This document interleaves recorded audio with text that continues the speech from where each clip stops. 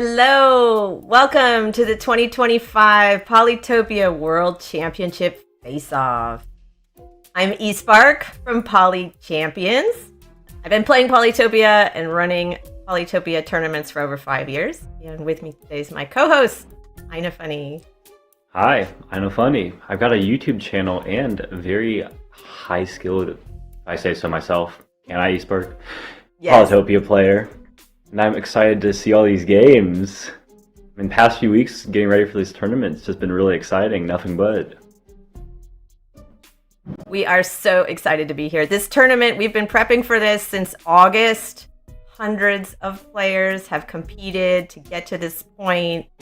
We're down to top 12 players, each one representing a tribe. It's, really, these are the best players in the world. It's so cool. Yeah, and even of those, got 12 players, but only 6 are going to make it to Sweden. That's what today is all about. Thinning the herd. All right. So, like we were saying, today we only have the 12 regular tribes, no special tribes. And the way that's set up is the first round, each player there's a match. It's best 2 out of 3. So if you win 2, you advance to the next round. But it's structured like a Swiss tournament. So in the next round, winners play winners, losers play losers. Once you get 2 wins in a round, you make it. You're qualified for the finals in Sweden. But if you lose 2 rounds, you're out. Yeah, so we've got the first round matchups right here. First game that we're going to be looking at is Lampe versus Titat, Luxador versus Hudrick. And it's a really interesting matchup that we'll get more into later, but as you can see, no slouches in the rest of the matches either. Only 6 of these people are going to end up out of this round with a win. The other 6 will be fighting for their tournament lives in round 2. It's going to be really difficult. I mean, these are some of the best players in the world. Yeah. These guys are amazing, and we know most of them, but these are all really, really skilled people. But we've talked about it before. It takes more than skill to get this far. Like, you do also need some good luck, but you have to make the most of your luck. Like, if you have a lucky spawn, you gotta know what to do with it. Absolutely. I mean, even just Lampe, getting this far, like, he'd qualified previously for the Munfen tournaments, try and fight for other tribes as well. He was a lot of people's favorites, but he only ended up qualifying right at the very end of Luxador. Didn't make it with Imperius earlier. So it's, that combination, skill of course, some good luck, but the work ethic, the actual, putting in the hours, making it to all those tournaments to get here in the first place. Yeah, talk about hours, right? So some of these tournaments, like the qualifying tournaments, were hours. And then the initial, I forget what they're called, but the initial one, there was 128 players in those initial rounds. And I was talking to some of these guys. They were 8-hour, 10-hour, they were just sitting at the computer playing Polytopia all day. I mean, that takes endurance. Yeah, I mean, it's been super exciting the last week as a fan of Polytopia, just watching them play some of the things that they've been doing, just preparing for this day. So we got to see how well their preparation comes in, if they're able to, make it pay off for them this first round, especially. Yeah, they've been training a lot. So we're going to have a look at the tribes and the players. Let's go through them one by one. We got Kiku and Ramdingler. The YouTuber extraordinaire, a lot of people's favorite to win the tournament. I think a lot of people really liked Kiku early on, but with the lakes format. And by the way, everyone, the games will be played on small lakes. Yeah. They've been seeing Kiku maybe a little less consistent than was hoped for, a strong turn 0. A little bit of the opposite with Luxador. A lot of people were maybe a little underrating Luxador early on, but especially with Meister piloting Luxador, the highest rated player in the world by far, a lot of people jumped up and said, yeah, Luxador's making it. All right, let's go through it. So Meister Lampe, as we were talking about, really, he is the most experienced player in this entire tournament. He's been playing for over 5 years at the highest level. He's won league MVP multiple times. And Luxador is a really strong tribe. It starts with those consistent resources, so it's a pretty easy path to getting a giant compared to some of the other tribes. So yeah, and there was this rebalancing recently, which Luxador used to be one of the worst tribes in the game, and now you could argue, at least on lakes, it's one of the best. Absolutely. And his opponent in this first round is going to be Titat piloting Hoodrick. A lot of people rate Hoodrick a little stronger, especially after the recent buff they got. The archers are just crazy on lakes. You know, it's kind of their home field. Both of these tribes really like the map type, but it's kind of a question of who likes it more. They've been playing some games earlier this week preparing for this matchup, so it's kind of anyone's game right now. Not really sure exactly what's going to happen, but that's what makes it so exciting. Okay, here we We're getting go. started. So we have Titat as Hoodrick in the south, and Meister Lampe as Luxador in the west. Again, standard resources for Luxador. They always start with the same. What do you think of Titat's spawn for Hoodrick? I mean, usually when you're looking at these kinds of spawns, you're kind of hoping in these matchups that you can either... I mean, Hoodrick's going to have a hard time overpowering Luxador early on, even though they have the archers. It's going to be difficult to make anything happen like that with the, huge, big-leveled city that Luxador starts out with. Meister Lampe started with the 4-warrior opening, and he's going to get a ruin. Titat getting a standard org, upgrading with a workshop. Let's see what Meister Lampe gets. Riding. Okay. Oh, that's very nice. There are no forests or mountains really blocking, so he could send a rider south. Yeah, there's nothing really blocking, but there's also not much doing for the riders. Yeah. With all the water over to the east, like the lack of stuff up to the north. I mean, they're both kind of hemmed in by the lakes here and kind of funneled straight into each other. Yeah, that's what we see with the lakes map. Is he going to get an explorer here or a workshop? Let's see. Yeah, definitely not an explorer with absolutely no water access. Meister Lampe has a decision to make about a tech here. Yeah. Is he going to go fishing? Is he going to go... Yep. Oh, they meet! First. Oh, now he's got some more stars to work with. Decisions. Okay. Yeah, so he's settled into a little bit of a think. He's got... Oh, org! Gonna go org and hunting. Ooh. Okay. Yeah, he needs org and hunting. The principal thing is that west city. And now we're gonna see... Look at this explorer. Going to go beautifully to that lighthouse. Meister is loving, especially this Luxador strategy of making full use of those buffed explorers. Yes, explorers are different now. They prefer lighthouses. So he picks up a population from the lighthouse. He's going to be able to upgrade his capital. He needs one more population to get a giant. Can he get another lighthouse? And then that'll do it? Titat's going to go straight in. A little greedy on this kill. Since your own warrior is going to get lost for sure after. I think he needed to start expanding over to the east. I mean, just look at the city counts real quick. You've got these two cities, and Titat does have, some things set up for markets later on if he can get that village over to the east. Not that there are any resources indicating it. But he needs to get some units headed off to do it. Yeah, he's thinking, is he going to get another archer? He left the capital open. He's saving stars. Yeah, so Meister Lampe's going to be able to pick up the lighthouse in the west, and he has 2 fruit and 2 animals, and that's going to be a giant, right? Yeah. No fishing required. Wow. Oh my gosh. This is what I was talking about before, Luxador has these guaranteed resources, and he can get a giant real fast. I'm wondering what his big plan is after this. So... to highlight, he's got enough resources with the West Lighthouse to get the giant on his capital. But after he gets that giant, I'm assuming that he'll want to put his Park of Fortune on that second city, closer to Hoodrick, and then maybe use the stars that he has from the high-level city and the 5 stars back on the free monument upgrade. Titat getting forestry, upgrading his capital for 5 stars back. I mean, the thing about archery is archers are great versus giants, because giants are slow and you can just shoot them.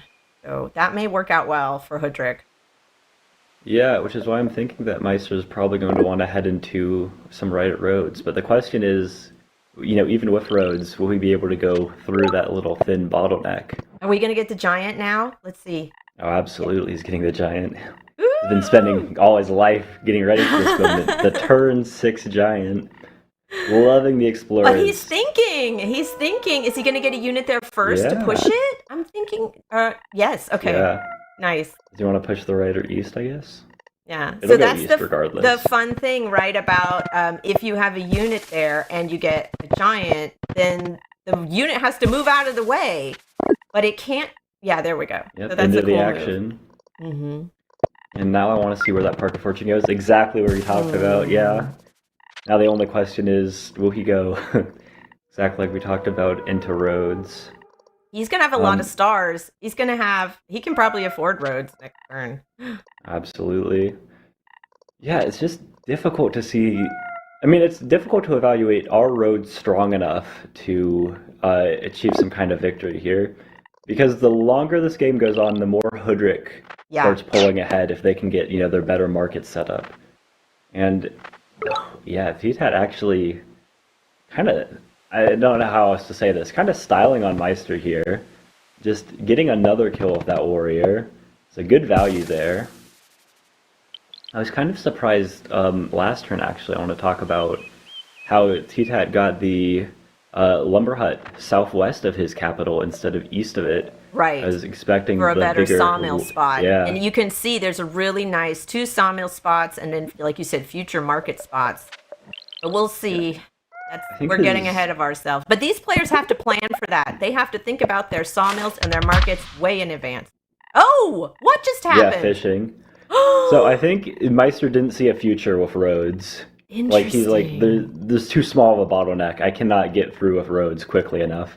And the late game favors him. So I'm going to have to work on getting my expansion going. And I'm going to head into the north, into the water. He put his a water access forge isn't great. for his giant, and he got a juggernaut. The giant went into the water. I did not see that. But yeah, he's thinking, this is the best way, because I can't send my giant south. It's just going to get shot with arrows.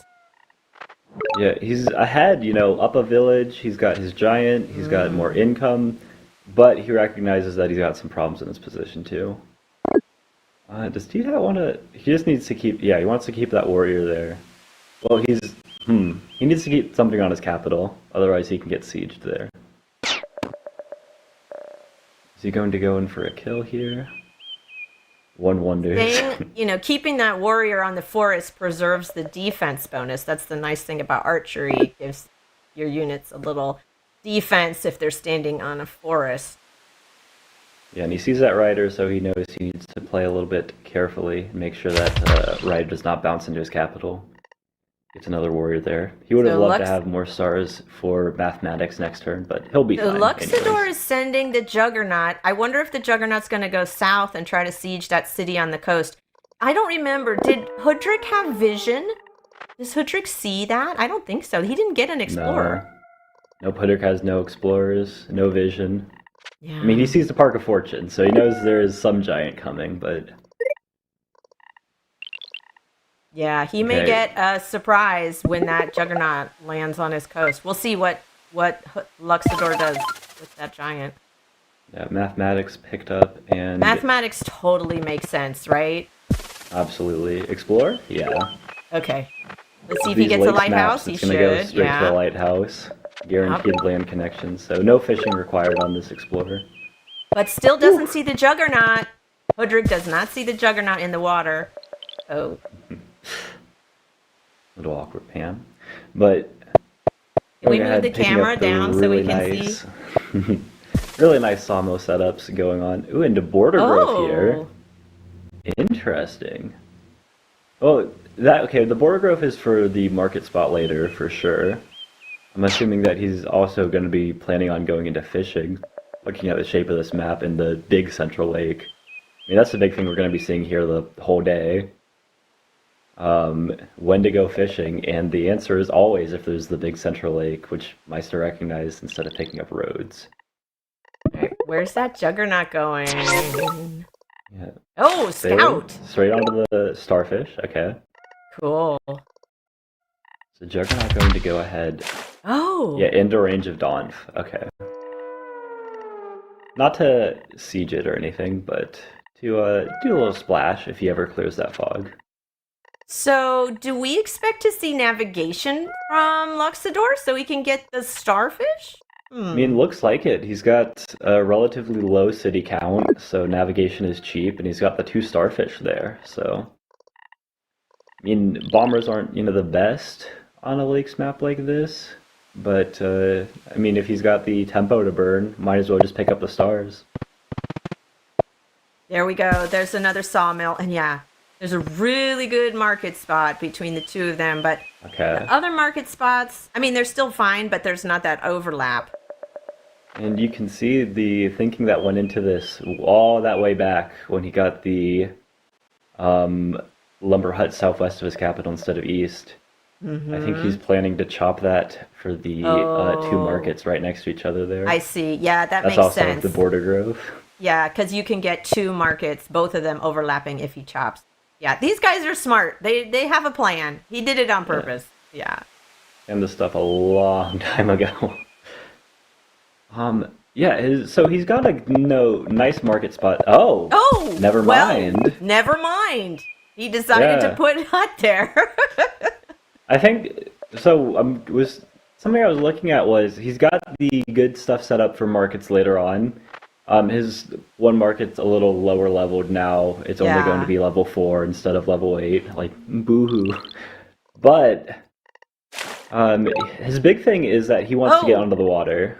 Meister Lamp moves off the starfish, goes for the ruin and the water. Interesting. Yeah, no need to buy navigation yet until you're gonna get both starfish. Okay. The starfish aren't contested. They're not going anywhere. You can get them later. Yeah, looks like he's sending a raft up to that north one, maybe to the ruin, or at least that's why I'm assuming he didn't upgrade. Yeah. He's banking Yeah. a lot of stars right now. I wonder what he wants to tech into, because really I have no clue. Yeah. I mean, he could get climbing later for the ruin on the mountain. Yeah, he could get. I don't know. He may also be waiting to see what he gets from the ruin because that can change everything. Oh, for sure. Good, but navigation rune is essentially 16 stars right away. The Hoodrick is not getting fishing, not on the water, at least not yet. Yeah. Really just kind of focusing on turtling in and building the economy. Kind of a standoff. They're not fighting. They're just kind of, spitting at each other from a distance. They're not really engaging. I think we've seen the one exchange where T-Tat picked up the warrior earlier. Mm-hmm. Oh, Okay, what's he's he just get from the banking ruin? more stars. Star ruin. Oh, Okay, we got incredible, yeah. stars from the ruin. Oh, that's very fortunate. Okay, now he's making a move for the starfish. Yeah. Yeah. Oh, he's gonna go for a village instead, ignoring the starfish over there. I'm Cool. assuming he just picks up a scout, steps on the starfish. Oh, forestry. Yeah, looks like he wants his own markets, which he can get with some good chopping. But optimizing the market spots is going to require some. Well, maybe he's not even going to markets. Who knows yet?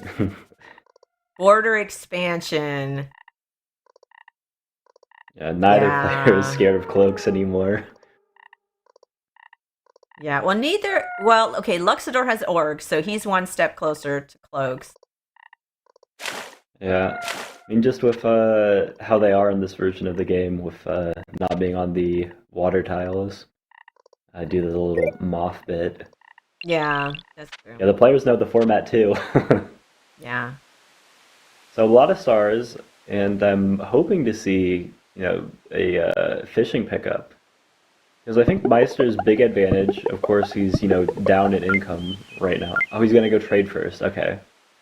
He's gonna go trade, set up the market spots for big income, and then tech into the water. He's gonna try to push onto the water from behind. But I think Meister's plan might have been a little stronger. Just getting into the water Market. first. Look at that giant Huge market. market. Oh my gosh. on it. It's interesting. T-Tat is not moving on to the village. I guess he's worried he's going to get killed if it's out in the water. Yeah, he wants to be able to make sure that he can contest that village and have the units in range to do that. He was fine too, since Meister, absolutely big bluff. Did not have anything. I mean, maybe he could have Yeah. shot with the scout. After Right. that captures, the tactic works out that the Juggernaut actually can slide on there. Well, and Hoodrick doesn't even see the Juggernaut. Like, he knows there's a giant out there. He knows, but the Juggernaut's just biding its time, just waiting. We got the big navigation pickup.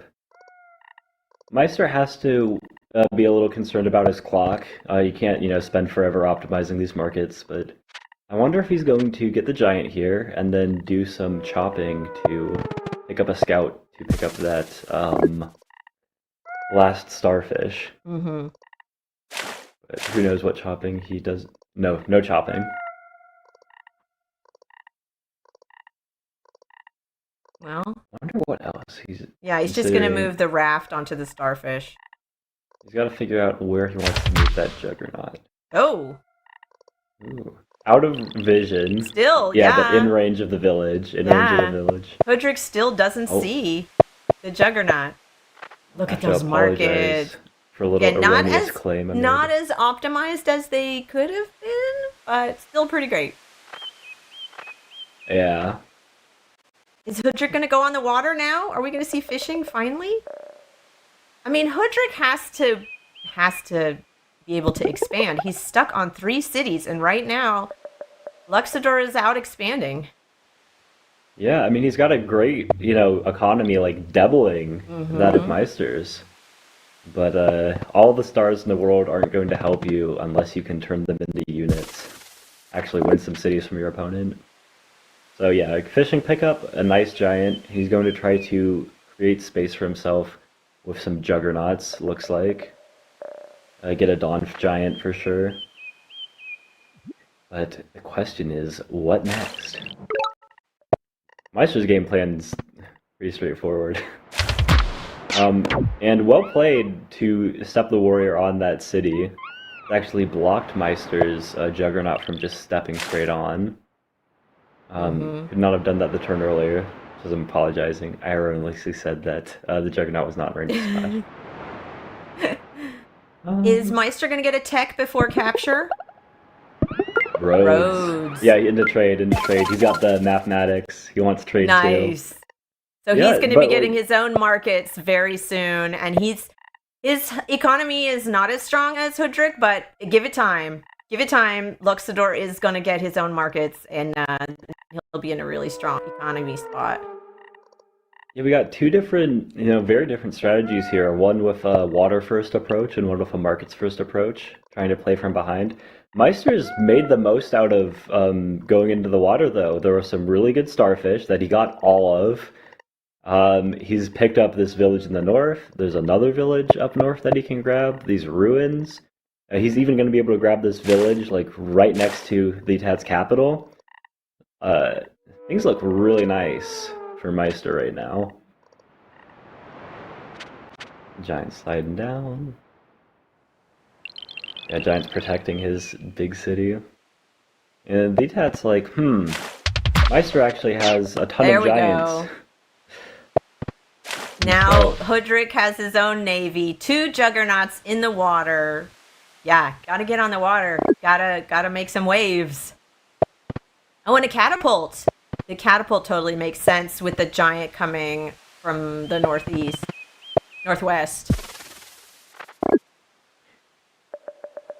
Absolutely. Giant's not going anywhere through that bottleneck.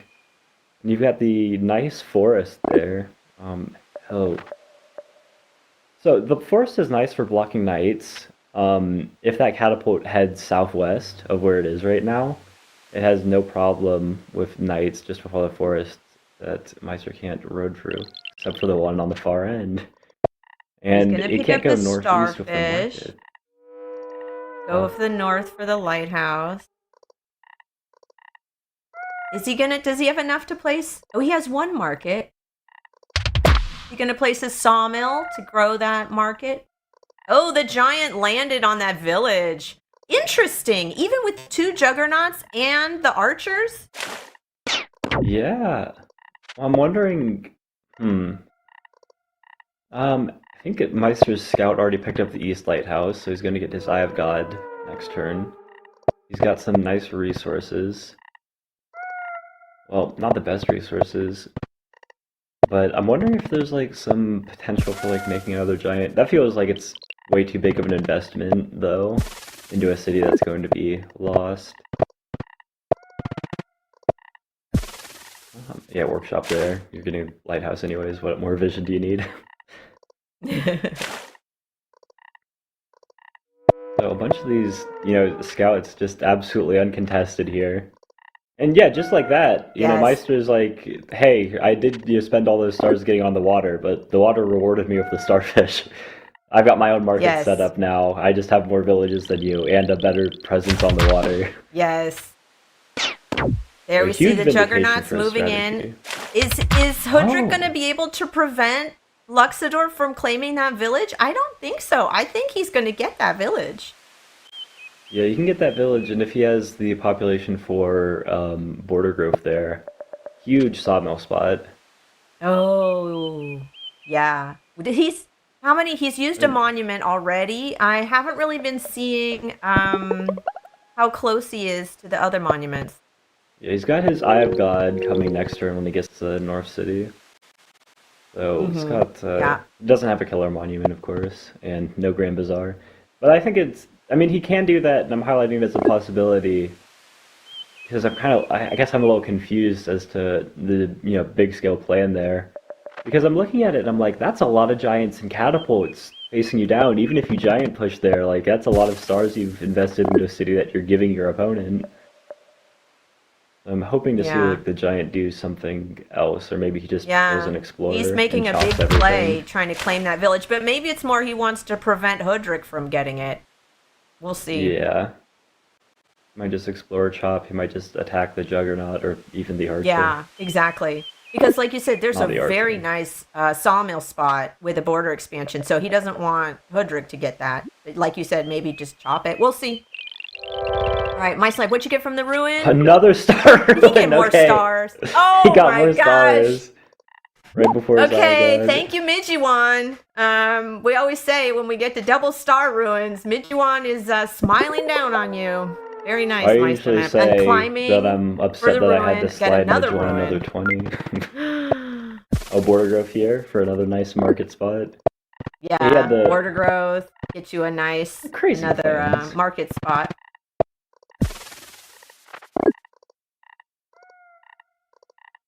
What's he gonna do with that giant? Is he gonna send it south as a distraction?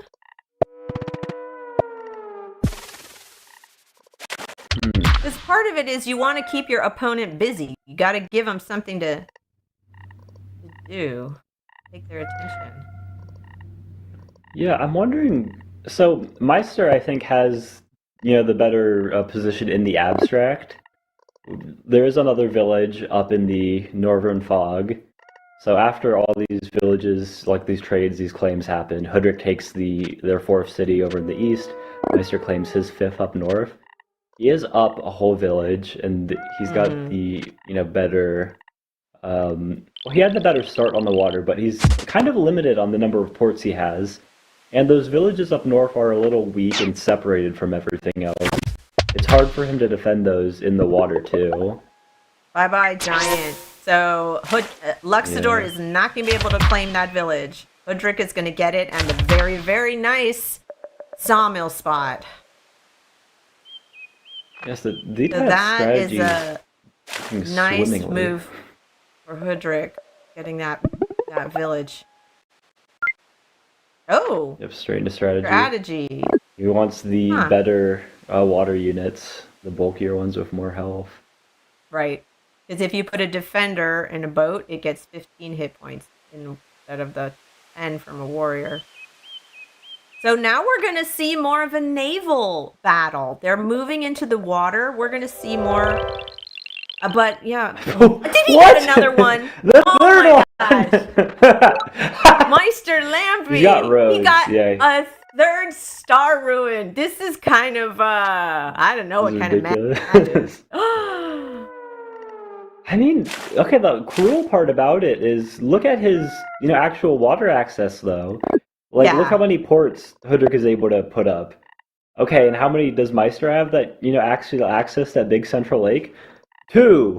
He can Two. get Border Grove, and it'll get him, like on both of those northern cities. If he gets Border Grove, he suddenly Yeah. has 4 more ports. But it's still nothing compared to like what Yeah. Hoodrick has. Oh, and he also gets Yeah. defenders to put in the water for same exact strategy, right? Get stronger naval units. But yeah, there's going to be more naval combat. Like you said, Meister Lamp is limited where he can put units in the water until he gets a border expansion. He just is limited. Yeah, and I'm wondering about. I mean, obviously this is preposterous, okay? But like the idea of Meister getting border growth on his capital instead of that giant early on, I don't think it can't work out. But like he's got to be wanting that at least. Yeah, but that's all wishful thinking. VTAT, a trillion stars, and he just needs to pick up something. He's looking, yeah. What kind of tech? Oh, free spirit, chivalry. Is he gonna go for knights? Oh And no, diplomacy. what? He's just gonna go for everything before picking up his last. Diplomacy and free spirit. That's an odd combination, but so maybe we'll see some cloaks.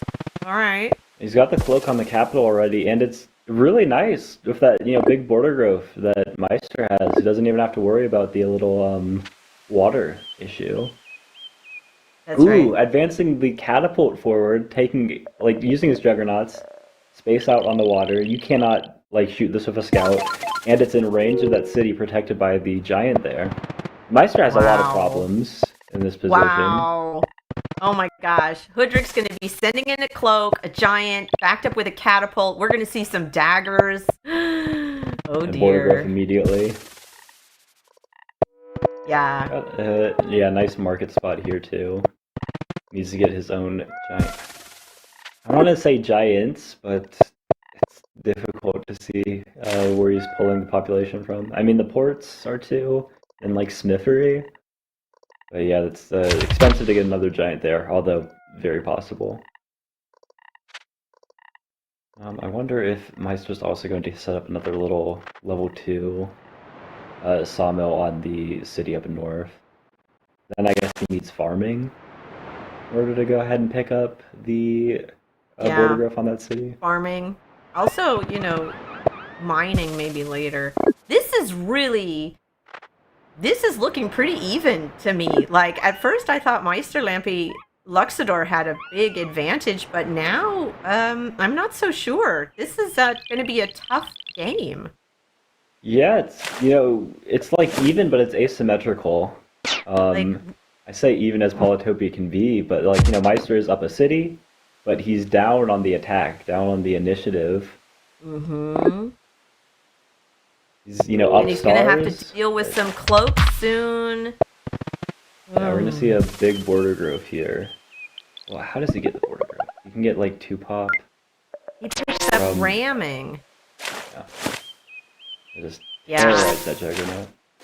Rammers are great to counter juggernauts because juggernauts don't hit back. They don't have retaliation.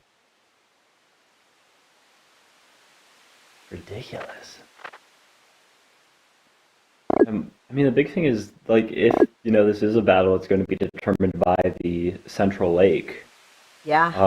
It's going to be determined by the person who can make better use of it. The guy with all the catapults in the world, the centralized position instead of the 2 split apart sets of cities, Yeah. and the better access to ports.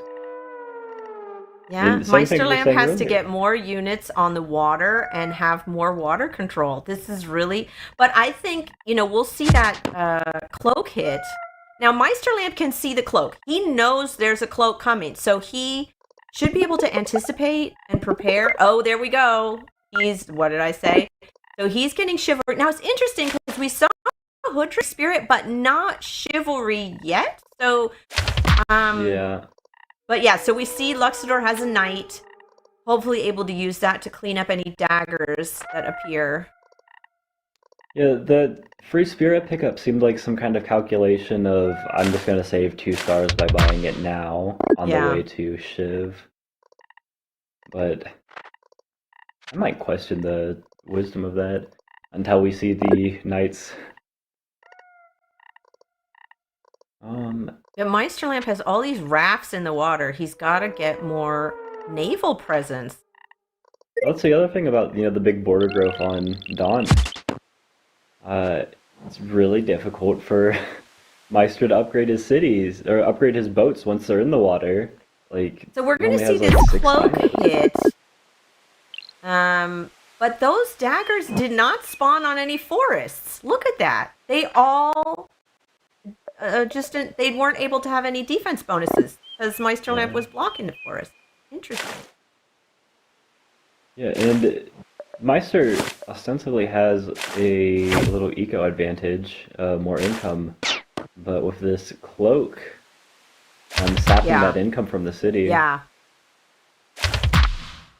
Yeah, that's the thing. Because when a cloak hits, not only does it make daggers, it steals stars. So that's a little money theft that benefits Hoodrick. Yeah, so Hoodrick is flush with stars. Meister has a ton of things that he wants to spend his stars on, like a ton of different directions in the tech tree are pulling him. Oh, now there we see a knight. knight. There's the knight from Hoodrick. Okay.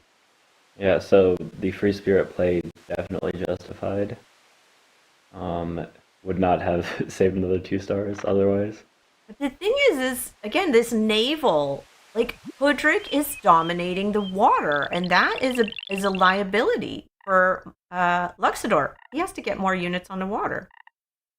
Yeah, the dagger spawned in an kind of inconvenient way for Meister to clear too. He's got the catapults that can help him out, but I mean, where does he want this knight to end up if he like chains through the city? He's gonna end up in the city. Okay. All right, in range of the cloak and catapult combo. Yeah. Oh, he's moving back. He's leaving that one dagger alive. Oh, he's scared of the knight on inf, of course. Yeah, he can see the knight and he can see the cloak, so he has to anticipate that. Oh, he moves the giant back. Huh. Okay.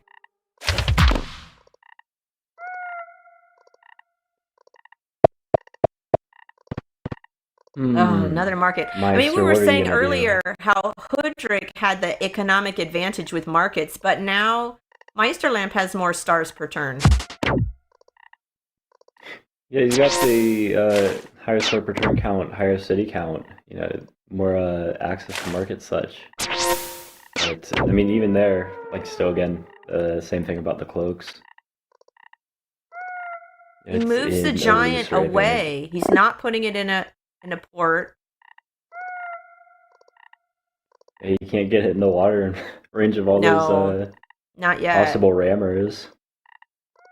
It feels like not even a not yet situation. It could even be a not ever situation.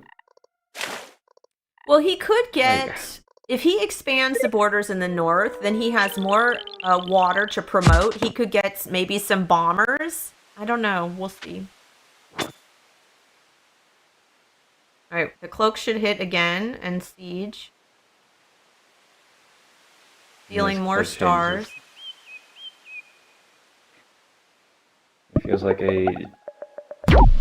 Oh, he took climbing. Yeah. So that his daggers could spawn on the mountain. Oh, I like that. And now those daggers have a little defense bonus, harder to chain through. Yeah, this feels like, I mean, increasingly with, the ability to get into the water that the Etat has, it seems harder and harder to lose. Although, gotta point out, if you look at the kills somehow, Meister's ahead, 9 kills to the Etat's 6. So, Killer Monument incoming for Meister. Yeah. on the next turn when he gets some of Oh, these do you think he daggers might off. use that to expand borders? He's got to get more water spots to make ports and upgrade. Yeah, it feels like and the borders on that North City are the only way. Yeah. So yeah, he could use his killer monument. He could go into farming, but we'll have to see. T-Tat has so many stars. He is saving stars. It's Yeah, very he's interesting. playing a little passively. I mean, he's got a great position. Ooh, look at that. Yeah, spiritualism. Okay. Spiritualism. He's gonna plant some forests to stop the night? Oh, I love it. I love it. That's What's great. the forest east of the city doing, I wonder? I don't know. Might have been a And mishap. I don't you know. can't make that kind of mistap. No, there's some thinking going on here that I'm not smart enough for. So he's gonna Um, be able to oh, that's for chain the through bridge. Yeah. for the bridge. What? Explain. Oh, because he could have Yeah. placed a There's a bridge on the bridge water? northwest of the market spot there, so this forest blocks Oh. that access to the night too. Oh. Old Oh, man that's still doesn't right. understand bridges. He could have placed a bridge. Hoodrick could have placed a bridge on the water in his territory just above the market to give the knight access, but by planting that forest, he prevents a useful bridge spot. Oh, cool. Ooh, that catapult feels like it's dangerously far forwards. Like in range of a couple scouts. I guess it's an 8 to 10 star if you, I mean more than that. Pick up the 2 scouts. Hmm. Maybe it's a bait. Maybe he wants it to move up. Still not Yeah. expanding borders in the north. Yeah. He's got his killer monument. He's at 13 kills here Yeah, after those he's saving it. daggers. I wonder where he wants to use it. Oh, actually, when he destroyed, I forget what it was that he had over there, but he went to the red on population on that city. Um, it's actually making the ooh, big bomber play, but it's making the cloak Wow. infiltration steal fewer stars, right? Okay. I love that navigation for the bomber to hit that knight. Ugh. T-Tat, Hoodrick. Oh man. Again, his control of the water is really the big advantage here. Plus, he keeps that the cloak chain going. So every turn, he's hitting Luxador with a cloak, making daggers, stealing income. Yeah, Hoodrick is doing very well. He's running out of time though,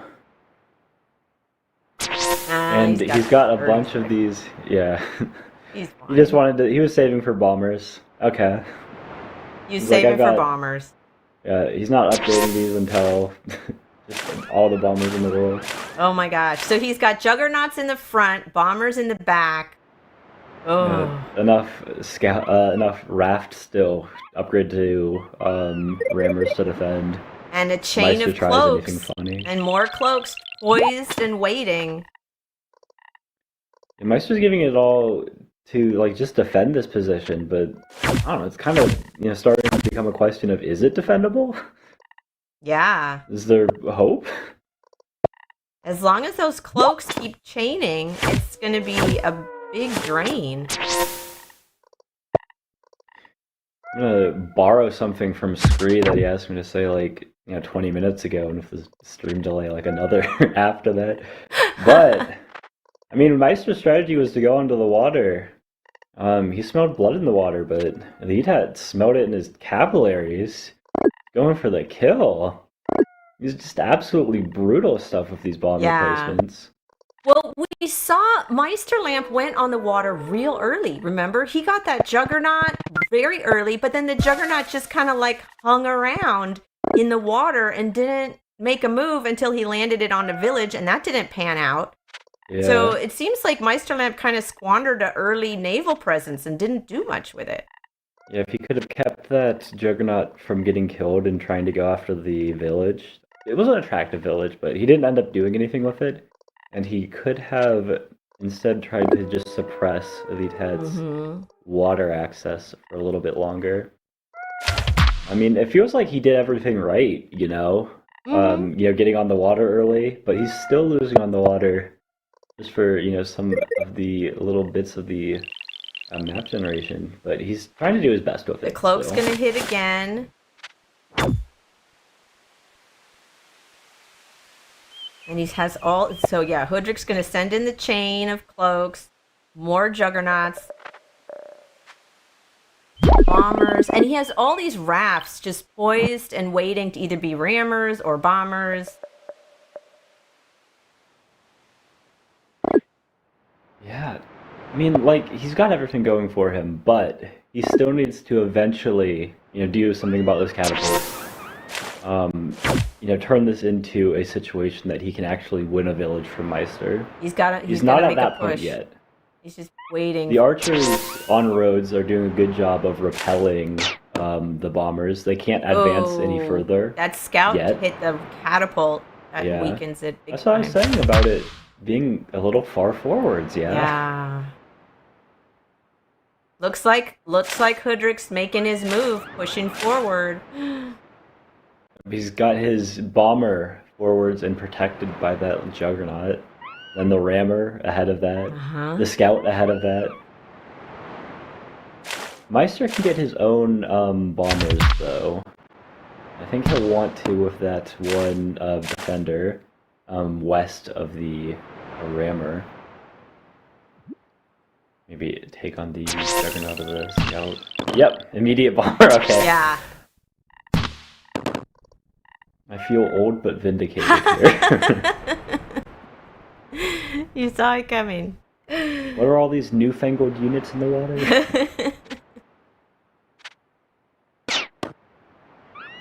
Yeah, Meister's... I mean, it's a really laudable defense, and I have to emphasize again that it's not as if Meister's playing for nothing here. He does have a position that's playable with, good defense.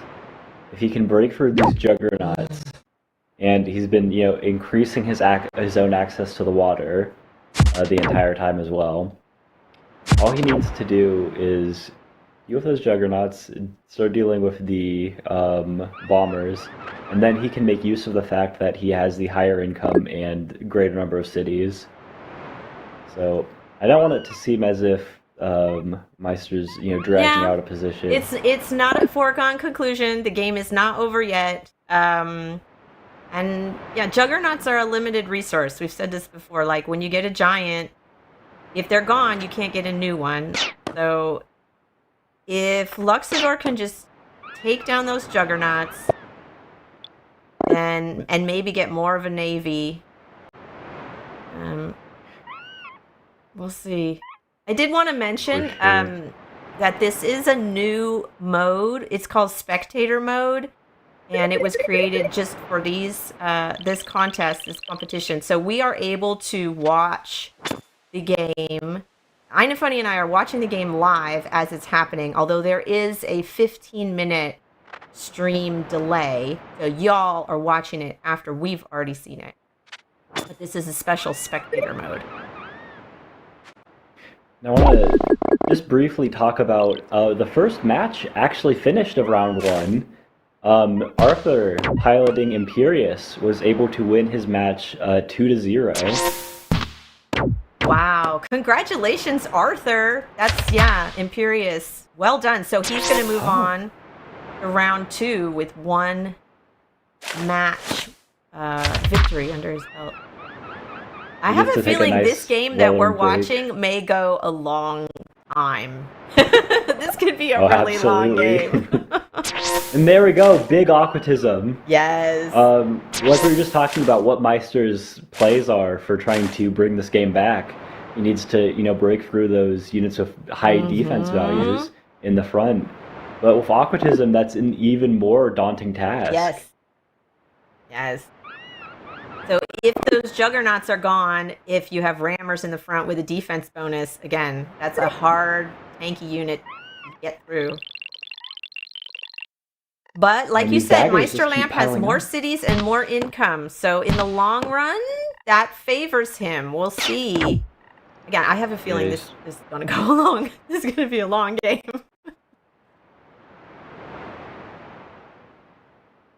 You always have to, at this, level of playing Polytopia, you always have to give yourself the credit and just think the thought in your head, I am better than my opponent. They will make mistakes that I don't. And as long as you can tell yourself that, and be reasonably accurate about it, you've got something to play for. Meister Lampe using these knights to clean up the daggers. Knight has got to compliment the knight defense that Meister's been playing. Especially like for the live game time constraints. Like this is something that is difficult for mortals like you or me, but Meister no problem. Yeah, these guys have to plan all of this and plan it fast, right? Not only do you have to have really good strategy and critical thinking, you got to figure it out within seconds. Yeah, no, the tactics are absolutely crazy. He's got 15 seconds left on this turn, and he's got a lot left to do, though. You just pick up a defender up in the north, pick up some upgrade. An archer in the north. He's not going on the water. He's going more defense. He's just kind of biding his time because he knows he can't get on the water until it's safe. Interesting. Yeah, and he needs the archers to be there if the Tat wants to push forward. Yeah. That's when he can make his break. Another cloak attack. Dealing another... Oh, so many stars. And Hudrick has that catapult on the peninsula. Yeah, it's so far advanced. Yeah. Like an archer from Meister would be able to do something about it if he could ever get an archer into range. Oh no! Those rammers taking down the bombers. Oh! And the Juggernaut lands. Splash damage. Hudrick's making a push. Making a push, landing some units. Yeah, oh, whoa! That. Oh my gosh! Is way far advanced. Okay, this could be it. This could be the beginning of the end. Yeah, this. Oh. Because that northern position is separated from all of Meister's other cities. Yeah. It's effectively like two cities against all of the stuff in the water and the two giants. I mean, he put that Juggernaut in range of the one bomber that Meister has to do splash. I'm wondering if that one Juggernaut, Juggernaut was too far advanced with the Tat. If he wanted to be northeast instead of north of his jug there.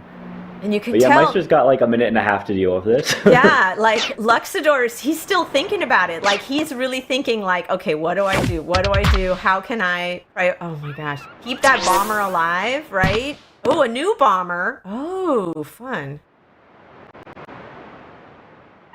Justini versus Mixu just advanced to game 2 recently. Right. Who won? Who won that one? The longest game. Did Justini or Mixu? I don't know. All I know is that they have had a winner in that so far.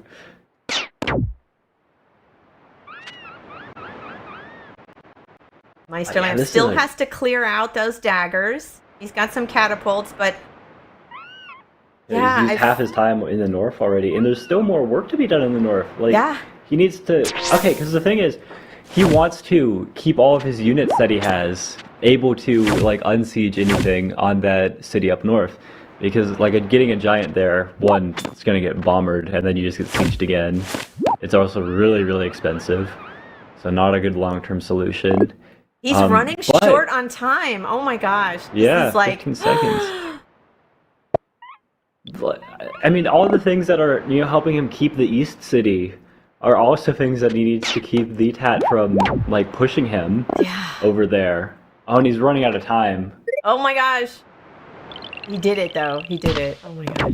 Yeah, he finished out his turn. Oh, big Juggernaut splash.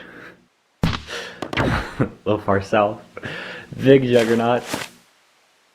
There we go. Yeah, now that's the big thing that Meister would have loved to do, but he wasn't able to because he needed to be able to defend that big border growth city that he's got over in the east. He would have loved to have killed that rammer, but now he's losing another valuable defender of that city up there. This is Not gone yet, so but it's hard because progressing towards it. Meisterlamp Luxador, he's just defending. Like, he isn't able to gain any ground. He isn't able to make a move. Like, we've talked about this before. Once you're in a position in Polytopia where you're just defending, that's not the way to win. Yeah, like you can, I mean, you crawl that back if you have, the income too, and then like turn it around and like hope that your opponent makes more mistakes than you do, but kind of it looks like the beginning of the end here. Not to count Meister out, of course. And this is only game 1. Like, they have to do, it's a best 2 out of 3, so there's still lots more. But I'm thinking Hudrick has a really strong position here, and Oh, for sure. Again, Meisterlamp, Luxador's just cleaning up, trying to stay alive and defend. Yeah, the night feels like it's really smart from Meister up in the north because he wants to. I mean, one, it does open the opportunity to get a chain up there, but it's also just a high damage unit that has a lot of mobility, like way less restricted than the catapult. All right, gets a giant in the north. Yeah, planning everything for that defense in the north. All right, unsieging with the knight again.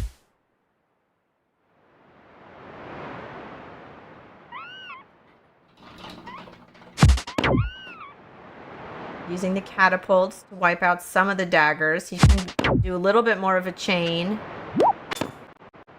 Yeah, that mountain south of the city is it's got to be really annoying for Meister in dealing with this. Oh, he's got a very awkward dagger kill that he wants to pick up. Mining. Mining. That'll get him another giant in the west, right? Yeah, west, and progressing towards one in the east as well. And maybe, smithery for forge later. Okay. Ooh, rammer moving in, blocking that port spot. Yeah, it feels like a really nice move, though. You give up the 5 health rammer that he needed. I mean, it was useful doing its job, helping defend, but it did what it could. Now it's gone. And right into the giant to pick up the kill back. I mean, maybe... I'm not sure, actually. Meister might want to advance that giant to help defend his city. We'll see if it ends up in the water or not. I mean, like, if we look at the arc, like, compare this, like, where we are now to where we were, like, 20 turns ago? Mm-hmm. 20 turns. Mm-hmm.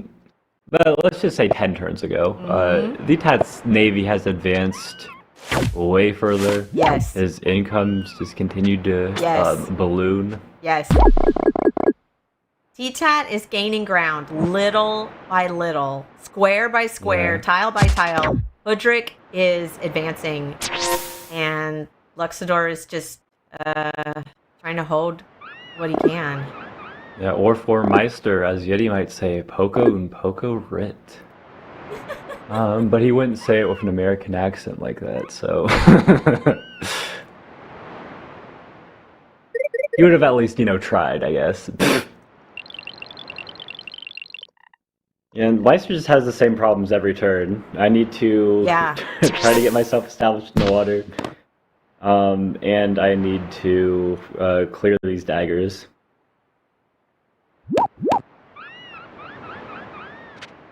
But I think Meister actually now, for the first time, is actually getting more stars. I mean, he's been getting more stars like basically the entire game. It's just that with the cloak sapping income and the +4 stars that you gotta add to T-Tats. Exactly. But Meisterlamp has the higher income, but T-Tat is stealing it every turn.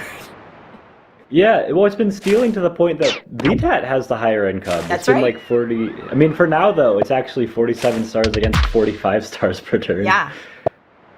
Yeah, those cloaks are stealing the income and making units. Those cloaks are really smart, and there's no stopping them. I don't see any way for Meisterlamp to stop those cloak chains. VTAT has, giant in the front. Like it's very effective. Yeah. But look at, okay, there's a big change that we've just noticed, though. That giant that was pressuring Meister over in the east is gone. He has got these giants in the water, but bombers are doing as great, and there aren't as many rafts in the water to upgrade No. either. Yeah. Like the Navy's hollowed out a little bit. But Hoodrick still has more units on the water. And has those cloak chains coming. Oh, here we see a knight making a move. And another cloak hit. They just keep swinging it back and forth. Nice splash damage are from the bombers. vanishing. Those are the really big defenders. Looks like Hoodrick just got 100 stars. That's that monument, right? He got his wealth monument, yeah. 100 stars. Emperor's Tomb. Dang.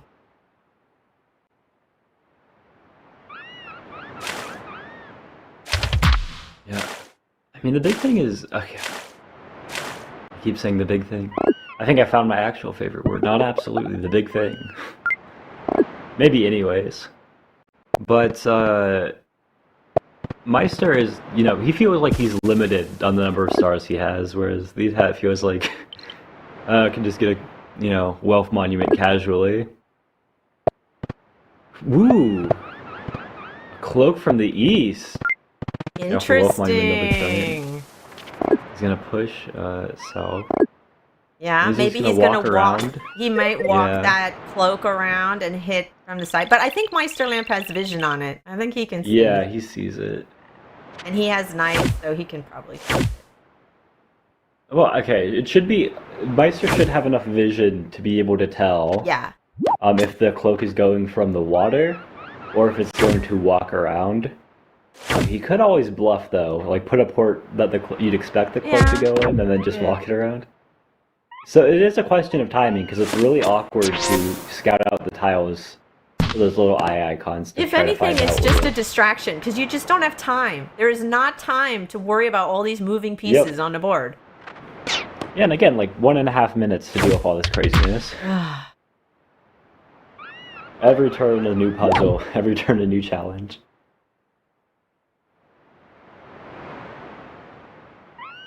Yeah, Meister had to advance those juggernauts in the range of these bombers. And it's not something he wanted to do. He's running out of giants. He's running out of fuel for his navy up there. But lots of knights, boys. Yeah. There you go. He's got room for the catapult, though. He's got to move his juggernauts forward so he can have room for this catapult. Okay, there's the smithery. That should get him another giant? Like a port. The lumber hut, he's been keeping that forest around instead of chopping. Smithery spot. Yeah, okay. There's the giant in the west. The giant in the west. Oh, he doesn't splash the northern juggernaut for the bomber. Yeah, he hit with the juggernauts first. Where is that cloak gonna go? Is it gonna go in a port? Is it gonna walk around the edge? Does he want to just use the cloak to pick up that ruin? Yeah, I was thinking about that. There's a ruin over in the northeast that's just sitting there. No one's done anything with it yet. I mean, if it gets some population on his capital, that's like farming for a giant there. So that's useful. Stars, it's, you know, even if the cloak dies, he at least gets, you know, an extra 2 stars from it. Yeah. But a veteran swordsman's probably the worst outcome. It's not even a bad idea to go use a cloak like that. Yeah. Although you'd probably prefer taking the city and not risking losing it by making it obvious where it is. Let's see what he does with the cloak. Yeah, he's making another port. Ah, okay. And it's not a bluff, he's sending it straight in. He's gonna get another giant with ports? Looks like it, You know, I was gonna say, that's a very expensive giant, but these guys have so many stars at this point, they can just plop down 21 stars and like, they can just do that. I might argue that Big Hat has that many stars, but Meister feels a little more Are scarce. Didn't Yeah, there we T-Tac go. Now get the the roads. Emperor's Tomb? Yeah, he's got. Yeah, VTAT's great. Meister though, he's got a Yeah. little more problems. Although he's like picked up Smithery now, so Yeah. the bulk of his star worries should be beyond him, behind him rather. Yeah, no, I like where I see the catapult going up in the north as opposed to the last catapult, which was so rudely killed by VTAT. I wonder if Meister Lamp will be able to place enough units to stop the cloak from landing. Yeah, I'm trying to remember where those, like, because we're seeing the 3 population cap on Meister's big border growth city that's just been getting cloaked nonstop. Yeah. I'm wondering, are those the 2 catapults and like a giant? What was the 3rd unit that he trained there? I don't remember. I wanted to laud him for, keeping those 3 units alive for so long, because we know that he hasn't trained anything there for like however many turns. Nope, not training anything there. Again, the thing that like mortal players struggle with, figuring out population caps and such. I think Meister might have wanted to advance his knight forward and try to find that cloak, and he could probably have chained through the catapult, yeah. And also, stop the cloak infiltration this turn. I don't know that it lets you. Over in the west. I don't know that it lets you advance the knight. I mean, he may have tried. I don't know if it lets you attack if you can't see it. That's a good point. Well, I think he doesn't let him attack, but I think he could have discovered it with the knight west of his city there. Oh! But it was a what gamble. Is that? Like, what is that? He's blocking him now. He's like, you cannot get a bridge there and discover my cloak. I think VTAT's thinking about the same thing I was talking about with Meister, the potential for him to have discovered that cloak. So he's putting the giants up to prevent that from happening now. Or at least it looks like, a direct response to what we just saw last turn. Yeah.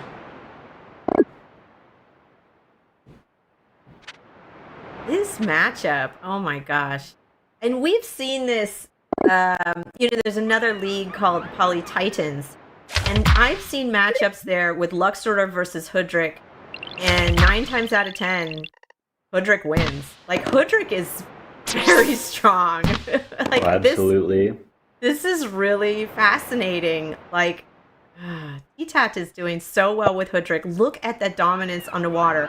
How many units does he have on the water? Like a dozen? Yeah. Very impressive. Oh man, the knight for scout trade. You hate to see it. Yeah, but when you have stars to burn like that, it's okay. Yeah. Like, they have so much income. Yeah, I think the big thing too is like where that knight's from. That knight is from this city that Meister is like, I'm pop capped here in an annoying way. Yeah. What can I do? Oh, I know. It's true. Just kill it. At some point, you're like, I need to make new units. This one can die, so I can free up the spot.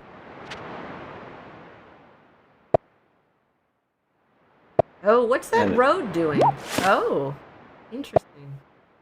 He wants to use the Juggernaut splash here, or is he going to heal with that Juggernaut?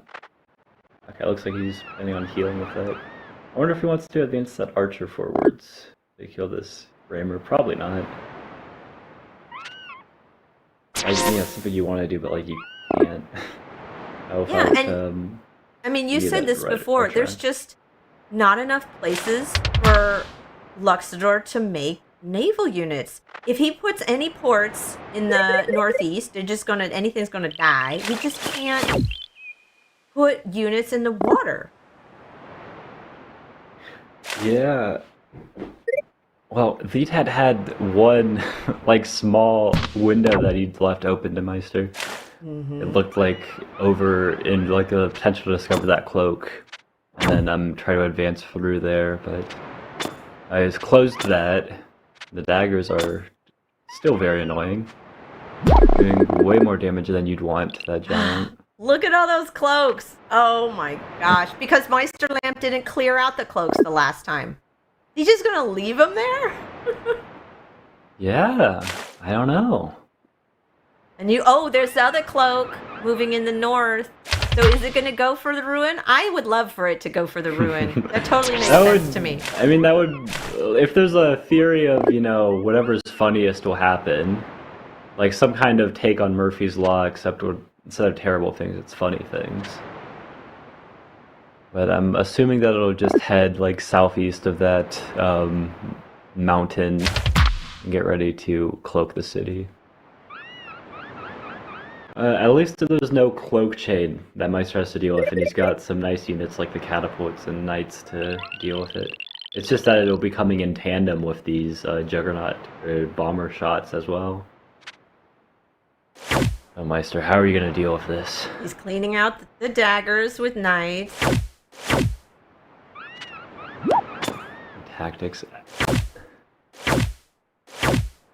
Yeah, okay. Cleaning these out. Uses the 2 catapults to take on the... Oh, not a catapult there. I'm wondering what this... Yeah, he just wanted to move his giant back anyways, I suppose. Yeah, this new catapult... Not new, but the other catapult has nowhere to attack now. Yeah. He can either... Yeah, the catapult can't do anything. He's just gotta wait. Moves the juggernaut forward. Okay. Oh, look at that! He finally got a unit in the water! Okay. Round of applause. Yay! Let's go, Meister. Gosh. And there we go, the Finally Smithery able Giant. to put... Talked about for 20 turns. My obsession. And push the defender forward. Now he has maybe a few more options to put units in the water. Okay. He's got another big thing that the Tat has to deal with every turn. Another potential place for some bombers. Whoa! Advancing the bombers! Yes! Whoa, he's he making can! a move. Yeah, he can do it! He's sacrificing his juggernaut. He's got aquatism, big aquatism. He's making a move. He's like, I need to get in the water. But that cloak, yeah, and he wants... Yeah, he needs to kill that first before he sets his cloak down. If he wants to put it... Yep. That's how southeast of the mountain. He put the cloak down. The cloak is not going to go for that ruin. The cloak is going for that city. Yeah. Oh. And, But Meister Lamp has knights and catapults in the north. I think he's got some knights under the fog. But, I don't know. I mean, the big thing is just the, stars on the one hand. The stars. Effectively, we're at 50 stars against 48 stars for the Tat here with the cloaks in the west. And if that, balance changes to Meister having fewer stars, less income, on top of having the, miserable position to try to claw it back in the water. Yeah. And it's not just the income. Making the daggers is just one more thing that you have to figure out and deal with, and you just don't have the seconds. You don't have the time on the clock to count, how am I going to deal with all these daggers? How am I going to deal with these daggers? God.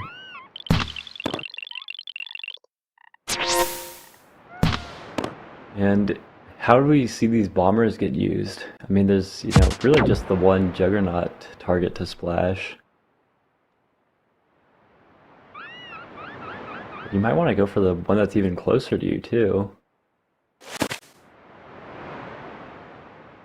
Yeah, he's in a little awkward position here. Yeah. With, he's got this, line that he's advanced. Yeah. But, it's difficult to, push anything like, the tile right directly in front of it without getting, splashed by the Tat's own juggernauts. Using the knight, clear out the giants. This is like a familiar theme every turn. Gotta make a knight to clear out those daggers. It's such a hindrance. Yes, and he's just gone ahead and taken out his own knight so he can train a new one on his capital. Yeah. With that population cap there. Not putting any more units in the water. Oh, farming! Is there... Ooh, yes, And with he the built. Oh, cool. yeah, the spiritualism from earlier. Spiritualism Another to port. plant some forests. Is And he then, gonna put yes, a smack the juggernaut? juggernaut. Smack the Oh, juggernaut. and And a deal as knight. much damage as you can to that while you still can. He's got two Yeah. knights in the back, but I don't know if he's holding them in reserve.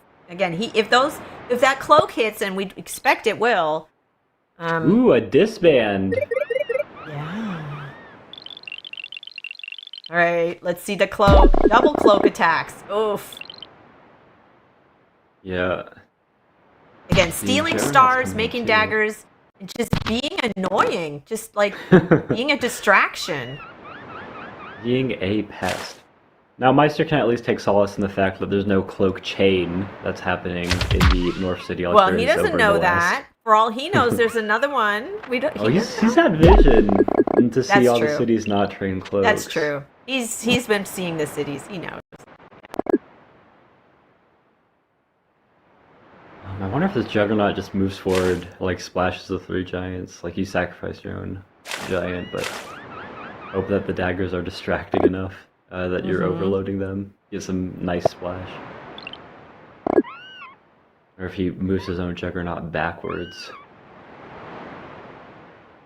I don't know. The Vpat's got options anyways. Hoodrick has 115 stars. What the heck? Because that's what happens when you only train defenders. Like, I've seen games like this where you have more stars, which you know do with. I mean, they could go get, what is that, Tower of Wisdom? Just go buy all the techs to get another monument. What unit did he disband that he had? What did I say? Yeah, Oh my gosh. Yep. Okay, I called it. Yeah. He's just gonna buy all the techs. There we go. No, this is really annoying me. And of course, he has all the stars in the world, so it doesn't really matter at all. But you've got all these techs, you've got chivalry, whatever. Why don't you destroy that one lumber hut? Chop that forest, and then just go ahead and, Place the replant market. that market Yeah. around your capital. Because, he needs more stars so that, Yeah. Yeah. I mean, it's big, but it could be bigger. It could be, yeah. He has a lot of stars, but it but could he be could have better. a few more stars. Make a better market spot. Yeah. Oh, the one on the city? I thought he was gonna for sure go for the one east of the city with the catapult and then just chain through. Is he not planning on getting a chain then? Okay, I feel actually really old now. Does a knight, if it chains through everything there, and attacks a 30 health defense bonus giant, end up like dying to retaliation so that he can train another knight on his capital or not? So I'm wondering why Meister didn't want to go for the chain there. I can't think of anything else. I don't know. Something JD something polycalculator. Yeah. There is a tool called Polycalculator that lets you figure it out. He's pop capped everywhere except that one northeast city, which only has one slot left, and then the city in the south that keeps getting hit by cloaks. He's really tight on units. And there's no reason to train defenders there because of the catapult still. Yeah.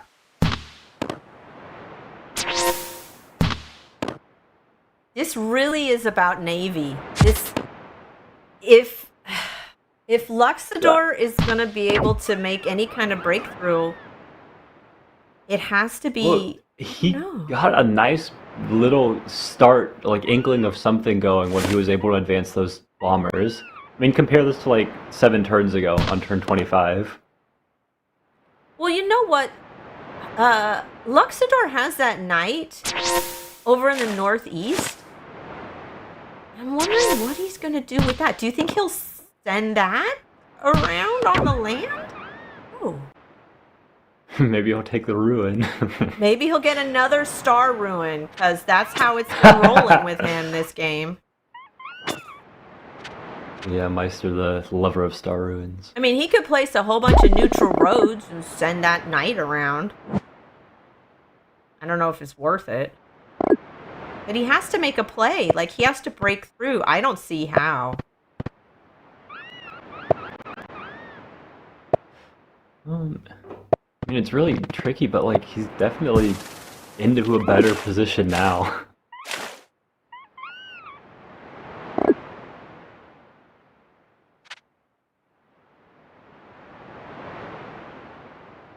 I see. I mean, I guess the real question is, Vitat should be the one who's more active about, establishing a win condition here. Like Meister's, his game plan for the longest time has been to survive the attack and make use of the fact that he's got extra income.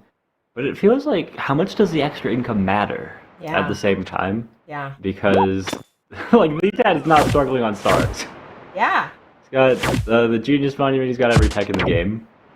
He's doing alright. Yeah, he has more stars than he knows what to do with.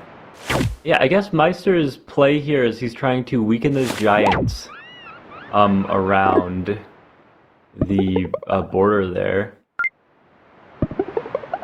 Yeah, he's also going philosophy, okay.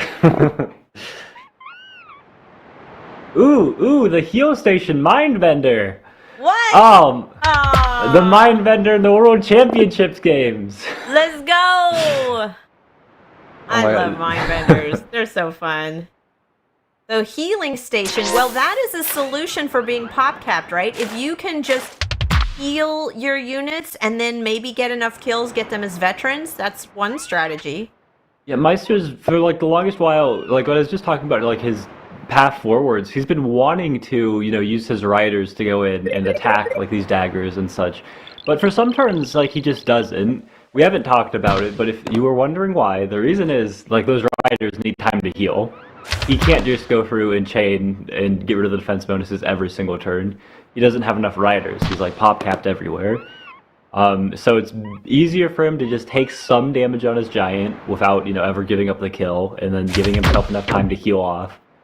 So sometimes the daggers pile up and accumulate, and then other turns he gets a really, really big chain. Doesn't really matter that he has more daggers if you just get a bigger chain on the next turn. Yeah. But what this is going to allow him to do now that he's got the Mindbender is he can heal those riders every single turn, so he can chain through those daggers and start weakening Vitat's giants that are defending and like the only thing keeping his position. Yeah. Like keeping Meister from breaking through over in the west. And I think Hudrick cannot see the Luxador Mindbender? No vision on it. I mean, he'll figure it out. But yeah, that Mindbender strategy to heal units, that could really work. We'll see how it plays out. Yeah, rare tactic. But, oh my god. Meister, you spoil us. We'll see. I mean, he's got to be innovative. He's got to be creative and, like, how do you get past to deal with this position?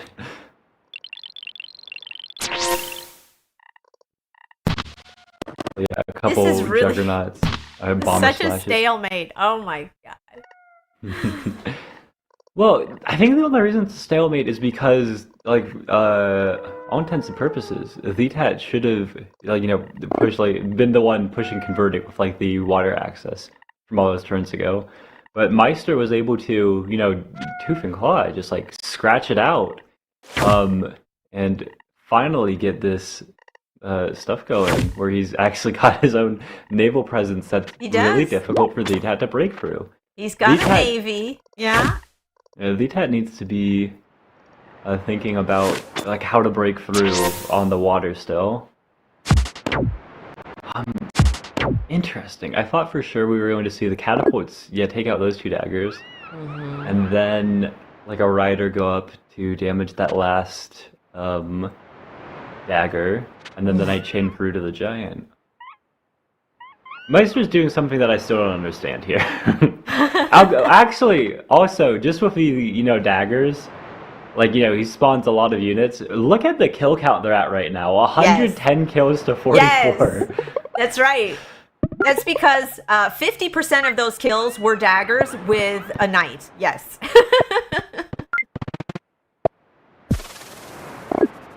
Yeah, it's look at the kill counts. Stuff. Look at the tech. Look at the stars. I mean, turn 34 and I have to say, I don't think this game's ending anytime soon. It's still going strong.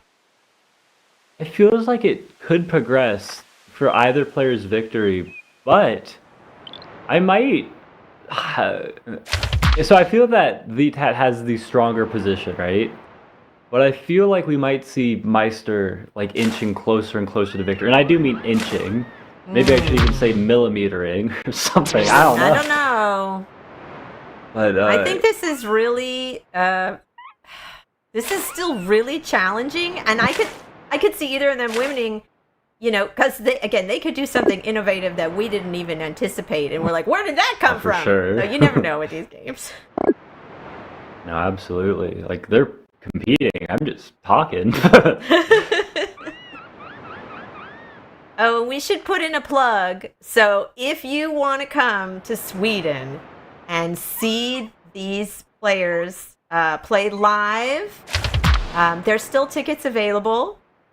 So you can come buy tickets. There's a community event the night before. That's December 5th is the community event, and December 6th are the finals. And Ina Funny and I will be there in person commentating. And come say hello to us. We'd love to see you. Give me a fist bump, something. Not to give you too much FOMO or anything, but most of the tickets are already sold, so if you want that chance, maybe go ahead, pick up the ticket. There's a link in the description. All right, there's a knight cleaning out daggers. It's going to be able to chain through that other knight, probably.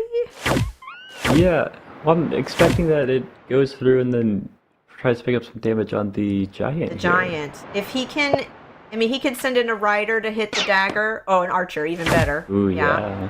And then try to damage the giant. Ooh, and he's keeping his own giant around and healthy. Okay. If he can pick away, right, at those giants, just whittle them down little by little, then maybe he can break through. I wonder if he's going to get his own daggers. Would that be helpful? Probably not, because there's no way for him to send a cloak through. Yeah. Something else I want to bring our attention to, over in the water, the Tat has adjusted the strategy, been like, okay, you've been able to make all this, nice progress forwards in the position with advancing to that second row of bombers. The Tat's finally gone ahead and put up some rammers to try to disrupt those bombers, but I'm not sure even that'll be enough. Because they take out a bomber and Meister just gets another one. Yeah. And both of the players are doing a good job with their time management. They're using their time but not overstaying. So it's such a challenge. They seem to have slid into a nice rhythm. Yeah. They're like, okay, I'll be able to do this much on this turn, and then the next turn I'll be able to do this much. Yeah, the Tat's been adjusting the strategy to try to break through with some rammers, spend fewer stars, getting a couple defender rammers versus Meister's one defender bomber. It's also awkward to position for Meister. Mm-hmm. And then also use some cloak chains up in the north to try to break through. Yeah. I think feels like it could work. The cloaks both directions is really smart, because like we were saying before, just, again, not that he needs the stars, but just having it be a distraction, having more things to deal with, I think that could be effective. Yeah, I think that... Well, it's a kind of a question. If both things are collapsing at the same time, which is going to collapse one's gonna fall first? Yeah. So we see farming for Hoodrick in the south, so he could get a lovely windmill. Oh, yes, and the market is finally upgraded without a need to chop or reposition. Yeah, the windmill looks good. Because he needs more stars. Yeah. Well, he's actually... Okay, so... Oh, Meister Lampe has 99 stars. Look at that. These bombers are expensive. So... We're actually dealing with something with that upgrade to the market. The Tat finally pulls ahead in terms of economy. Even though he's technically down 4 stars, he add another 4 stars from the cloak chain over in the west. Well, there's going to 54 be and 2 54. cloak chains. It's actually even. 2, Yeah. right? Yeah. Yeah, when the He's going to second be one stealing starts up in the stars north. from both. So as long as Hoodrick keeps sending cloaks, he will be making more stars per turn because he's stealing them. And see some So archer rider combo. is Luxador going to be able to damage that giant again? It seems so. Yeah. But the giant can heal 4 every turn. How much damage does the knight do on 1 hit? It changes depending on the health of the giant, but there it's 6. Okay. Well, the trade's still positive for Meister. As long as he can get 1 knight to chain through Yeah. that giant every turn. Eventually. I mean, it's got 40 health. Does 2 damage every turn. Like, Yeah. we'll see you on turn 56 when Meister breaks through. There you or, go. I mean, you know, maybe turn 76 when the gets through 2 giants. Yeah. No, it'll be faster than that just because Meister has more knights at the back, so he just needs it to take it to low enough health that And it you needs to know, take it he to like could 12 health with he his could 10 grow spins. some forests, burn some forests, get some farms, get a windmill. Oh, yeah. Like when you get into the late game, there's all kinds of strategies that you usually don't even think about. For they could be putting temples at some point if they want. On the ocean tiles, for sure. Once you have that many stars, it's some temples. I'm going to talk about some of the players, not so much in the community now, but formerly around playing Polytopia, excellent player. Monomyth actually talked about temples a lot. They said that it was always their strategy early on. They would build temples and pray for victory, and that's how they would win. So we might see a repeat of that strategy. It's possible. It feels like Lead Hat's got the better, chance to win with the, cloak chains in the west and the north. And it doesn't seem like Meister's going to be able to stop the cloak chains from happening up in the north either. Or at least he has to guess. I guess he doesn't have to guess, because if it's coming from the water, the only tile it's going to be on is southeast of the mountain. He just has to know when the cloak is coming in. Do you think he's finally going to move on to that ruin in the northwest? I don't even know that you'd want it at this point. At this late stage in the game, like, is a ruin really going to help you? Probably not. If it gets has all the population tech. enough for a giant on his capital. Oh, that's true. Population might be helpful, but he has all the tech. Yeah. He doesn't need a sword. He doesn't need stars. Yeah. Let's see, is he going to hit the giant? Oh, that giant has 40 hit points. He swapped them out. The new one that he got with all the windmill on his capital. I missed that. Oh, Well, no. yeah, this is a problem for Meister's ability to break through like that. He swapped them. Oh. Well, okay, so he's got riders, right? And if he can clear enough, like he's got 3 tiles, so he can like technically get 3 knight hits in there. And then if he like starts with like some riders and knights, whatever he's able to manage, if he's able to put a bridge down, he just needs to lower it to enough health that he can break through like that. And with the advantage riders have over knights, even in the late game, you can send in a rider and then it bounces back, and it's not taking up tiles. So you can still kill a unit with enough riders, even if you don't have that many tiles to access it from. And I think like Meister might just end up needing just doing that by necessity. Interesting how Meister Lamps transitioned away from defenders into swords. The counter mind bender from Hoodrick. Yes. For a while, the capital was limited. Like, you see the pop cap is really low over on the capital just because Yes. it's got a few giants that have been trained there that still haven't died, and then like the one cloak. Hudrick has his own mindbender down there in the south. He's gonna be able to heal his giants or whatever. He's changed the source of the cloaks from his capital to that imp city, so now he can actually train some like mindbenders and whatever other nonsense units he wants to. And the mindbenders are nice because if Meister's only doing 6 damage a turn and he heals 8, he can come on, we can do the math. Yeah, he can move the mindbender to the farm and heal all of those units at the same time. He's shutting down Meister's ability to do any kind of counterplay. This is nasty. This really is a stalemate. Wow. It would be a stalemate if Leadhead did not have the ability to break through. We'll see. I mean, like, for one thing, one of Meister's advantages we've long been touting, like the advanced income, is gone. Yep. Leadhead has the greater income. He does. And Leadhead's like actually started a cloak chain up in the north, which is where Meister's most vulnerable, because all the population, like all the units down in the south can't help him up there. Nope. Like Leadhead's shut down Meister's ability to like break through there with the mindbender. Not entirely, of course. He can brute force. He just needs to get the units amassed for 1 turn. But again, having more income at this level, I don't know that it's a significant advantage if you're not even spending all your stars every turn.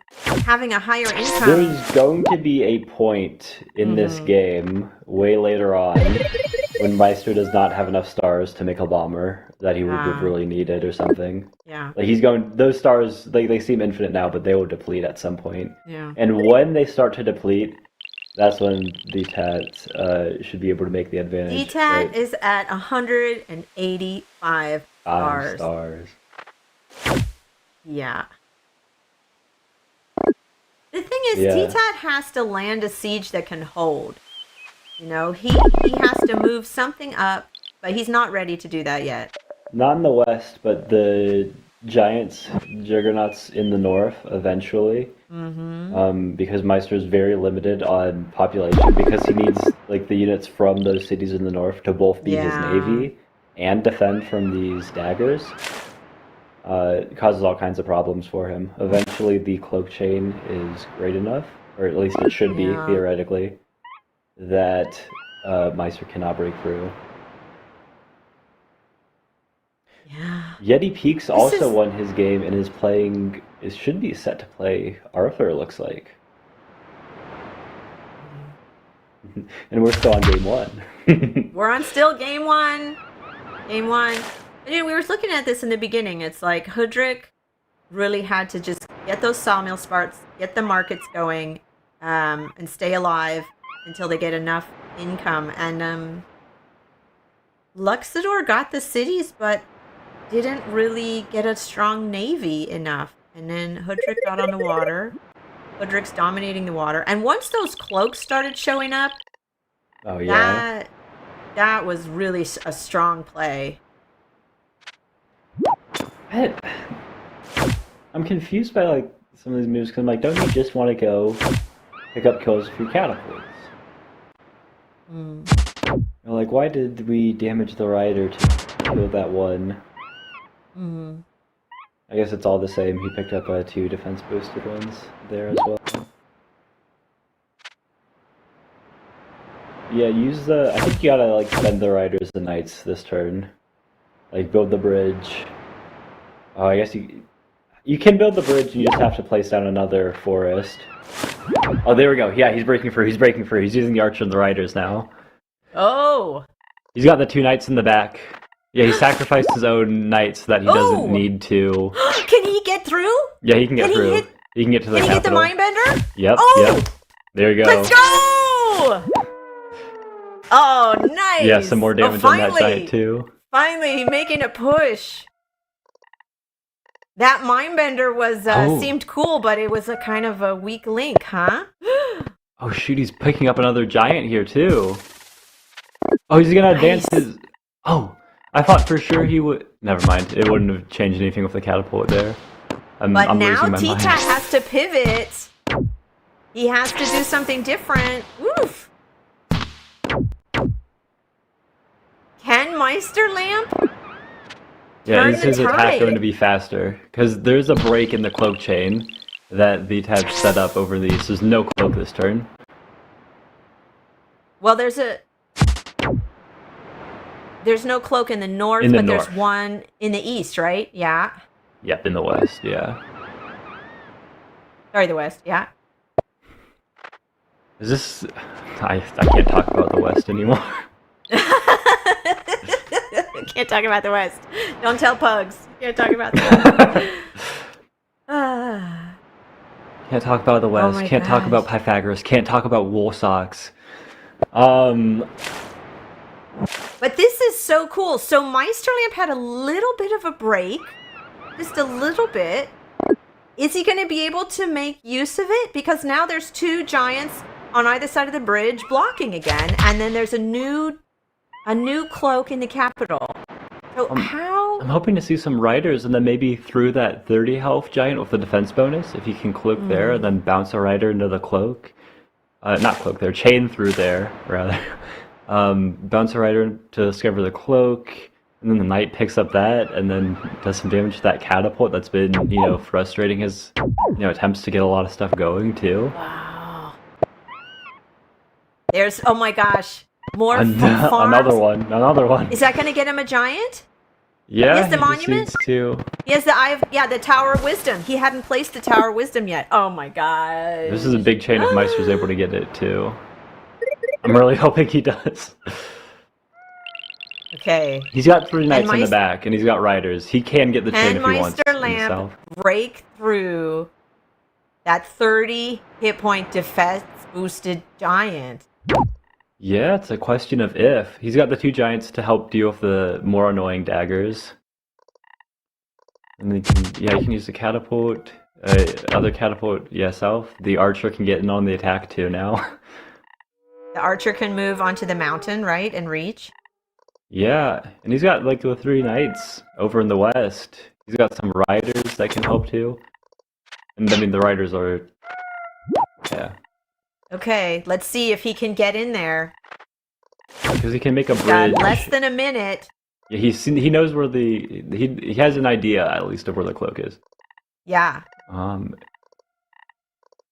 if he uses a rider to kill that defense boosted dagger, he can know it's not on the bridge and it is northeast.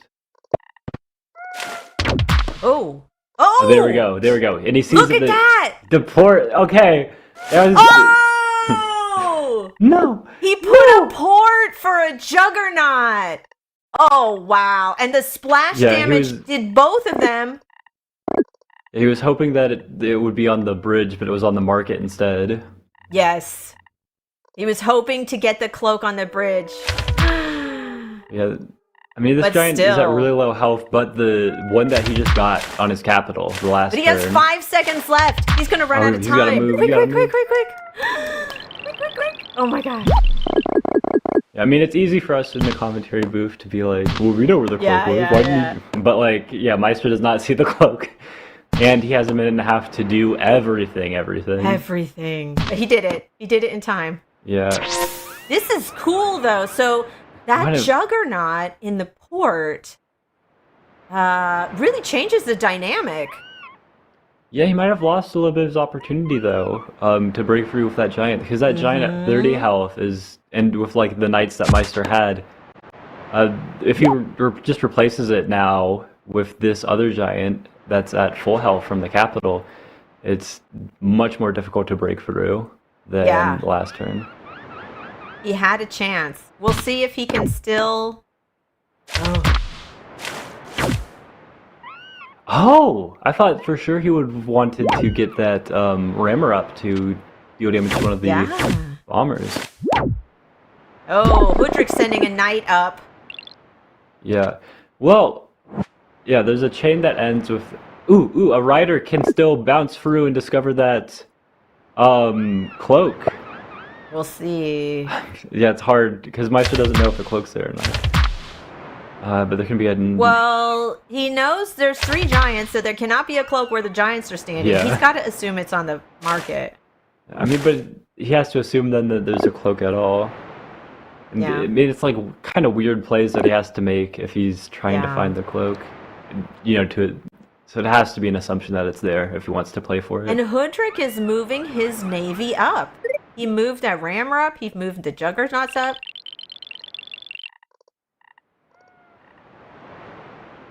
So Meisterlamp has to clear out those daggers in the north again.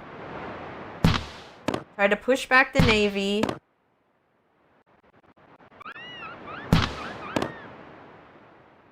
He's clearing out the daggers with some juggernauts. Interesting. Yeah, and he's got to use Not these juggernauts up at the front. He's clearing the dagger for the last one because he doesn't want to leave a unit on that city. But it's left one less bomber splash going towards that central juggernaut. What's going to happen in the south? This is really key. Is he going to be able to discover the cloak? There's 3. I don't know if I've seen that Mindbender heal a single time. Yeah, he knows where the cloak is now. Can he get a Which is the rider in first there? step.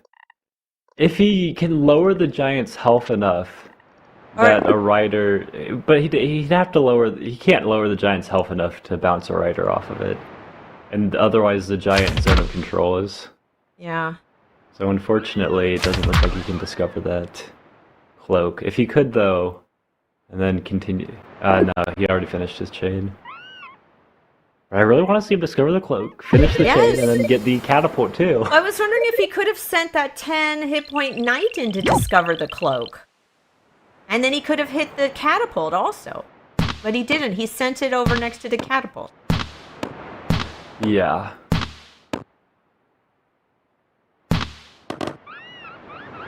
And yeah, it's unfortunate with the placement of the one juggernaut. Now his own bombers are getting splashed. Dealing some less damage than ideal. Sorry, less than ideal damage. I can speak English, I swear.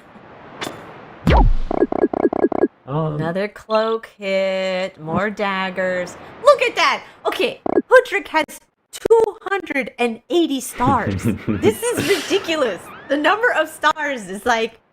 It's just funny money at this point. There's no... Yeah. Absolutely means nothing. It's nothing. It's nothing. Nothing to Again, Hoodrick, at least. The He question is hasn't if it even matters bothered to to go Meister. for the ruin on the off chance that it might give population because you don't even need that. Yeah, and looking at his capital, like... You don't need it. What other crazy changes is he gonna need to make to get... What nothing. That Doesn't ruin is matter. pointless. It's funny. It's funny how key a ruin can be in the beginning, and then this point, the late game, it's like, no, it literally can't have any. Using the juggernauts, clear out the daggers. We're seeing a pattern here. It's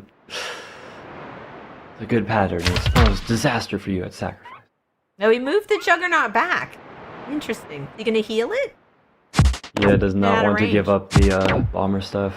All right. He's not gonna sacrifice his full health juggernaut either. Can he get through? Can he use a rider to hit? Yes. Yeah, and I think that replacing the port with a bridge at some point be useful. I guess for now, since he's dealt with a mind bender and he can slowly whittle away at the health of that giant, he's hoping to sacrifice a knight and then get some rider attacks on before maybe putting a bridge where the port is and getting 2 knights to chain through. Yeah. Replacing the job. port with a bridge would allow him 1 more point. Yeah. Who's get getting through. another giant here? Well, I mean, again, he can plant he can plant forests. He can burn. There's options for him. 300 stars. I know, funny. How many stars is Hoodrick gonna have? Are we gonna see like 1,000 stars at some point. We're going to see the, Wealth Monument squared.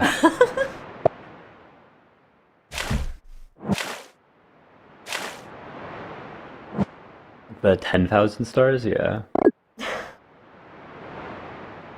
Numbers that the human mind struggles to imagine. Well, the pattern of these daggers in the North City is actually really useful for Meister. What's happening? He's going for farms instead of forests to get a giant. They're changing it out for a windmill. What? Will we have enough stars to, do this? It's really expensive.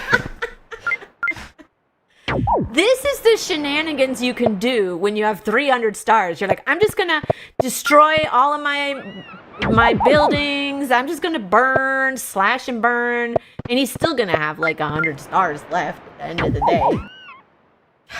Wow. Yep. Well, I think what we're really seeing here, right, is the vindication of, getting that market upgraded, because you couldn't have done this until, the market first. Yeah, you're vindicated. Look at all that. Oh my gosh, all this global warming happening, burning all these farms, all that carbon dioxide going into the atmosphere. This is travesty. Someone needs to tell him to stop. We should tell him to donate to, I don't know, some type of... No, the only bank he's really concerned about is his time bank right now. Yeah. He's got 5 seconds left. That's true. That did take a lot of time to go through all of that. Oh, interesting. Goes with the catapult there. What the 2 bombers on the 1-4? I don't get it.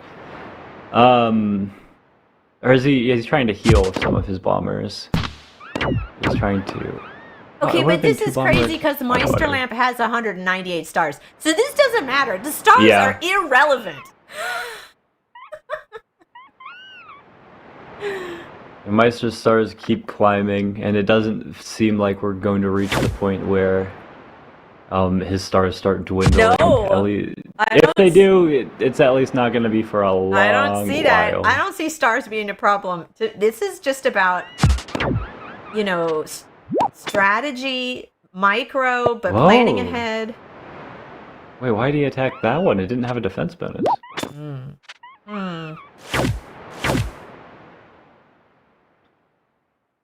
All the same, I guess. Yeah. Okay. There you go. Go for that knight. Trying to get that giant down, right? Absolutely. Oh. Planting a forest and a farm. Is he gonna do a push? Oh, let's go! Mountain temple. Let's go! There's a temple! All right! Well, I can't wait to watch the next 15 turns as it grows up. Meister feels like a proctor. What? The archer bomber leaves? Yes. Archer bomber. Yeah, okay. No, the archer's better on land than it is at the bomber. Because he's got the stars to turn the swordsman into a higher health bomber, and then the archer makes benefit of the roads. And that's crazy. Oh my gosh. Archer bombers, temples. We are seeing a whole bunch of different stuff when you get this late in the game. There's always the chance with Polytopia games that it's just like kind of a blowout. I'm excited for the World Championship. I mean, the better the players are, the more exciting it's going to be regardless. Yes. But I'm glad that we got this, treat of a game to start out with. This is amazing. Meister Lampe, a small lakes map, turn 43 with 192 units killed. My gosh, I don't know the numbers went that high. But I'm telling you, no, this, I mean, as crazy as this game is, a game lasting an hour and a half, 2 hours, we saw this in the qualifiers. We saw this in the other games. Like, I'm telling you, these tournaments can go like 10, 12 hours. This is what these high-level players will do. Well, the biggest thing I have to, shout out here is Meister's defense. Like, absolute masterclass. That North City should not be like living this. He should not have been able to get into the water. It's like a compounding factor of everything that he's been doing, been accomplishing, throughout. That he was Yeah. able to he's able to continue his defense up in the north. And the longer he defends up north, like the bigger window he's opened up for his attack to actually push through over in the south. Because these cloaks, as good as they are very chainable, very killable, as Meister likes to remind us. Yes, every time. Yeah, Meister's units, they stay on the map. They linger. Yeah. These cloaks, though, those guys are gone. Yeah. So when that breakthrough of those giants happens in the south, then Meister actually has, the chances of winning. And like Meister's defense is just so rock solid. It's like, what is the win condition? I'm cloaking 2 of your cities. I've taken all of your stars. And Doesn't Meister's matter. like, haha, I have 192. Haha. Yeah. I mean, these high-level markets, these huge cities, even with 2 of them being cloaked every turn, it doesn't matter. It doesn't matter. He can clear out the daggers. He has enough income. Yeah, and he's just got to whittle down those giants in the south on either side of that bridge. If he can break through, then that turns the tempo. But right now, it's just these patterns. Rinse, wash, and repeat. Send in a cloak, clear out the daggers, send in a knight. Yeah. Look at that one giant down to 14 health already.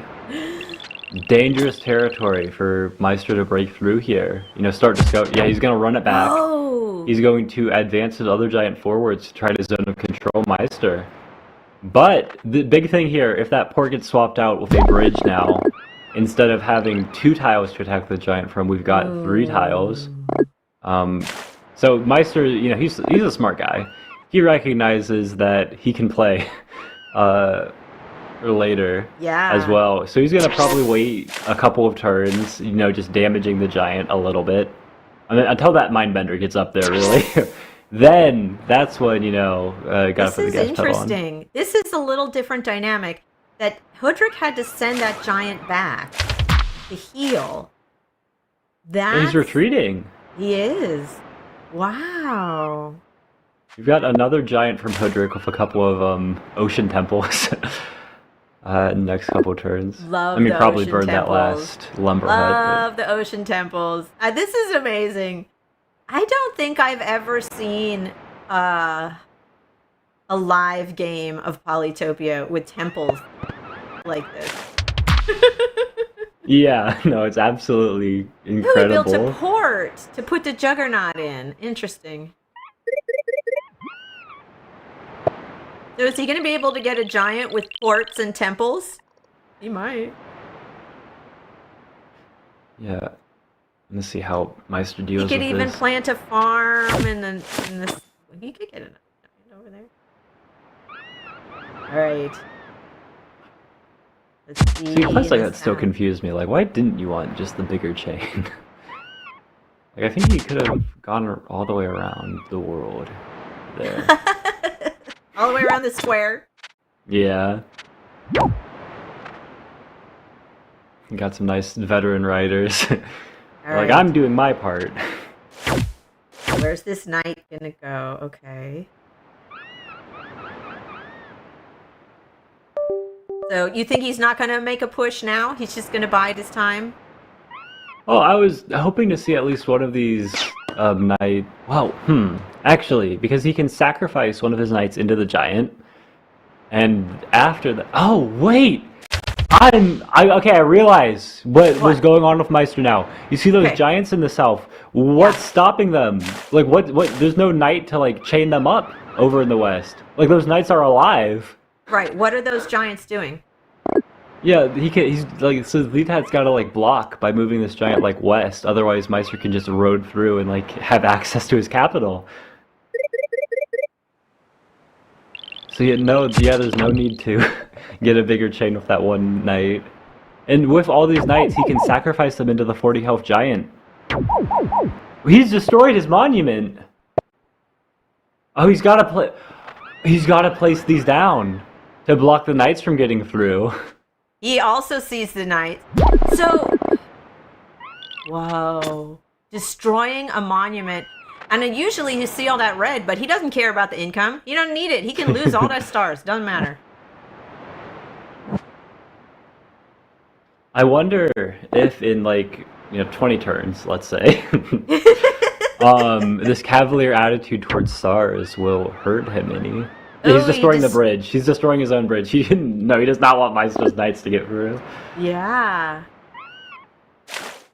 He recognized the Maestro's ability to get a bridge there himself. But like you said, if he advances, if the Luxador giants advance, that could be a different pressure. Oh, but there's a problem now for the Tad, because Meister can kill the defender with his rider and then bounce through to the cloak to discover it. It can be like a knight picks up a big chain that goes through most of it. The knight attacks the defender. The rider see if we can get a knight chain through those daggers. Yeah, because there's nowhere else that the cloak could be. And through the defender to reach the cloak on the market. Wait, is there a cloak on the market? I didn't see. There is a cloak on the market. Okay.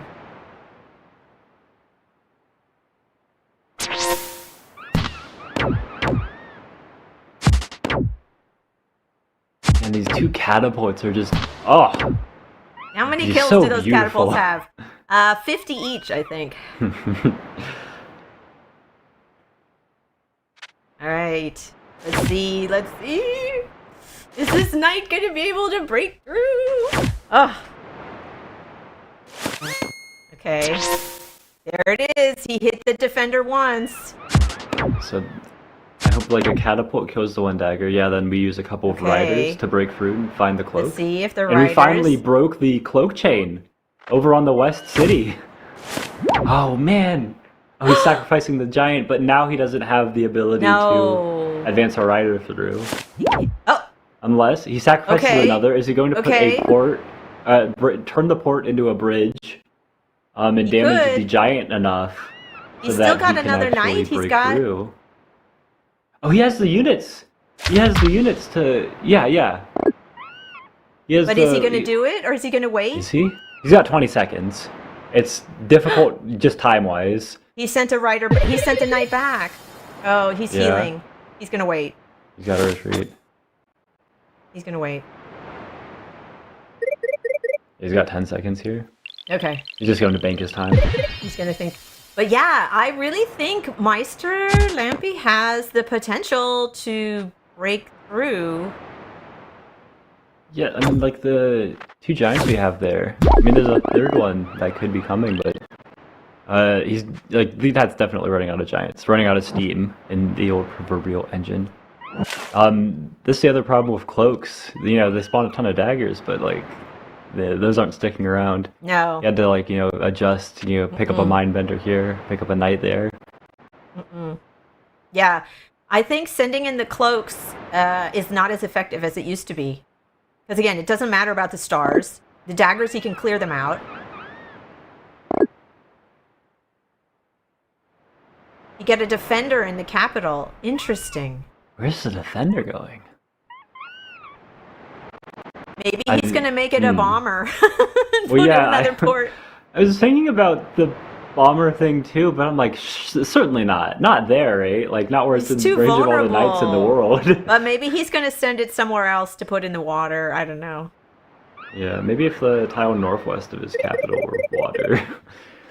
All these units in the Navy, and they're just healing. They're not moving forward. Jeez. The only place we're getting action is in the south. And that's where Meister's favored. Oh, but you're right. There was a break in the cloak chain in the north. Yeah. I wonder if that's going to make a difference. Gotta pause every once in a while to get a unit that isn't a cloak. All right. Yeah, with the mindbender there, it's kind of like you have to break through. It's like a now or never situation. Can he get in? All right, do you have the knights? Does he have the He's knights got, to kill that giant? Oh, he moved a catapult up. Yeah, he's only got 2. Ooh. Okay, well now it's not now or never. He's going to be doing more damage to the Yes, giant. he positioned a catapult to hit that giant. Yeah, I think he... Well, yeah, he... So, one problem that he's had in his position... Look, he put a bomber there. Yeah, the bomber's absolutely craziness. Meister's for the longest time been really limited on where he can even position his units over in the west. Between the bomber and the catapult, he's had problems. Can T-Tat's knight reach that catapult though? No, not with the mountain and forest. The forest blocking. in the way. Okay. Yeah, but look at that one tile of fog. So T-Tat's bomber, the one in range, could not reach. And maybe it's just a little bit of bait as well. Sweeten the deal. Move that juggernaut up for like some splash damage. So he T-Tat did not even see the it. bomber in the fog. Oh, it's gonna hit his. It's gonna hit his navy. Oh. Yeah, big bomber stuff. And yeah, breaking the northern cloak chain. Like Meister's loving this. Meister's like, yeah, come on, come closer. I have a bomber. Come. My gosh. No, I think Meister's gonna turn it around before the game's over. I don't know, man. I think we got to get up to at least turn 60 in this game. Well, this might be the most legendary game of the face-offs. This is epic. This is epic. After this game, we will not have time to, continue the rest of this match. We'll let them play on, but we'll move on to should be Arthur and Yeti Peaks, Imo versus Imperius. We'll see. I don't know. I mean, maybe they finish their round 2 before we finish game 1 of round 1 here. But I just feel bad. It's like opening the stage, going on stage after your opener just killed you, and you know it. This is an incredible game. This is really incredible.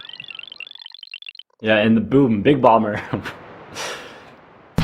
You get to see these bombers up north just tear these rammers apart too.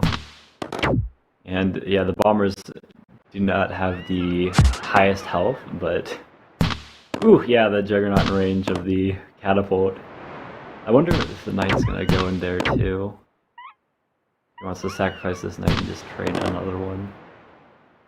That hurt. Yeah, tearing those juggernauts apart. That really hurt. That push with Hudrick moving up with his navy, it did not pan out. Oh, and the giant has moved back. That's been blocking around there. So I think we're going to see Meister go ahead and pick up some vision on that cloak finally. And then chain through, maybe get the Mindbender, maybe head north for the catapult. See, I've been waiting for this. I've given us in suspense. All right, can he break through? Can Luxador break through the Hudrick and kill the one of Mindbender those? heal. I think the catapult might. Okay. No, he's not discovering the cloak though. He's not. If he just left the rider there. Oh, okay, this is fine. Oh, wait, he did! Yep. He did it! Yeah, I think what he was expecting is that the knight now, Let's see if we can get a bridge! He needs a bridge. We got a bridge! Let's go! I could have gone for the Mindbender, and then he got the catapult. But he's got the Mindbender, he got the cloak. So the cloak chain in the west is broken. Oh, there we go. Just send in another knight. There the breakthrough that we've been this talking about, it's finally happening. It's finally happening. It's finally happening. He put, like you said, he put the bridge, he put a new port, and he got the knight into the cloak and the catapult. And now Hudrick has to use his navy to defend instead of go on offense. Oh, this is cool. It's absolutely crazy, ridiculous shenanigans. So, there is some kind of breakthrough. There was a lot of damage Meister just did last turn. His Luxor is splashing with all this stuff, but he's lost 2 of his bombers now. Yeah.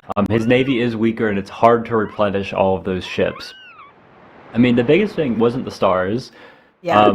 It wasn't even like the units earlier that was keeping him from getting more bombers up there. It was just like the space. So he Yeah. does have more space now, but it's going to be difficult anyways, just for the fact that he needs time to adjust where his bombers are, move them into position.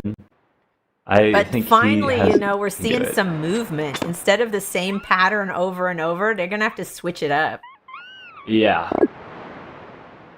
Now there's a big break in the cloaks in the west. There is a cloak that's headed up north, which I don't expect Meister to. Oh, he can't even find it, even if he wanted to. But it's not followed up by anything else. There's no follow through of that cloak. Okay. Hoodrick's moving his navy back, retreating. Yeah, and we're seeing the mountain temple level up again. For a reminder. I love it. I love it. This is the first time we are not, in a long time, we are not seeing a Hoodrick cloak hit the Luxor cities. Either. Yeah. Oh my No god. cloak attacks this turn. This is different. Yeah, now does Meister just want to advance his couple of bombers and then move this rider as a new bomber up? So trying to fill my base. Oh, okay. He's gonna go ahead through here first. We're working on getting that giant down. And he's like, ha, puny dagger. You forgot that I can veteran. Moving his giant up onto the mountain for the defense bonus. Getting a sword.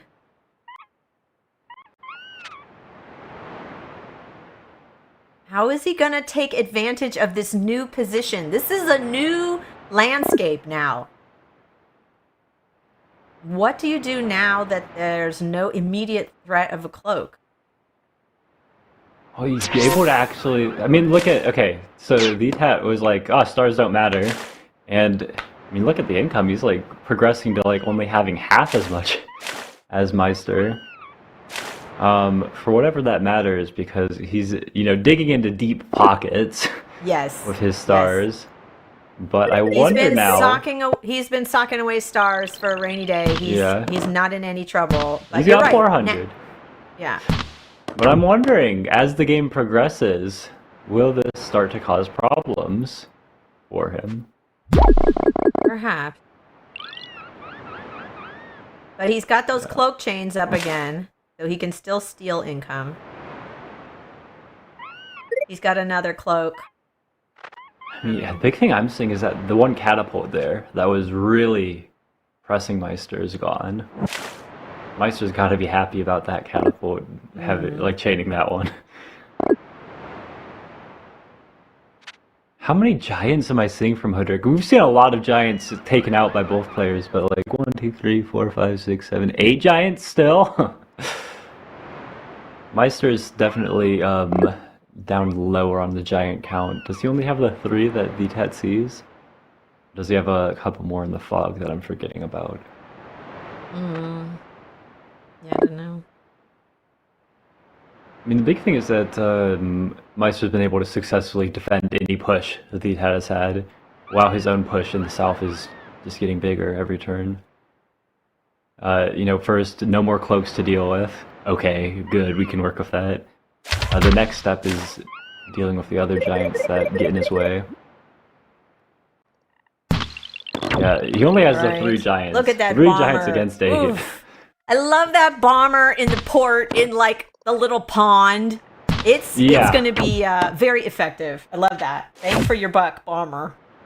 And Meister had to have, been wondering like, dang, what was, the Tat's vision on me here? Ooh, a disband. Does he want another knight on that city? What does he want to trade there that he was disbanding for?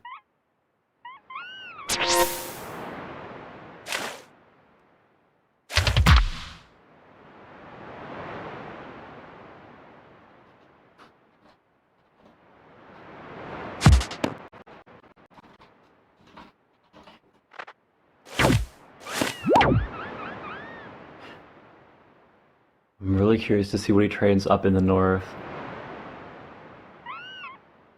Um,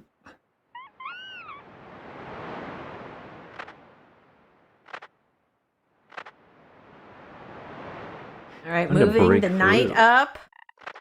Moving the catapult. I'm moving the sword up.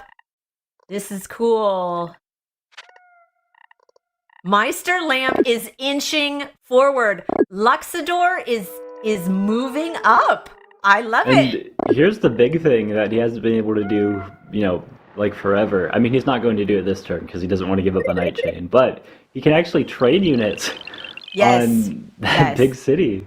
It's like he's actually playing. I mean, he can't train it on his north city for But the he longest can. while. Yeah. He can without, but like the bombers like destroy his catapults back.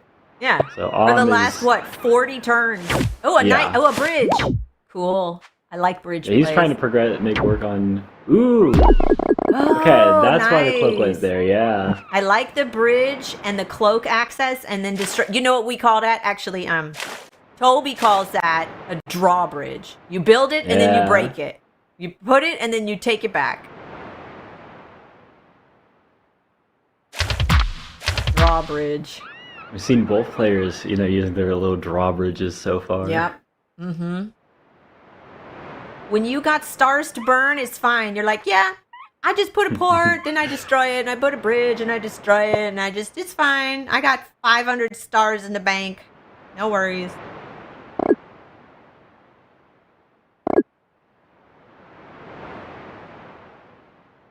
Yeah, This is I mean- quite an epic game. We are on turn 50. 50. Oh my gosh. Yeah. This is endurance, man. These games, like they're live games, but And then they're we've got like a marathon. game 2 Oh and my game God. 3 for them. Yeah, it's a marathon, not a sprint, as some might say. That's right. Ah, very cool.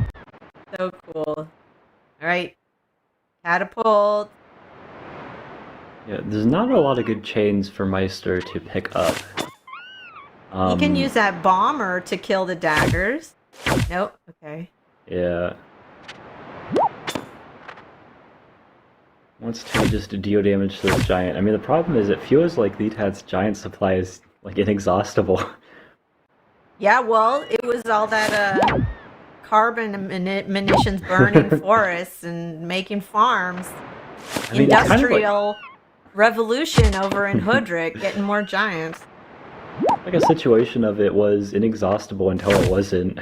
Yep. But there we go, picking up a nice, good giant kill. Look at that. Yeah, there's no rider that can bounce off, nothing in range. Luxador has unfortunately. a giant on Hoodrick's capital, right? Yeah.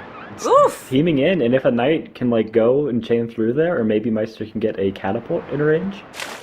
Some scary stuff happening. Could he put a bomber in that little pond? Yeah, he definitely could, and with Litat, just having fewer like knights all around, he's able to like access those, or like he doesn't train like a knight This on is different. infiltration. Oh, this is different. Look at that. Luxador 40 hit point giant on that's a threat. Oof. Yeah, it's ridiculous. Okay, there's the drawbridge. Hello. More daggers. And the bridge Bye-bye. retracts. Bridge. I mean, if we've been talking about how the game's working out, one of the big advantages to having more cities is just training more units. Yes. As it's been working, Meister has been able to train in the north or the west. Right. So he's got like 3 cities, and like, oh, 3 cities against 4. But he's got to train cloaks to actually get the cloak chains. So Right. the one who's more disadvantaged, and still is, with the cloaks, if he wants to keep training them anyways, Yeah. is Litat, who only Look. has 2 cities to like And now train he knights gets and a anything else. defender and a catapult. He's going on the Hoodrick is going on the defensive. He can't keep training cloaks if he wants to have units to defend his capital. Yeah, this is going to be a big break. Not just like a one turn, but like a big break in the cloak In chain the up pattern. north. Yeah. And as long as if the daggers aren't threatening the cities, if there aren't cloak attacks, then like you said, that frees up the Luxador cities to make units for once, because that's the biggest issue is you just can't train units. But if the cloak stars attacks obviously pause, don't matter anymore. All about the units. And Meister, finally, I mean, he's pop capped up north, which is one of the cities he would have been able to train from. But look, there's a defender.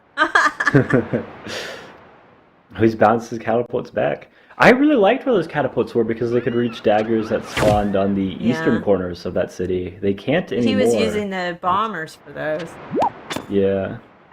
Well, the bombers can't quite reach like something all by itself on that eastern forest. But I guess he's not too worried about cloaks up there anymore. Or at least, I also love that Mindbender, just healing everybody every turn. I love that. I'm a huge fan of Mindbenders. That's cool. We're going to see this rider. The rider doesn't reach far enough. And look, 2 defenders. He finally is getting units in those cities instead of getting cloaked. Yeah. Where's he going with the giant? Oh, he's just trying to advance his own knight in. Okay. I believe we might call this making Luft. Oh? What is that? Yeah. Just a little space, little lift thing. It's a German word, so maybe Meister could tell us about it. Or I know Rats plays chess, so he could tell us all about it.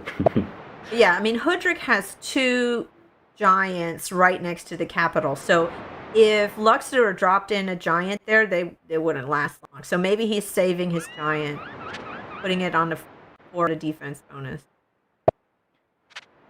Yeah, Meister's giants definitely feel like they're built to last. Another drawbridge. More substantially. Hello, cloak. Uh-oh. There we go, the scout. The scout. This is why he's been making those defender rafts. Hitting the bomber in the pond. He needs to get vision. And Meister's like, no, why do you have vision? Ah! Bye-bye, bridge. Oh no! So the cloak did not head up north yet. Are we going to get another pause? Yeah, I mean, there was going to be a pause, but he could have gotten like 2 chains in a row. I guess he's waiting to build up a more substantial attack. He wants his cloaks to start chaining with like some rammers in the water as well, maybe. Maybe.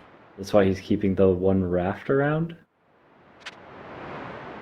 It's hard because of, he's still dealing with a population cap. Like that eastern city is the one where the cloaks are from, where he would have loved to be training defenders. Meister Lampe, Luxador moved the giant to the mountain. Yeah, away from the catapult. Yeah, out of range of the catapult. I guess he didn't want to spend the effort to kill a defender. At least not yet.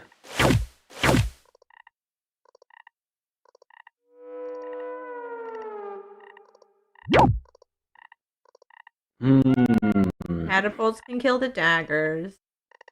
You gonna try to take out that scout with a rider or something? Yeah, I don't know. That scout's annoying. Absolutely. Using the rider I think to the hit the bomber's just dagger. going to take it. Yeah, and he's working on getting rid of the giant. The main barrier to progress for him. I wonder if he's gonna move up the catapult. Yeah, I mean, with the knight there, it's hard to. Because, I mean, like, the swordsman and 2 defenders will kill the knight. And then after that, the knight just goes through, and then you've suddenly given up your whole army in a chain. Oh my gosh. He has 431 stars.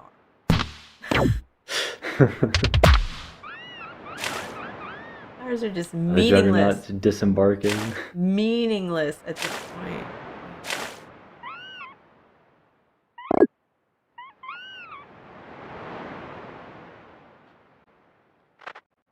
Yeah, you've been banking time for a while, but that seemed to be a more difficult turn, so ending with 5 seconds as soon as the little flashes start for him. Alright, we're gonna see another cloak in the north. What? Where's that quote going? Are you just trying not to get discovered, I guess?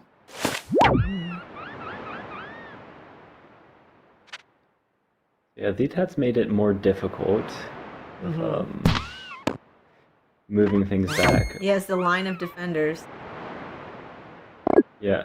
Well, I guess what we might be looking at for the arc of the game is that the VTAT's giants get whittled down slowly, very slowly. A lot of turns go by. But eventually what should happen is the giants disappear, and in order to prevent chains from happening, has to move back in a way that allows cloaks to go in on the capital. Yeah. I mean, he That might could be take the his final giants push. out of the water. He's got all these juggernauts in the water. Yep. 5 juggernauts in the water. They're just sitting there, so he could move some giants back on land. But yeah, giants are a finite resource. Once they're gone, they're gone. Although, like you said, you could just burn. But at some point, they will be gone. And Yeah, I then, think, you know, Meister Lamp does have the city advantage. He can train more units. And the money is just, again, there's no point. His stars are just silly at that. I think VTAT's got one more giant on Wheelo with some burning, some Or like we said, ocean ports monuments. and some water temples, right? Yeah, yeah. But Yeah, I I don't think he think has another there's giant enough population in Wheelo. anywhere else. But I mean, he's already got like 8 giants on the map right now, right? Yeah. Or no, is it only 7? Oh yeah, only 7. But they're not doing anything. They're just like hanging back. Yeah, I've had a bad habit as commentator of talking about Meister as basically the only active participant here. Like, what's Meister gonna do to win this? But VTAT's been doing a lot of things as well to advance the position. Like, ooh, okay. There is a chain to be grabbed here. Not quite. Yeah, if he had one more unit, one knight would have been able to go through, pick up a chain, ends up on the capital. You know, T-Tat is But playing can't get through the amazing. defender. I mean, both Oh, of these guys just the strategy, How many the people planning. lasted 54 turns against Meister usually? Isn't it usually like 10, 11? No, I mean, really, in any other setting, I think people would resign out of sheer exhaustion. But because there's so much at stake, you know, like Yeah. they are playing. Okay, they're playing for a trip to Sweden, right? They get airfare, hotel, they get to see. Although I don't know, I think Meister Lamp lives not far away, so maybe it's not a big deal to him. But it's a trip.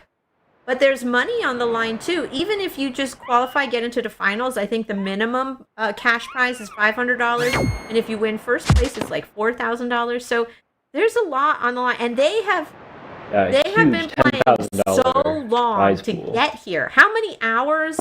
Not just competing, but practice. We've seen these people training and training and training, so they are not going to give up. They are going to fight until tooth and nail. This is going to go a long time. I'm just glad that someone's finally taking it seriously, you know? Yeah, okay. I was wondering what this workaround would be, because we need to get rid of that knight somehow with the cloak. That was blocking the cloak. Just a little scout action. Nothing more. Little scouts. We got the cloak chain going again in the north. Yeah, Looks I think like- VTAT, there's dangers in the south of Meister breaking through there for the defenders.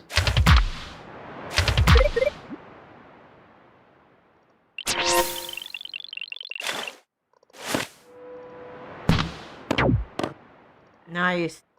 Heard. So this is, you know, Luxador's, again, able to put some new units in the water. That's just a little bit of push. Yeah, and my compliments to Meister's riders, by the way. Living as long as they have. Yeah. How long have some of them been around? Yeah. I want to click on those riders and see how many kills they have. Again, what is the kill count? 280? That's 280 insane. kills. Absolutely ridiculous stuff. This is crazy. That's why he's the GOAT. But also it helps that Hoodrick is feeding him daggers every turn, like, to kill. That's how you... Yeah. Now, we've got a potential chain here, where Meister could pick up that catapult and knight around the capital.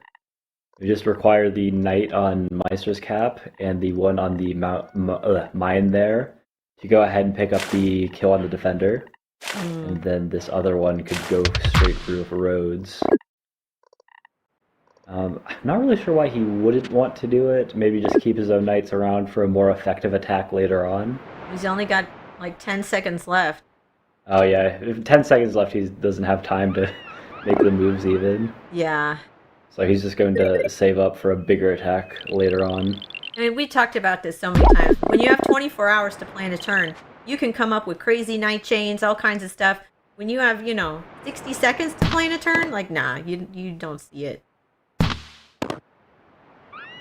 Really, shoutouts to Meister for not only being the best blitz fast player, but also the best 24-hour and correspondence player. He did win the league MVP 2 years in a row. He's great.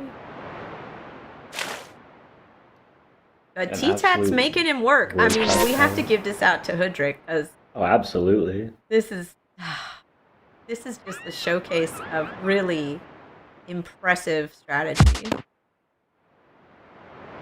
Yeah, and, I mean, the big thing, like, this is why I would have really liked to see Meister pull up that night chain, just like that catapult damaging his own giant.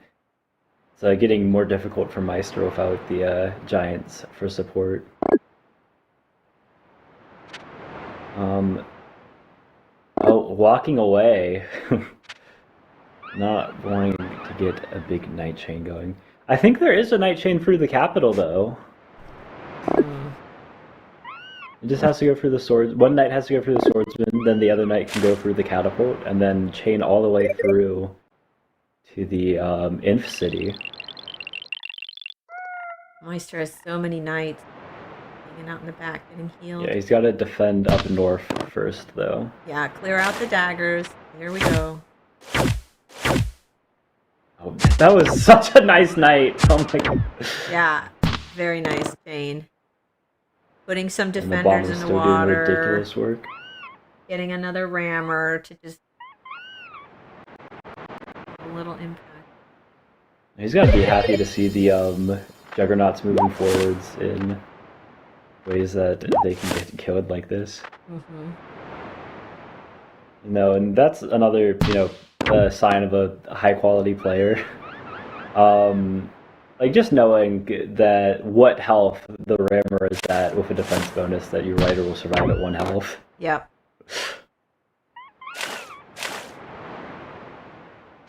Nothing is a mystery to these guys.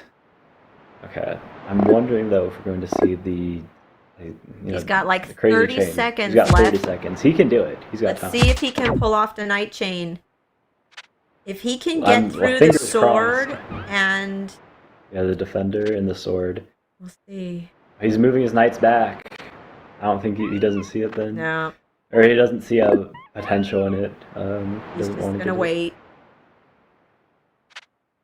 By the way, crossed 500 stars. Yeah, he wants a bigger attack that takes out the giant too, I guess. Oh man.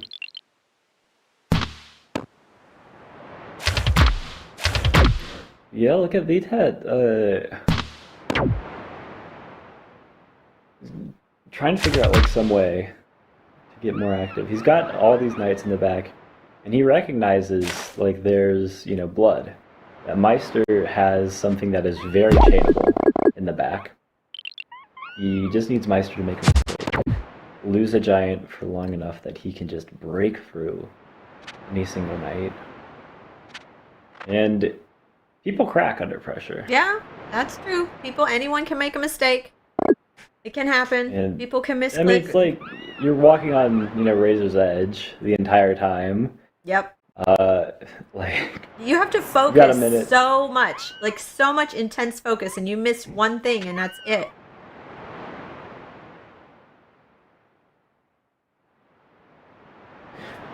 But So, looking Meister, at the how? big picture, like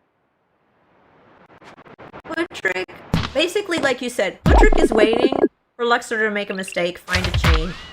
Luxor's also looking for a weak spot in Hudrik. It's just both of them waiting for the other to reveal a weak spot and then take advantage. Yeah, and I mean, I think there's still a chain for Meister if he wants to grab it, but he's waiting until he's like all of his cities are pop capped, basically, just like stockpile knights, because he recognizes that he doesn't have to attack before then, Mm-hmm. and he's going to break through big. He wants to get a big chain that just, maybe even snipes the capital away, like just automatic, just kills that giant. No problem. Using the bomber to soften up. I call it the pond bomber. Yeah. My favorite map type is ponds. But you know, this little pond Oh, between. he's going for it. He's going for it. Oh, Yes. is he? Oh my gosh, I need the camera cell. Yeah, Yes. move the camera. We gotta see it. I think he moved one of the. Okay, he's got. Yeah, he can get two. Yeah, you can get the two knights to the capital. Let's see, is it gonna happen? And boom, big chain. Oh, let's go! Let's go! Big chain, surrounded by knights everywhere here. Wow. The giant's moving in. There's room for the catapults to move in too now. That was cool. Oh, That was gosh. cool. He's left a bit of a problem for himself in that his own knights can get chained a little bit. But he's just destroyed that stockpile and allowed himself to just break through even further. He can advance knights. Yup. That was great. That was great. And You now can't look deal at with all these this. knights. This is pressure. Luxador He's putting got the pressure. one bomber in range, but it's not enough. I mean, you're right. Hudrik can send in a knight to clear out a little bit of that. Yeah, because it's basically the same as if he just chained here, because his option is he can, pick up the knight in the south, Yeah. or pick up the knight in the west, which he would have got if he chained anyways. Yeah. So the bomber is not changing the dynamics of No. what just happened there too much. There's still going to be 3 knights Yes. right knocking on your borders. 2 of them, like, in your borders. And a giant. Next turn. Yep, and the giant. Yeah. There we go. There it is. So there's still. The scariest knight is the one that's inside the borders, That's though. right. On the farm. Because that one has room to maneuver. Yeah. I think he's done a good job of playing against it, because 1, he took some damage on the giant, so it's a little less scary if it advances, and 2, the giant in the south feels a little bit trapped. Like, you're not going to chain through the 40 health giant with the little depleted forces you have. So, how does Meister want to do it? Yeah. I mean, he's got Gotta- the catapult that can reach the 140 health giant. He's got like 3 of his own knights. You'd have to sacrifice one. Pond And get a little bomber creative. cleaning out some of the daggers. Well, if that catapult hit, it seems like he's unlikely that he's going to use the catapult to Yeah, not try anymore. to make a move. Yeah, that's a nice spot for his current knight to go, though. He's moving a juggernaut awkward. up, moving a rammer up. Made a Oh, scout. a scout. Yeah. Scout's gonna hit the bomber. Hudrik still has 1, 2, 3, 4, 5 juggernauts. They're just sitting there. They can't Yep, and this- advance because the Luxador juggernauts, bombers will hit them.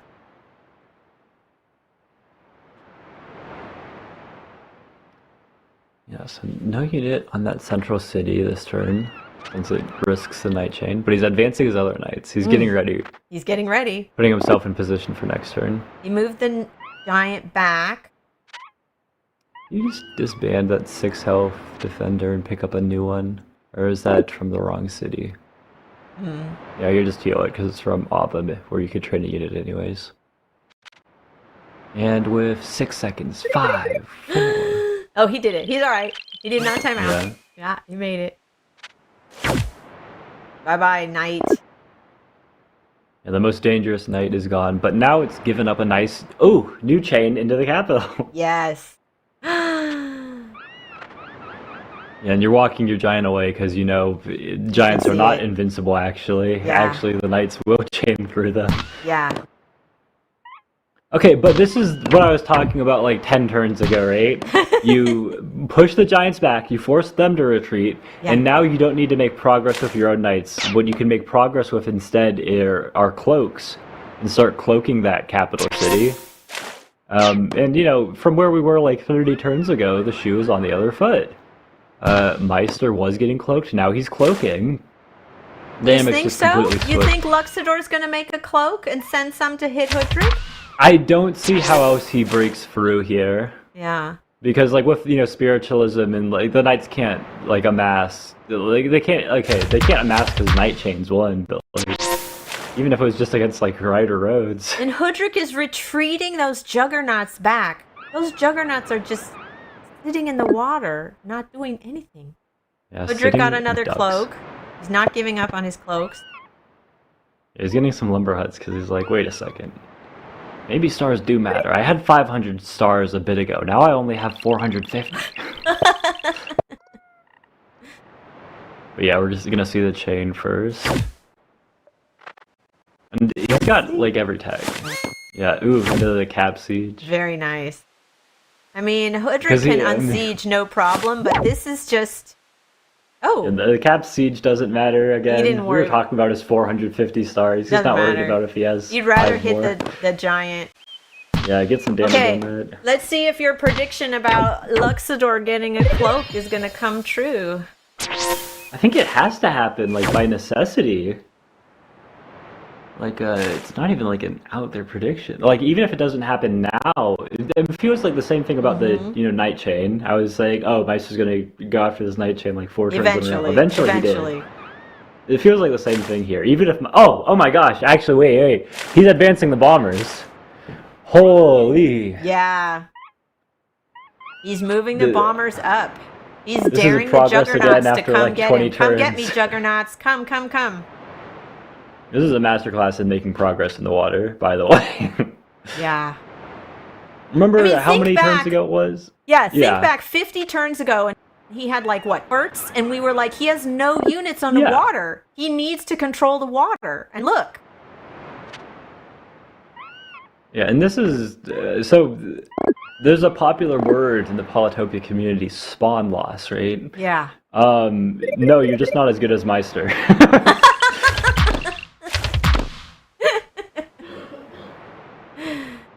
But you know, T-Tat had a really rough spawn, I would say, and his strategy of just building up his cities, building his economy, getting on the water fast, that was very smart. It's just... Oh, absolutely. These are like the 2 top strategies for lakes. Yeah. We saw from both players. The water first approach and the markets first approach. They executed them beautifully. But yeah, no... T-Tat's trying to advance these juggernauts, try to repel Meisters, but I'm pretty sure these juggernauts are going to get absolutely destroyed on this next turn. Yeah, and I think it was a bait, right? He moved those, Luxador moved the juggernauts up saying, come, juggernauts, and then they're going to get destroyed. Yeah. Things looking no good over in the Tat land. Still making a cloak. Not giving up on the cloak strategy. Yeah, I mean, the cloaks have dried up in the north, and they seem like doing next to nothing over in the east. All the units are, you know, set backwards. It feels like it's just waiting for Meister to go ahead and pick up the cloaks of his own. Love But he's that. trying to. Meister's pond trying to bomber. advance in the water first, Yes. so. Yes. He doesn't care about those juggernauts. He's Yeah, just the important thing is the bomber. He's just, yeah. Okay, now the juggernauts are getting hit. Yeah, by the things that can't hit anything else. I'm sure that 7 health defender is going to turn into like a rammer. Or the one juggernaut that's still in range of anything useful. We'll see. Yeah, and he's damaging the one inside the water first, because the knight can go ahead and help pick up that last one. There, you said it. There's the rammer. The knight can finish it off? Yeah, I guess suppose that he doesn't want to finish with the knight. He's going to leave the one juggernaut in range. Yeah. Or the one bomber It's in pretty, range of doing anything useful. yeah, disabled at this point. That juggernaut's not much use. Great. Oh, no, he did. He finished it off. Great play by Luxador. Like, baiting the Hoodrick Navy to come forward and then hitting them back. That did not benefit Hoodrick. Ugh. No, like, if anything, like, Meister's just got the better navy now, too. He's pushing through with the knights in the south. The cloaks have all dried up. And he can, like, actually make something in the water. Like, he's lost 2 of the 5 juggernauts that he had out there. Yeah. I mean, it's absolutely crazy, because Meister can do all this without any giants of his own. Like, he has the one that's over in this one corner in the west. We've got 5 still for the Tat, but all 5 of the giants, like, they feel, like, useless. There's the drawbridge. Another dagger pop. But it feels like Hoodrick is clinging to the same strategies, like just making the cloaks, hitting with the cloaks, but not really finding a new path to counter. And Meisterlamp's just being methodical, just taking his time. Luxador's planning out his navy and his knight chains. Well, it's not the big, action moves, or like, I need to, like, make a big splash every turn. Like, he's got the, strategic awareness to be like, what do I need to do to set up the giant, like, big impressive turn in a bit? And then we get turns like last turn, where he, like, takes full advantage of everything he was setting up. Yeah. He's very careful. Yeah, Luxador is very careful to set things up. And look at that. With that Juggernaut gone, bombers forwards. Bombers forward. And he can actually put these defenders that he, trained, like, how many turns ago did he get those defenders? For, like, this situation, when he was moving his bombers forward? Well, he's been putting a defender into the water almost every turn. He gets it in, what is that, Owlman, and then he moves it over to put into port. Yep. Yeah. But he's, just filling up every tile that he can. Oh, it's ridiculous. Wow. This game! The game that keeps on giving. This game is so cool. This game is Look at so that defender. cool. That defender that Meister got can actually block the cloak now. Oh, he's moving it backwards. Okay. Yeah, so for from my team chat, Yoda Gem said something really smart. He said, for those of you who follow baseball, this is like that recent 18-inning game of the World Series. Like, it's just going and going, and there's amazing plays. That's what this is like. Meister Yutani over here.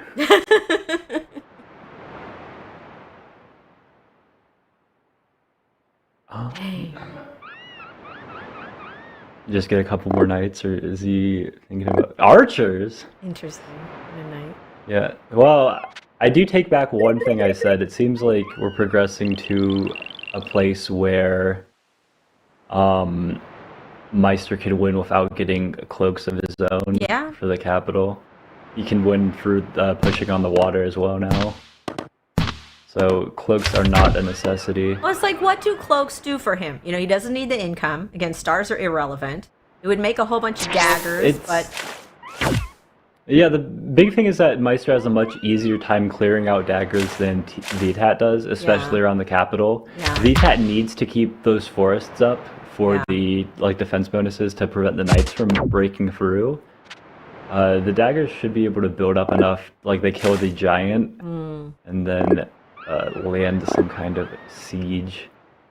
But yeah, But yeah, if the he bigger doesn't thing need is to, in the water. if he can just slowly push forward with his navy, you know, you don't have to. Yeah. If it works, it works. You know, the Navy is a much more, instead of like both things are collapsing at once, Hmm. this is Meister has full control over the entire game. Yeah. Oh my gosh. Meister Oh Lamp has yeah, just that one really taken juggernaut. his time, been It's so very unfortunately careful, very placed. deliberate. We're going to see the, yeah, some big splash damage. Yeah, you gotta get the, that one first, so that the splash damage doesn't take it out. You can do as much damage to that juggernaut as possible. And taken down to half health already.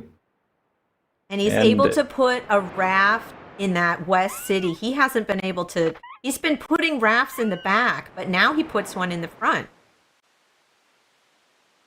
uh, no, I think well, say that this game is coming to a close, but like, some entire games last as long as what we have left. Oh, I'm pretty sure I said 30 turns ago, this is the beginning of the end.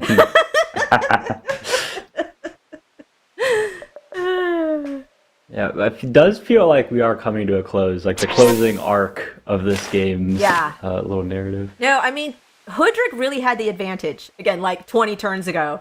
Hoodrick really seemed to have control of the water, control of the economy. And now. Oh, ooh, disgusting. What happened? Destroying that juggernaut.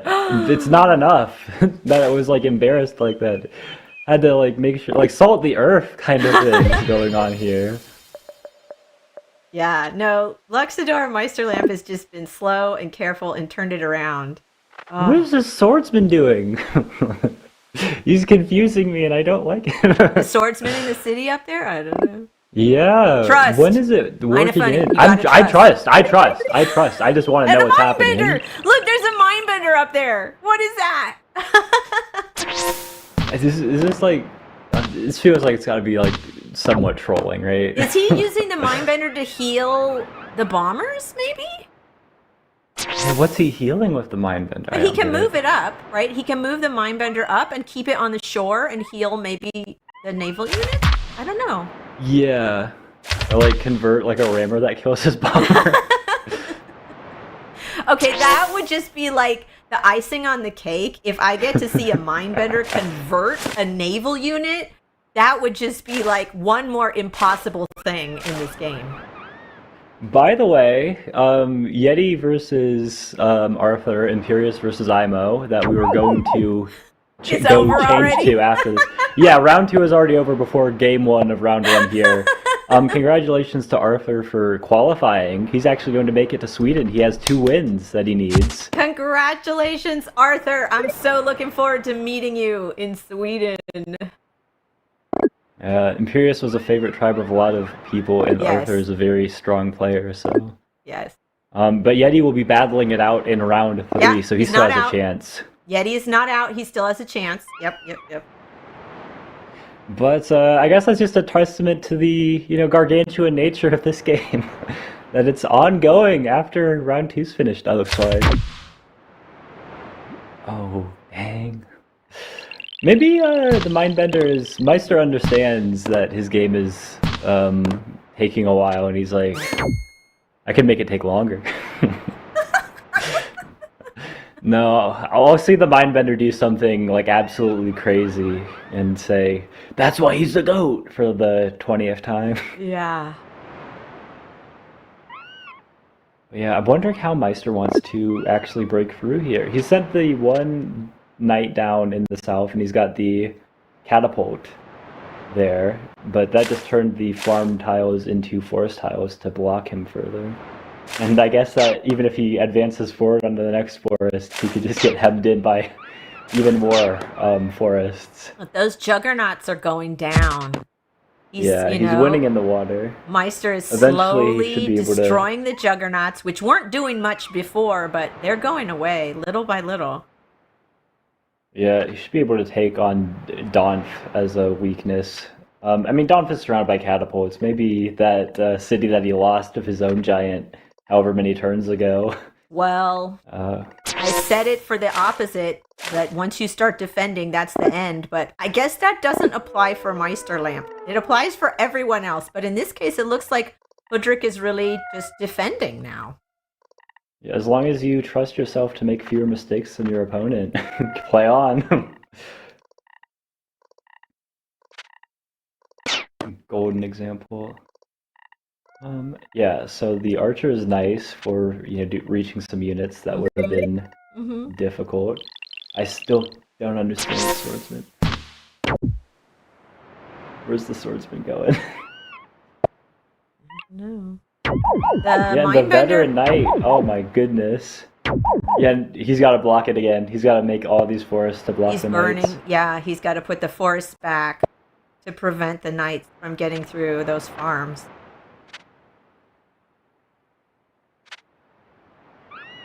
And now Hudrick is on 27 stars per turn, but he's still got like 400 in the bank. Yeah. Yeah, it's not been a challenge to him yet. I guess the big thing I'm looking at, for arcs in this game is look at that East City Wheelo. I'm not seeing like, the burning to get a giant there, or Right. churning out units. Like it should be close to pop cap.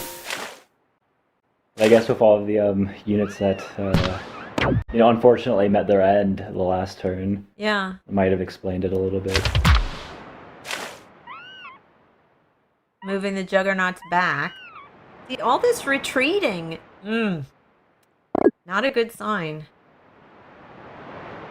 Yeah. Meister's. Well, okay. One of the big things that Meister was able to do that got him to this point at all was that he was able to create space for rammers to help deal with the juggernauts, and then not juggernauts, the bombers. Yeah. And once the bombers are gone, then he can move forwards, and we create this new line. But just with where his border growths are, and where he's even physically capable of getting rammers, it seems like this is a more difficult line to push forwards. He was able to do it, once and then once again. Yeah. But now it's just maybe it's too difficult to push forward, or at least he can't use the same tactics that he did last time. So we might see some stalling out in the water. In which case, You think we might still see a cloak? why not cloaks? I'm just saying. Okay, you're holding out for cloaks. I'm holding out for a mind-bent rammer. Yeah. But he does have that mind bender on the coast, so it looks like he can use it to heal there. I'm not sure. Yeah, there is that one raft that's in range. If he gets a second one, 2 rammers to go in and pick up the kill. I'm just saying. You can see the mind bent rammer. See a mind bent ram dingler.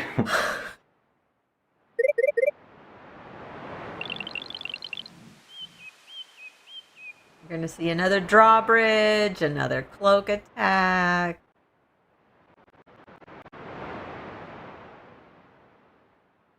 But what is Hudrick going to do to push through?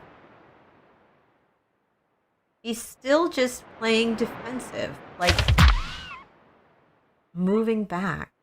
I mean, all of the options that he had available to him, let's go back to turn 25 in our minds, which I'm sure we all have a great mental picture of. Yeah. But, both cities getting cloaked, complete naval supremacy, and better techs. Yeah. In these situations, there's a question I ask myself.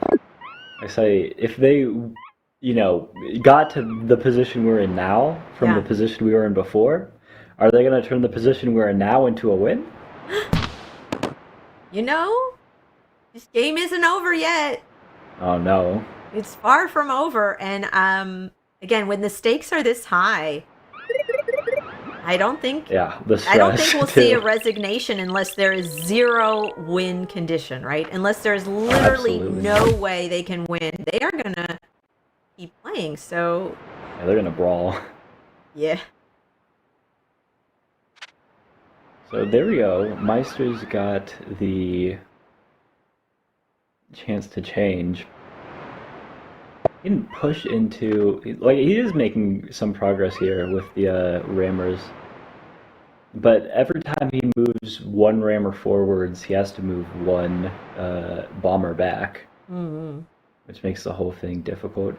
We've seen other techniques from him, such as advancing some bombers and creating the little space behind them. But if he does that, it seems like his entire navy just gets totaled.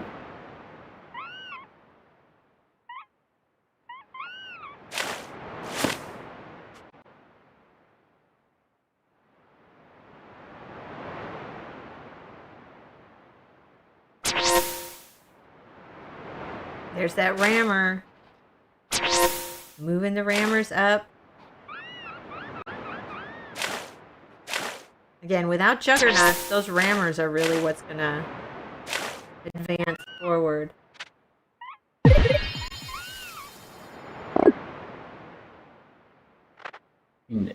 Yeah, the rammers are making their way. I mean, I trust Meister here, so I just need to see it actually happen.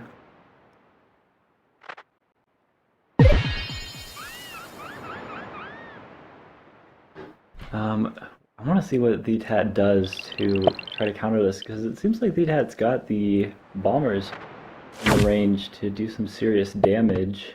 Like, basically kill all of these rammers, and the stars, of course, to replace them. Oh, all that population, and it's still red.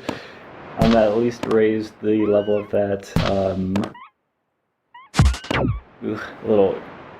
I can't even think of what it's called. I was trying to call it a trade station. It's not that. A little market. There we go. The market, it seems like the stars are actually starting to matter a little bit, especially with... Because what Meister's asking the ZTAT to do is very expensive. What ZTAT needs to do is basically replace a bomber, like, every turn when these rammers go through. If you take the 18 stars for like a defender and a bomber, another 8 stars for the knight, then stars for all the other units as well, suddenly they're actually dipping into their income and dropping stars every turn. Especially, I mean, they just placed a road even. So maybe, okay. Now that they've got an extra, like 6 stars per turn from the market, it should be a little bit harder. But was Meister really planning a war of attrition? Yeah. We were going to see, in like, what, they're losing like a 2 stars a turn, like 4 stars a turn maybe? So, just after 800 turns, they won't have enough stars to do it anymore. Or sorry, half that. Yeah, 200. But yeah, these rammers are getting into nasty business here.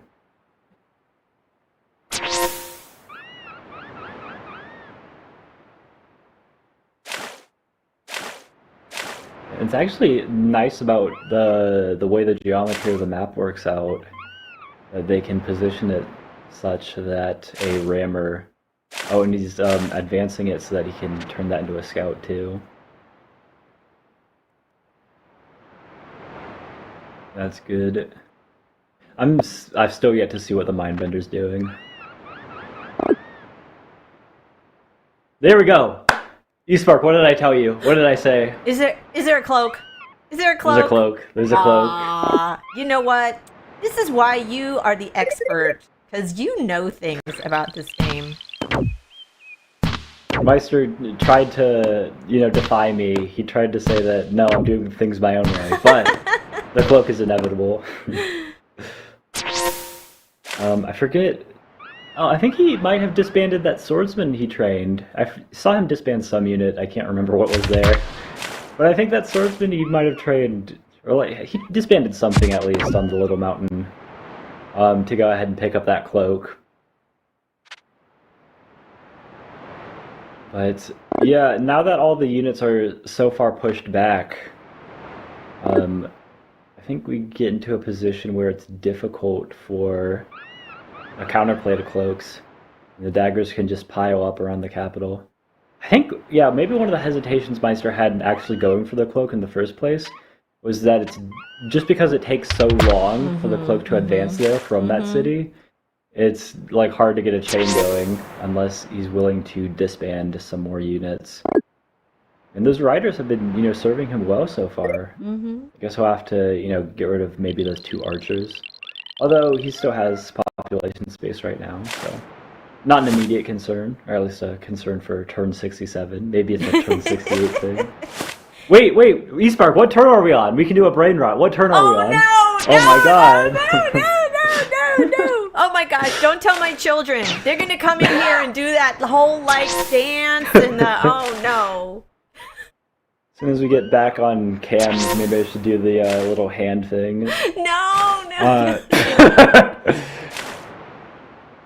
My kids do that all the time, and then I don't understand.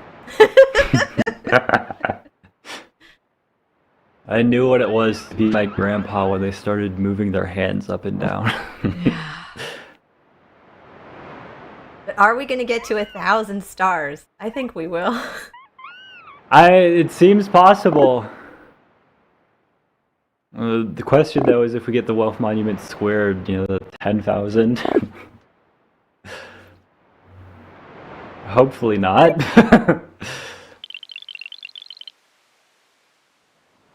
It's interesting. Yeah. Hoodrick's finally got more units on the water, right? Switching from the cloaks and more like, okay, I got to get my navy back up. Because that's where the threat is coming from. And whoever controls the water is really going to take this game. Oh yeah, Meister's been doing a really excellent, just phenomenal job with pushing forward with these rammers. You can see the bombers are losing ground. And instead of what I was talking about earlier with like 1 bomber return and like one defender bomber return, it seems like we might be getting to a position where like the Tat's making 2 defender bombers a turn, which is already greater than their income. So I know I sound crazy, but those 438 stars, you spend them fast. Oh my gosh, now you're going to sound like my kids again. Call me crazy. I was crazy once. There's a whole thing, and I'm like, not that again. No. Not that again. Yeah, too bad Rats is not here. We got Dreamlander from Aji. But yeah, the Tat's got, like, try to make some counterplay with the rammers, but those are getting pushed away by these bombers. Should be no problem for a Meister to deal with. I guess the big thing, so we're going to see 2 fights, and Meister's pushing for advantage in both of them. We've got the one on the water, which Meister is playing for advantage. And then we've got the one on the land, where Meister's going to be advancing with these cloaks.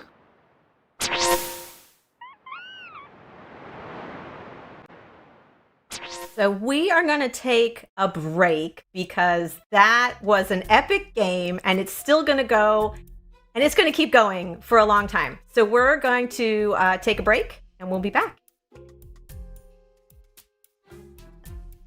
Oh, sorry. We're going to look at the bracket first.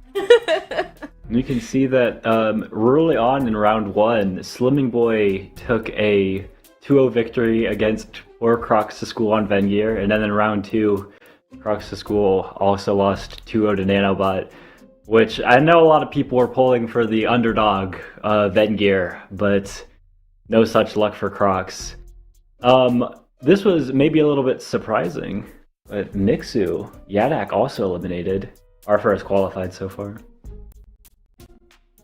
All right. Thanks. We're going to be back in a few minutes with another game.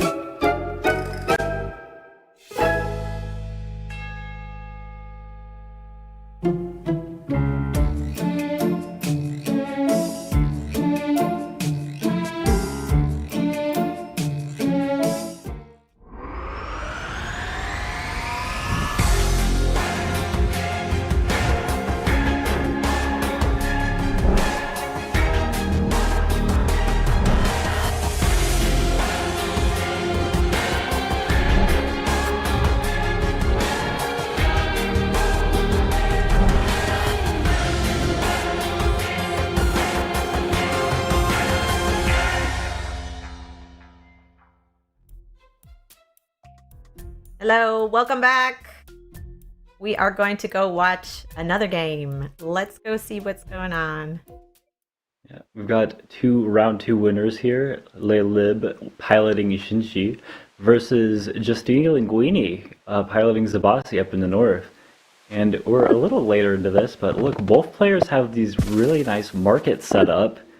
Little alternate with the construction windmills versus forges and sawmills.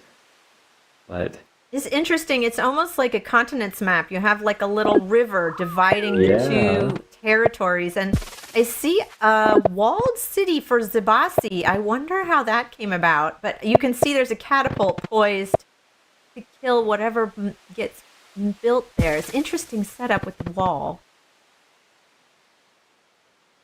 I'm really interested. So Lelib has already taken the first game of the series, so he's up 1-0.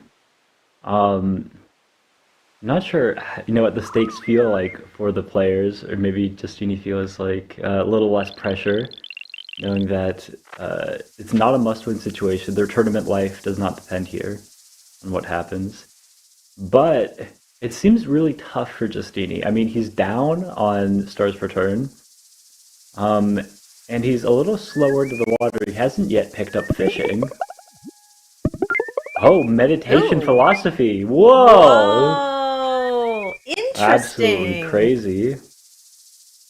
So, Zabasi going for philosophy means cheaper tech all around. No, but that's absolutely crazy that, we turn the camera to Justini and he's immediately going into philosophy. Little propaganda, I guess. I want to see what Lilith does here for getting into. I mean, he's got a little bit of advantage on the water. He's got these two giants. I mean, he's probably not a big fan of, actually putting them into the water against all his Yeah. archers, but But if you're going to make headway, how's he gonna I think push? Shinshi needs some kind of navy. Otherwise, they're just going to be shooting at each other from across the water. Yeah, I mean, Justini has that one nice walled city, but Justini could make in a range of all those bridge there, catapults. right? And send some units across? Ooh, yeah, if a knight shows up, could chain for that catapult even. Well, so he has philosophy, so he has cheaper access to riding and roads, and we'll see. Oh, he has a mind bender. Let's go, mind bender. I love it. Yeah, those juggernauts, I mean, they were already not feeling the best about getting poked by 1,000 little sticks, but now they gotta also deal with, even if they land, they just get converted. Maybe. I mean, yeah, Lilith is the one who wants to be active in, making headway here. It's not like there's more Yeah. villages to grab, but it does feel like that Wallaya city is a weakness for Justini. It's difficult to defend with, being surrounded by all of these catapults. Even with the wall, like a defender's not gonna take that. No. Oh, border expansion from Yeah. Chinshi to get a juggernaut. But Zabasi has his line of archers. Like, that juggernaut's not going to last Oh, and he's using a swordsman to go ahead and siege the city, looks like. long. Ooh. Wait. Yeah, the rider Wow. has to come He's back, going to. and then the swordsman goes in for the siege. Yeah, You there's no just gotta- space. The rider has to move out of the way. Okay. Nice. Oh, he's keeping his rider trapped up there, too. I would move it north of the city. Zabasi has the archers to unsiege, but then he does less archers to hit the juggernaut. Yeah, I guess he'd only really hit it with 2 archers anyways. Whoa. But there we go. Now he's overloaded. Yeah. Yeah, Zabasi Oh. does not have enough archers to deal with all these targets. Oh, is he getting another giant? Yeah, he's got, the market first, another giant there, and what looks like enough stars to turn that one raft into a bomber. Yeah, Justini's getting overloaded. Wow. I think this is progressing radically. Wow. This is getting This like looks- from bad to worse every turn, every second. Yes. I'm not sure about that philosophy play for Zabasi. I don't know I what don't the know if he angle had is time of for that. the mind bender. Like, yeah, you got to have time to make that payoff. And now you have 2 juggernauts. Is going to be 4 juggernauts pretty soon coming at you. Yeah, so he's like he has no choice but to clear that siege. Oh, and I'm seeing with the rider there, it's actually blocking a play Justini had of burning the forest. So I'm wondering if okay, go like fishing port and then Is he going to construction. pop a giant there? Yeah, I was Does he also have a wondering. monument? Oh no, he can place No, a windmill. no monuments. Yeah. I was also just wondering about the archer going in to kill the rider, but I guess he wants to save as many of his units as he can here. Oh, he's getting the kill anyways.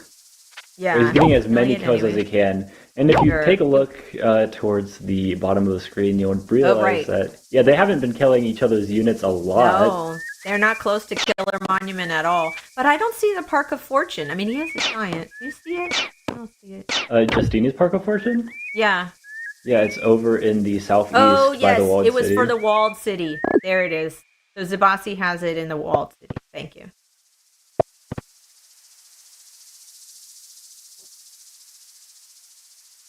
Wow, Justini's got all this hanging population. Come on, we're going to get a couple of giants here. He has 12 stars. He has a lot of income. But Chinchi has more. Yeah.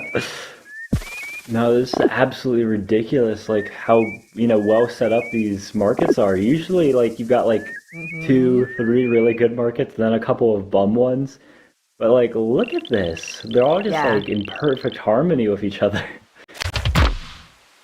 I mean, as much as I could say that to like compliment the setup, I have to compliment, of course, Lilib's foresight in like planning for his market spots, which is the real factor here that made the most of Yes. it.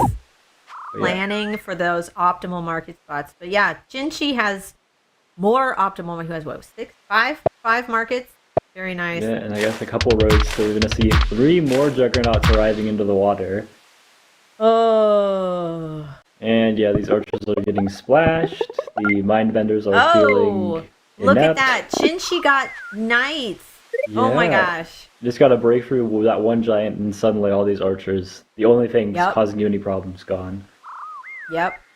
And again, And Chinchi has a catapult, able to hit some of those from the back, move up the juggernauts, chain through. I want to highlight like the big, weakness Justini has is on that city, Wayala. Yep. He just got a wall, but he's got 2 catapults in range, 3 catapults in range. Yep. What does Justini do about that? Like if the giant just steps on it, you can make your own giant, and then again, he has 3 catapults. He put a mind bender on the mountain, but I don't know how that's Yeah. going to work. Yeah, it's maybe if it was like healing the archers, I could have understood it But better. can't the catapult just kill the mind bender? I mean, an archer, like anything can just.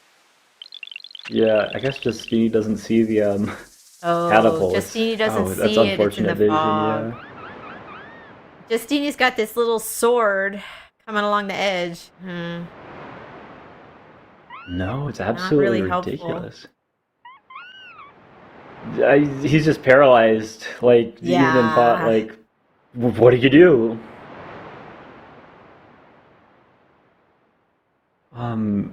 It feels like, something where, like, you just want to get more giants up, but you can't get them up fast enough. And he's got these crazy catapults. He's just thinking. Nothing's going on. He's just like, Yeah. what do I do? I mean, this game, unlike the last one, they do have some more cities, some more units. So the little increment has been a little more favorable to them. He's got 5 minutes on his clock. So he Wow. does have time to, deal with this, think about these things. So yeah, he's That's going a to lot move of his giants time. back, try to create some, nice zone of control for the giants to prevent the knights from breaking through. I think, yeah, it's gonna cost Lalib to siege there. He can siege there, and it's going to be good for him that he does siege. But he's going to be losing health on his giants. Justini's going to be trying to pick up some positive trades. He says, you can attack me, but it's going to cost you. Yeah, but the biggest attack is still not even in the north. It's in that Solo City Wayala. I don't know how Another Justini mind deals with bender. that. Yeah, now So, yeah, the chain. right? If he tries to kill that one mind bender, there's another one waiting for it, and Justini might just pick up Yeah, a giant for himself. but Shinchi can see it, so he's not gonna. Oh, he's not going to lose his giant, but he's also not going to put his No, giant where he wants to. right. It's just delaying it. It's a Yeah, deterrent. limited options. But Shinchi has that catapult in the fog. He could kill the one mindbender and then land the other. Would that splash damage do enough? Does splash kill it? If only there was a tool that could tell me if landing a juggernaut next to a mindbender would kill it. I don't think it does. The splash damage from just one juggernaut kills a mindbender?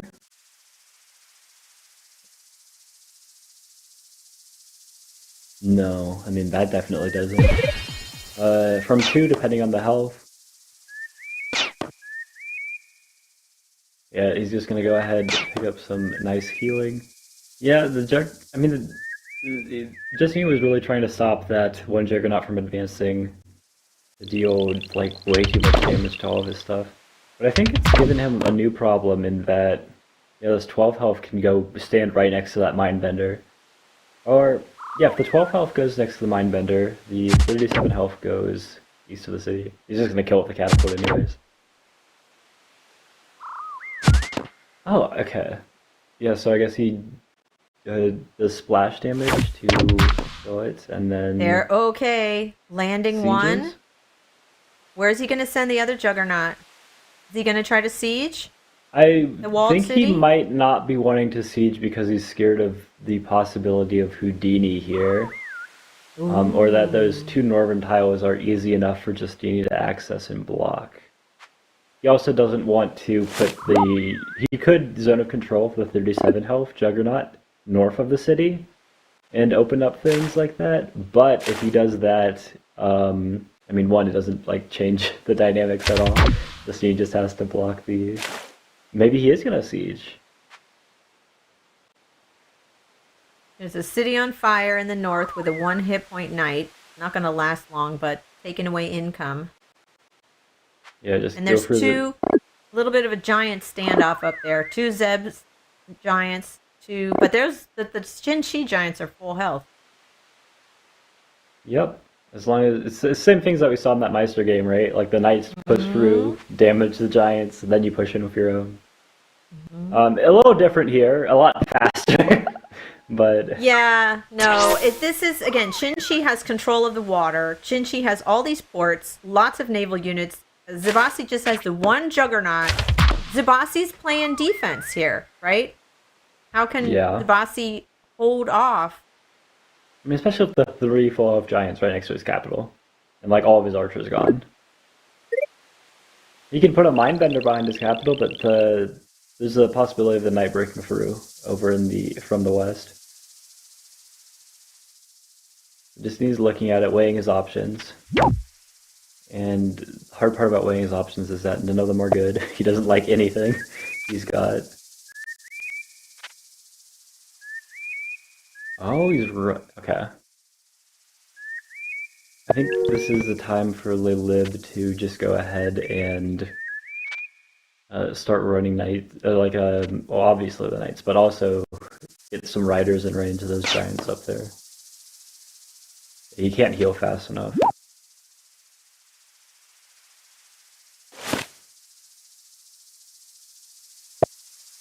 I mean, this feels like a great position for Justini to be in, right? Like, if I told you about this without describing his opponent, you'd be happy. Like, 48 stars per turn, 5 cities, Yeah, great markets, a lot of giants. Lilib has 5 cities and one. The thing is, the one Zibasi city is, again, really limited. It's handicapped. You can't make anything there. That walled city is almost a liability.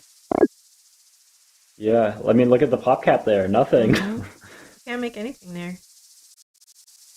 There's still the mindbender hanging out in the back as a deterrent. Oh, look at that. We're going to see a knight. Are we going to see a bridge?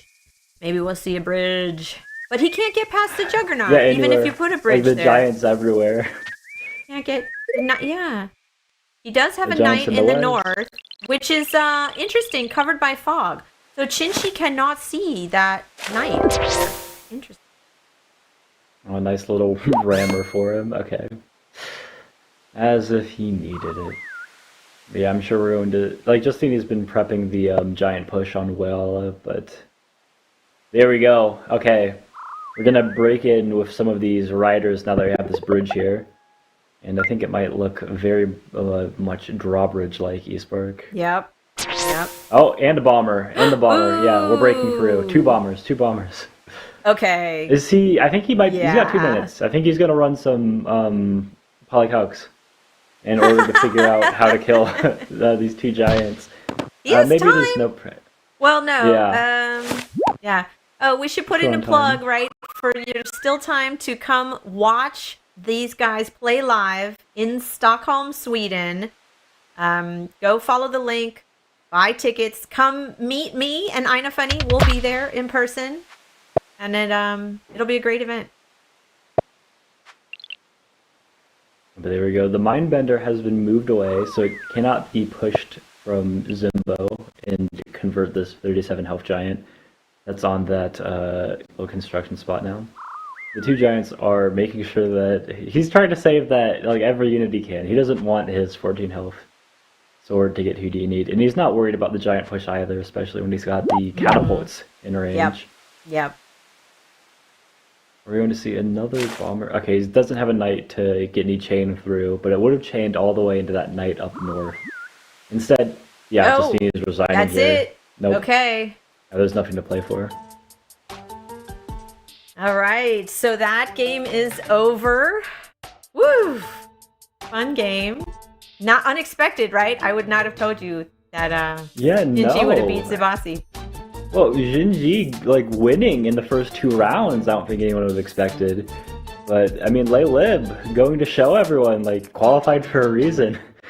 Going ahead, already qualified, and going to go ahead, see him in Sweden later. Congrats. So let's look at the bracket. What's going on? Where can we watch next? Wow, it looks like most of the round 2 games have already completed. Wait, Slimming Boy is against someone else? We're still waiting for Meister and VTAT, who are holding up the entire tournament now, still on game 1. No wins, no losses. So Slimming Boy will play the winner of Meister Lampe versus VTAT, and Ramdingler will play the loser of their match. But we're still waiting on them to finish up.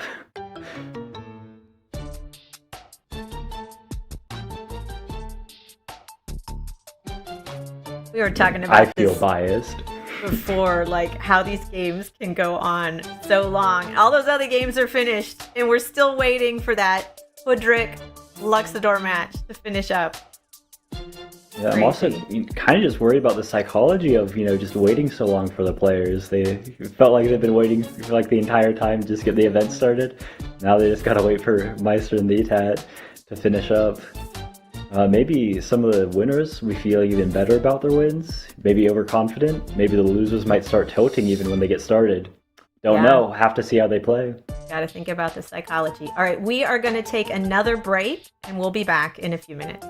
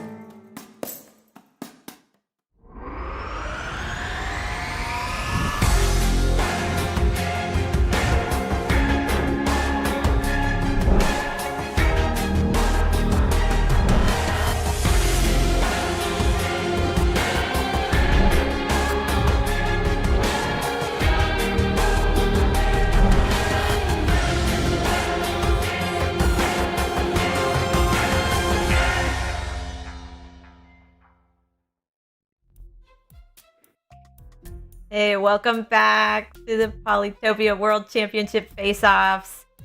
I'm eSpark. I'm Ina Funny. And we've got a special treat, don't we? Yeah, so the first Hoodrick and Luxador game is still going, so we are going to take a little break and talk to Arthur, the finalist who won with Imperious. Welcome, Arthur. Hey guys. How does it feel, Arthur, having qualified? Now you got big plans in December. Feels great. Happy that I finished all my games relatively quickly compared to the game that we were watching for about 3 hours. So that's always good. It's still going. It's still going. Yeah, I know. Meister Lampe has been messaging me during the game. That's how long they've been playing. Well, let's show us one of these games. Can you talk us through it, Arthur? And you can pause. Tell us Sure. if you want us to go to a certain turn, or pause. Tell us. Okay, sounds good. So this looks like game 1 of my round 2 matchup against Yeti. Pretty standard opening for both of us here. With the new IMO change, he goes meditation turn 0. Of course, I keep track of that. And really the strategy against IMO is just to play super aggressive, because I cannot get into a stalemate like Meister did on one of my games, because IMO was pretty strong late game with philosophy tech. So I play really... I don't think this is that long of a game either. So we'll just kind of watch it progress. One thing I'll note is I have a lot of space here, which is great. You can see all my villages are pretty close to each other. It makes it for very nice rider bounces and jumps directly onto villages. So everything is pretty good for me here. I got a pretty lucky spawn overall, which is really good. And then even better, his explorer misses, and so he cannot have any vision on me, and so he's definitely a bit in the dark right now.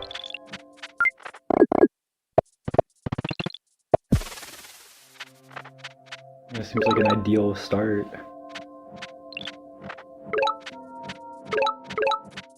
Nice explorer from IMO. Wondering maybe if we've lost Arthur. No, I'm still here, just kind So, of. Arthur, are you playing the going game. for Rider Roads here? That's classic.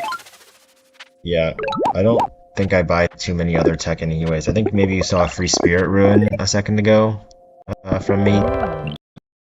That might be pretty useless. Also got a strategy ruin. Yeah, don't really use that one either. Basically, I'm just going to train a bunch of riders, and that's going to give me advantage here over IMO, just because, look, I've got how many cities now? I've got 5 cities, IMO's got 3 cities. All I've got to do is just make sure I'm spending enough stars on units, and then I can take over. So I'm neglecting a lot of my eco here, unfortunately, but I have the privilege of doing that with more cities. Yes, this is the last turn here. I kill his rider, and then now you can kind of, if you look at the map as a whole, you can kind of see that I've completely enclosed Eddie overall. I think I also get the Northern Lighthouse here. So Eye of God is close. But he just resigns, or he knows that he's stuck into 3 cities. I've got strategy, and the game ends just like that in 10 turns. Can we go back to the turn where you picked up fishing? What was that, like turn 7, I think?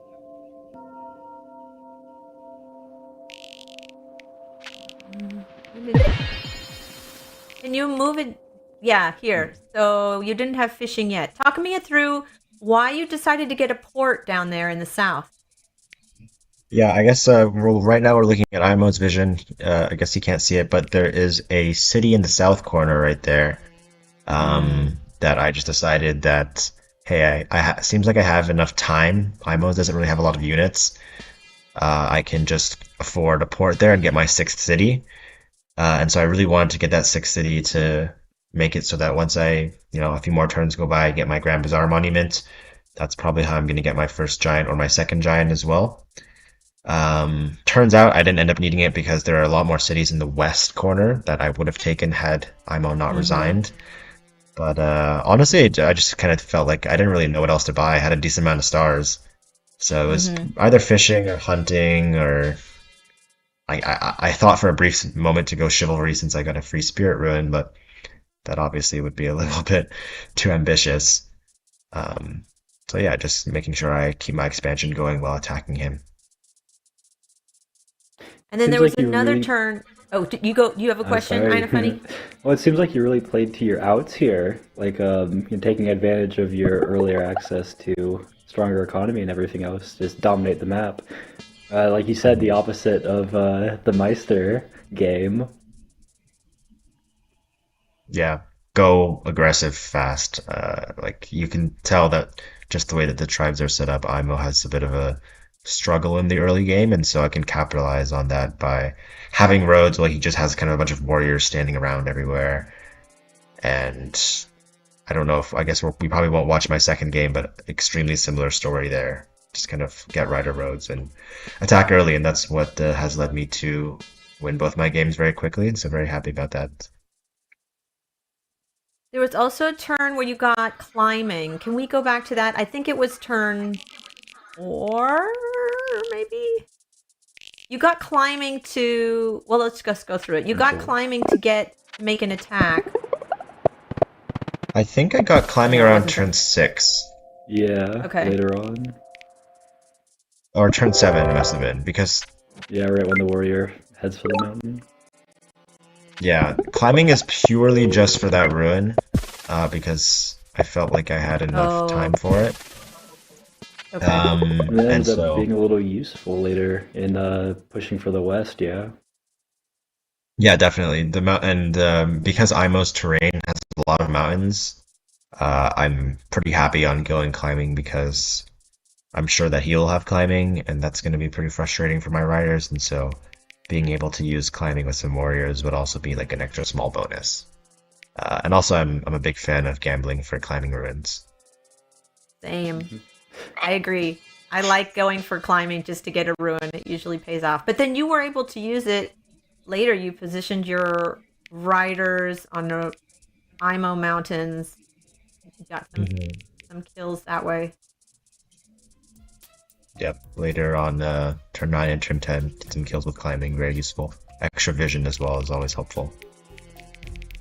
Mm-hmm. A big extra vision than the giant like game ending play on turn 10 where you take advantage of it to inform your plays over in the west. I mean, hey, if gambling took you this far, you think you're It'll gonna keep continue. It's been gambling working out, even so. in the grand finals over in Sweden? Yep. If there's a climbing ruin to be taken, I'm going to be taking it. People's champion right here. Exactly.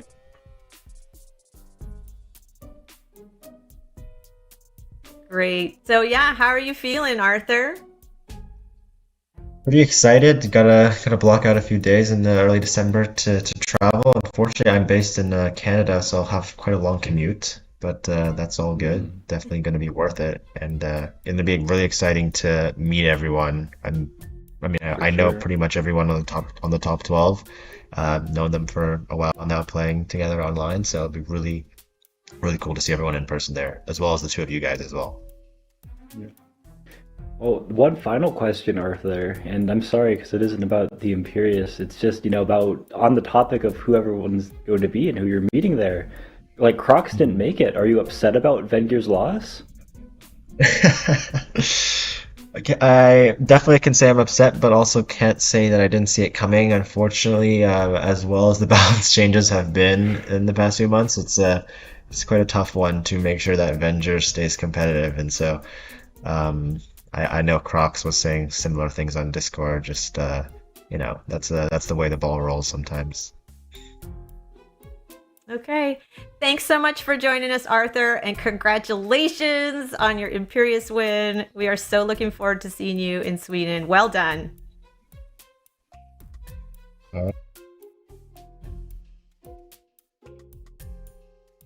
Well, seems like we've still got some stuff going on with Meister and Thetat, yeah? Yeah, the game is still going on. We are going to take a short break and then we'll come back. Who knows? Maybe we'll do another interview. Maybe we'll watch the Hoodrick game. So stay tuned.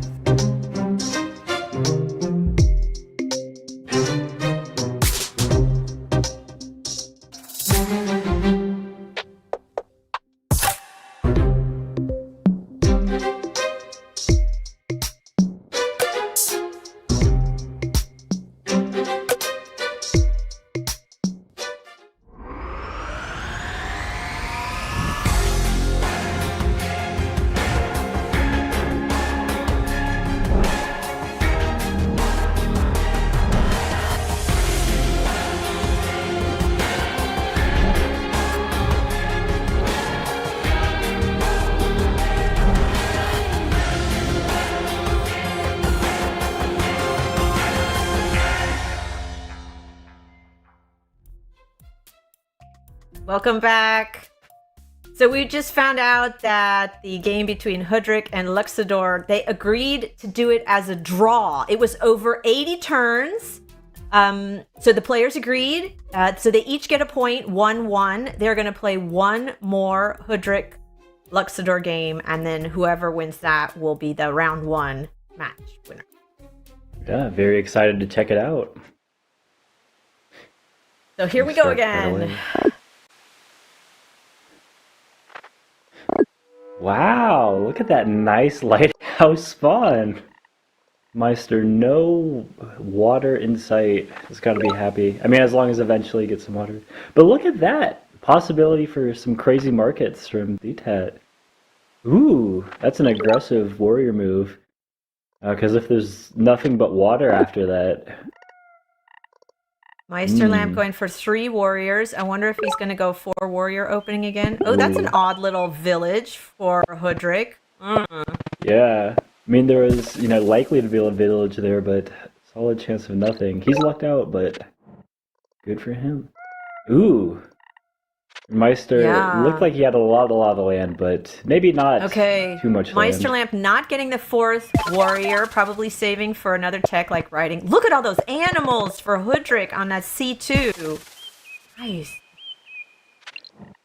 I think I'm really getting scared, actually, because I'm seeing that they're, kind of split apart from each other, and there's a big central lake to control. Oh, no. But it's very unlikely that we get a repeat of round 1. It should Do not manifest into the universe that this is going to be another 80-plus turn game. Don't do that. Yeah, it doesn't seem likely. But there's this big land connection there, so we may see some sparring in the north. Yeah, it's harder to get those kinds of stalling positions when there's so much land to break through. It was, principally because they could control knights with border growth and spiritualism in the last game. That is a useless village. Is he going to have to get fishing for that? That's terrible. Yeah. I mean, fishing into level 3, it's a big central lake, so fishing isn't the worst thing anyways. Okay, he did. Went for fishing. Yeah, and he's just 1 star short of getting it to level 3 right away. But now Luxador has vision. Like, he can see where Hudrick is, he can plan, so he could get riders. And he goes for the lighthouse. Very nice. Yeah, and I guess the plan is to pick up 1 more of these techs, org or hunting. Probably org because of the resources on his second city, or 3rd city up there. And then the lighthouse, if he picks up an explorer there.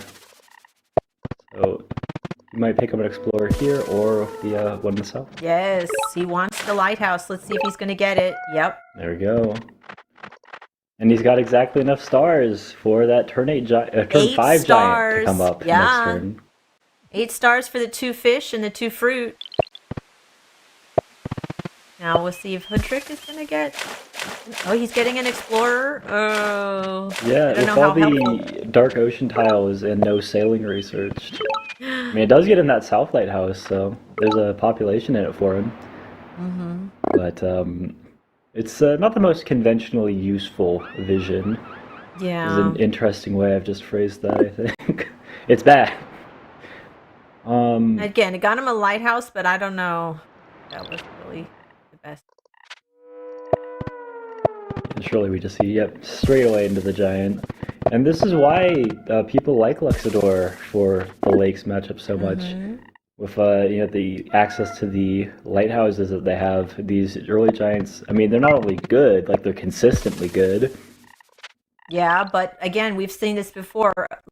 Giants versus archers. Archers are very good counters for giants. So we'll see if he can move that giant up fast enough to make it Yeah, useful. I'm almost certain, since he's already bought fishing, that we're going to see Meister go into the water.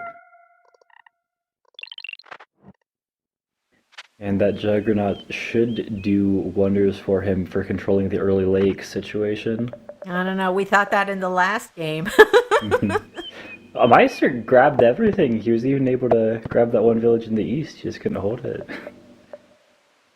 I don't know if it was the little water thing. Is he going to get a wall? Why is he hesitating on that last I think fish? he's wondering about where to put his port. Oh. Yeah, I guess he's gonna go ahead for this first. Does he not want port? What else you going to do with that warrior? He's going to hang out. Okay. All right, time for a Yeah. tech. What tech are you going to get before capture? Hunting, sailing, riding. Yeah. Riding. Is he going to get another explorer? No. Workshop. No need. And a rider in the north. That's great. Yeah, he's getting ready to spend a lot on maybe some roads. Forestry. Yeah, fight him off. at North Lighthouse. City. He can upgrade. Is he going to put a port there? No. Okay, no port. I guess he's maybe might be a little dogmatic, but he's sticking to the strategy from the last game. Gonna upgrade with. He's going to meet. That explorer is going to go find Yeah. Luxador. Yeah. And big star trade. Yeah. Oh, Is he gonna get a interesting. lighthouse? He's Is he gonna planning get a to kill lighthouse? me. Oh, he got Ooh. it. And I like how the lighthouses, the little colored dots, show who has vision. So now Meister Luxador knows that Hoodrick has vision on that corner of the map. Yep. Gonna be interesting to see how they dance around that village. Because for Meister, he's got riders, and if he gets into roads, he's got the superior mobility around there. But that mountain blocking him is going to be something that the attack can maybe use to his advantage. Trying to pick up that village. Have to see how they play, though. Right now, he's just into a little stupor, a little think. Yeah, this is the time to think, plan. Again, like where are you going to put your sawmills? Where are you going to put your markets? Are you going to get on the water? Like there's so many directions. Yeah, and that Eye of God into border growth. Okay. Yeah. He's planning long term. He wants a good economy. He's, yeah, probably going to put a really nice sawmill spot. Yeah, for sure. And some chopping. He's got another monument to use now. Yep. Yeah, Is that, he's definitely thinking about sawmill spots.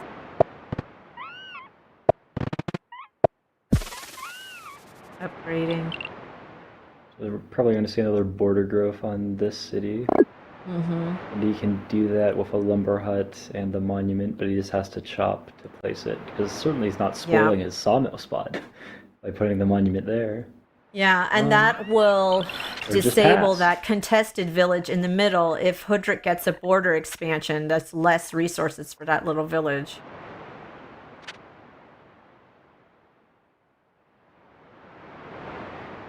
So Meister's looking at this, and he's got to be scared.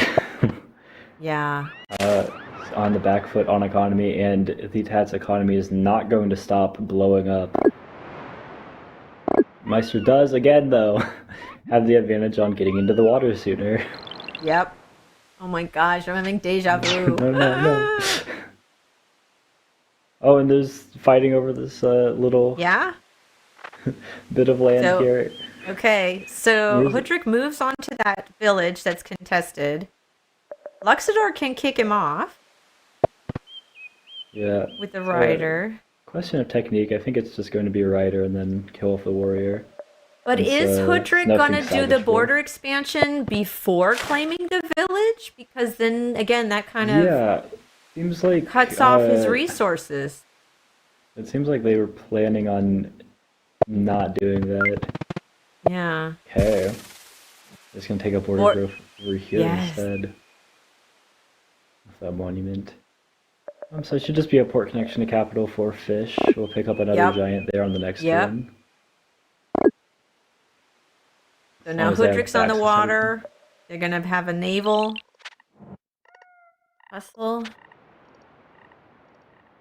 Luxador moves on to the ruin. He had very good luck with last turn ruins. We'll see if how his luck pays out now. Looks like he's going to get another ruin in the north. So 2 ruins for Luxador next turn. Yeah, I mean, the big thing I'm worried about if I'm Luxador here is I'm trying to contest that one village because as soon as Yes. Hodrick gets it, things are, they're bad, but now they're looking worse. Yes. And there's a play here because the warrior's at 5 health. The archer can move southeast. The warrior goes ahead and steps on the village. And now I'm blocking you really effectively from even reaching that village without climbing. Yeah. So he's going to need to buy like climbing and roads, or he wants to just get more units in general. Yeah, no. Now it's kind of a question of like what he's got to use a scout, right? But Scout? a scout's expensive And way climbing? to a scout and climbing. Does he have the stars? Okay. Oh, Hoodrick gets He might not even sailing. have stars. It's interesting. He's just walking the giant. He's not connecting with the port. Yeah, I guess he's fine to wait till next turn. It is an expensive 15-star giant. Is he gonna get border growth? No, population. Okay. I was really like, wait, you waited on upgrading the city for a bit. Okay, what does he get? Oh my what? gosh! Free No. spirit and stars! Whoa. E-Spark, I'm getting very scared right now. Oh my gosh. I've seen this game before. Yeah, climbing and... Oh my gosh. But how does he keep has him the off stars. another turn after this? Because what the archer steps on, and then the archer and warrior team up to kill the scout. This Oh my archer will gosh. shoot the rider, I know. I'm having flashbacks. and they can move the archer further in to block as well. So it feels like it's really expensive. Okay, he's gonna use his juggernaut to try to take that city. So Juggernaut. I'm wondering if Wow. Luxador is gonna actually go for knights now that he got free spirit. He has to save up money for that, but it's like you get this free tech. What are you gonna use it?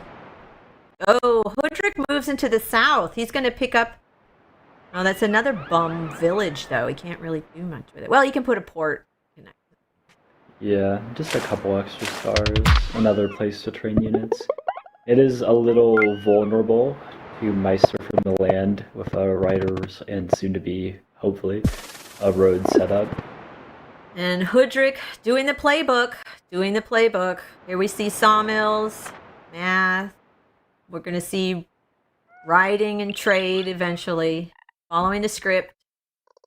Yeah, but it feels like a big eventually too.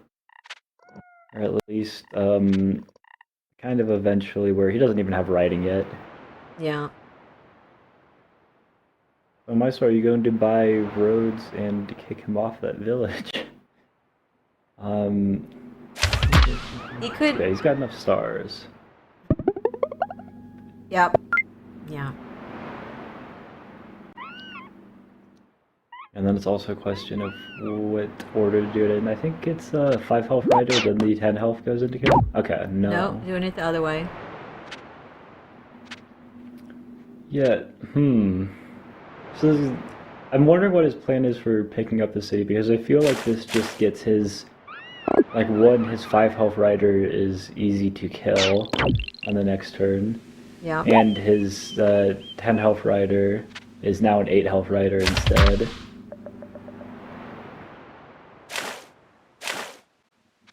But regardless, we've got some advancements going on in the naval front. Yeah, 2 juggernauts in the water, some rafts in the water. So we're Yeah, it going to feels see naval fighting, rider roads, and archers. I don't see any catapults yet. Oh, I spoke too soon. No, exactly. There's 2 fronts happening. There's the one in the water where we're probably going to see that juggernaut from Hoodrick and he head did take south the to border village. growth.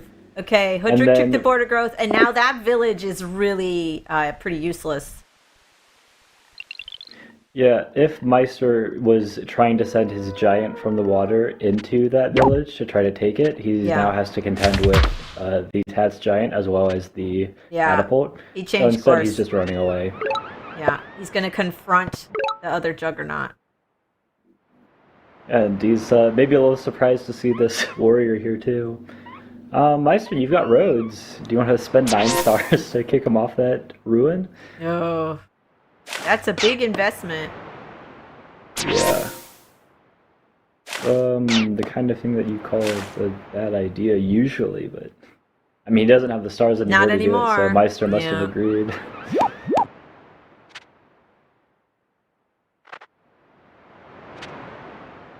Well, so my hope rate for this game being faster than the last one. Well, that might help. Hoodrick got stars. Big veteran swordsman. And there's still a ruin in the northwest that Hoodrick could get. He's leaving it for now. Yeah, okay, here we're going to see another juggernaut in that little peninsula city. Maybe a couple. Does he have enough for 2 if he puts a monument? He already has a monument there. Oh. He's got some ports. Oh, he's kicking Luxador off the village in the south. Wow. Yep. Okay, thank you. Oh my gosh. Yeah, shut him out everywhere. I mean, the veteran swordsman really, ended it in the south. Oh my gosh. T-Tat wins. Okay, we were bracing ourselves for another marathon of a game, but that was over quick. Yeah, some good fortune on VTAT's side, able to turn some things around much more quickly than in the last game. But this means that Meister, who's a lot of people's favorite to win the entire tournament, is going into round 2 with a single loss. Will he qualify for Sweden? I know everyone's thinking it. Well, it's not over yet. We still have round 2. So Meister Lampe has a chance. There's four players, I think, who still have a chance. So, yeah, we've got Ramdingler versus Meister and Slimming Boy versus VTAT in round 2. Yeah, let's look at the bracket, see where the standings are.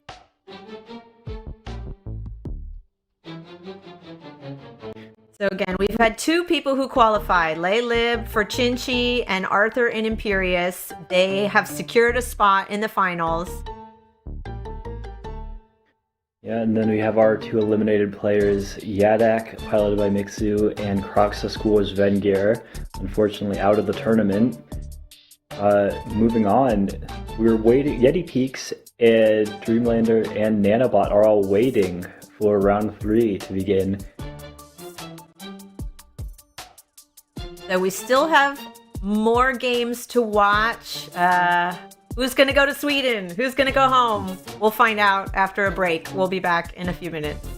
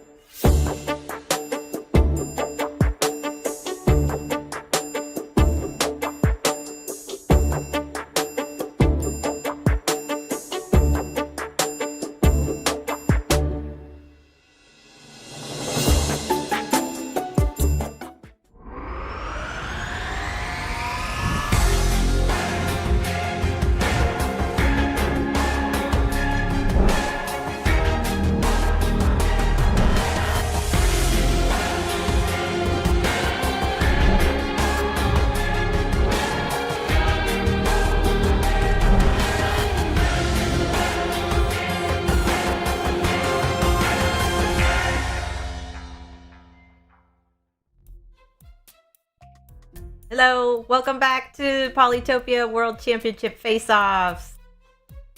I'm here, Eastbark, with my co-host Ina Funny, and we have had quite a long matchup so far, and it isn't over. We're still going into round 2. So the majority of the matches are happening in round 2, where Barter, piloted by Slimming Boy, is going to be placing Teeth Hat's Hoodrick, while Luxador and Meister Lampe face off against Ramdingler's Kiku. Game we're going to watch, though, right over on the left, Last Chance. So one of these people will be making it to Sweden, while the other one will have to not. We've got Omaji in Dreamlander versus Zabasi in Justini Linguini.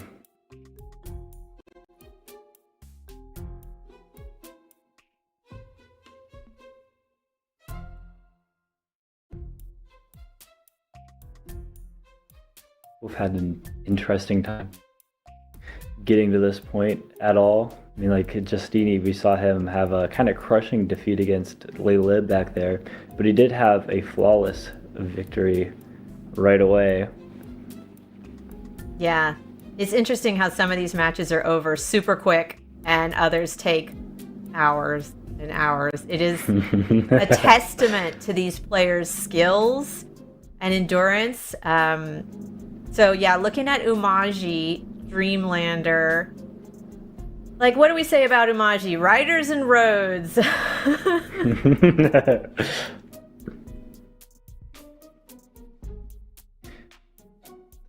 had a really nice game, or a finishing series to qualify for Umaji in the first place, overthrowing Rats in that best of 3 series.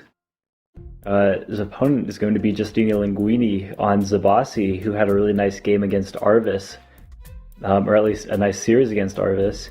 I think, some nerves might be getting to him here, but generally people might expect Zabasi to do better. However, there have been some buffs to Umaji recently, so here we we'll go. have to see if the extra star helps him out. Umaji host in the east. Where is Zabasi? In the... Whoa! So many farms. This is a Justini spawn.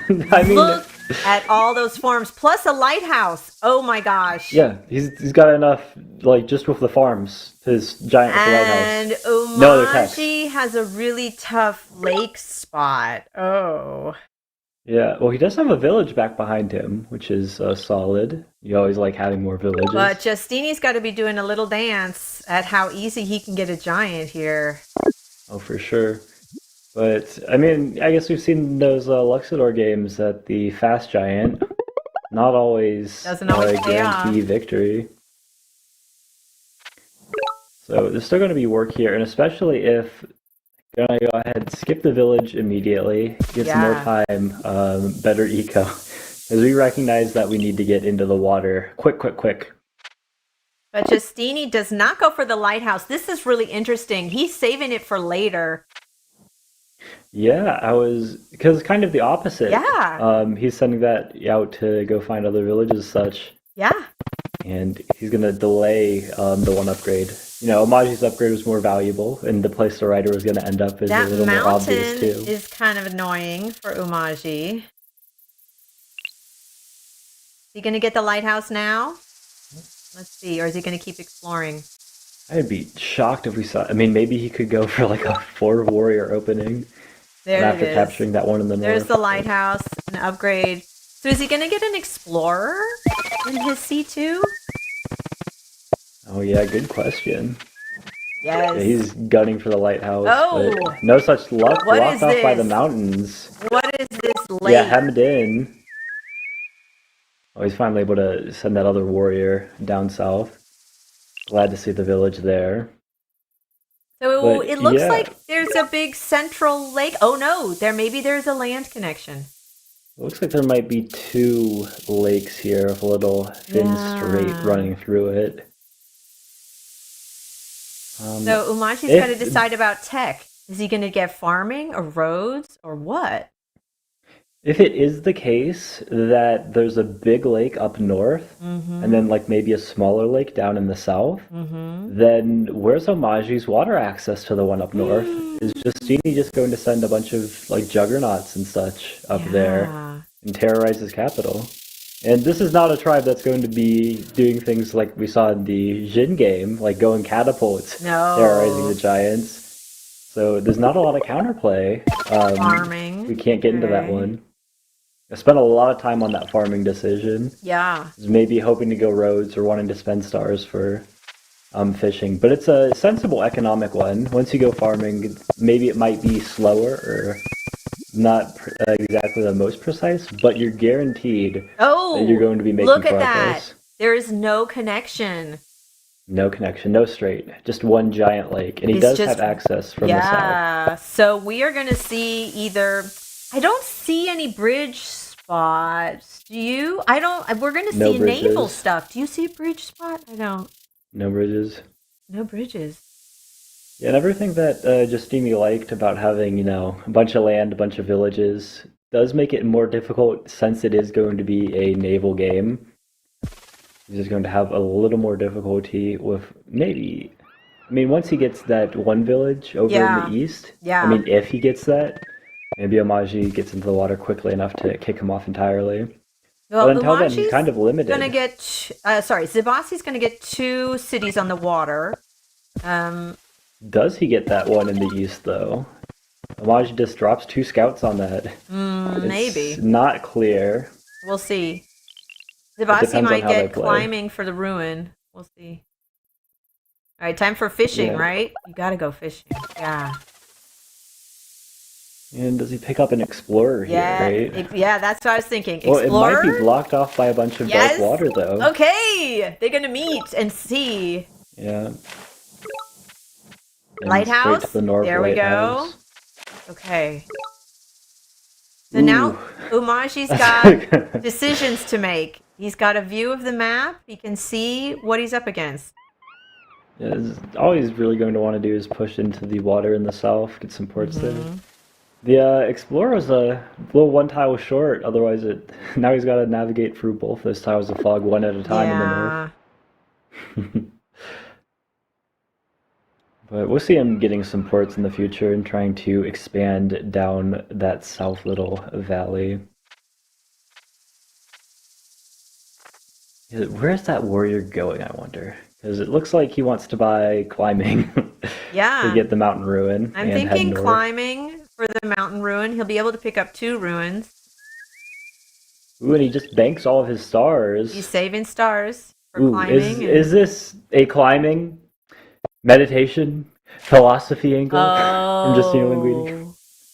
We've seen Justini do that before. He likes philosophy for Zibasi, and he did it in the last game. He could be going for philosophy. And it could pay off because if you need all that tech for the Navy, it might work. I mean, we saw him do it when it didn't make any sense, so why would he not do it when it does make sense? Exactly. Exactly. No. Climbing. Oh, climbing. Let's Okay, he's see. gonna get his vision first. Get your vision, then decide. Sure. Oh, there he is. Is it going to go? Philosophy? Maybe Meditation? he's been ruminating on the last game. No, Construction construction. Okay. No philosophy yet. Not yet. Anyway. Yeah.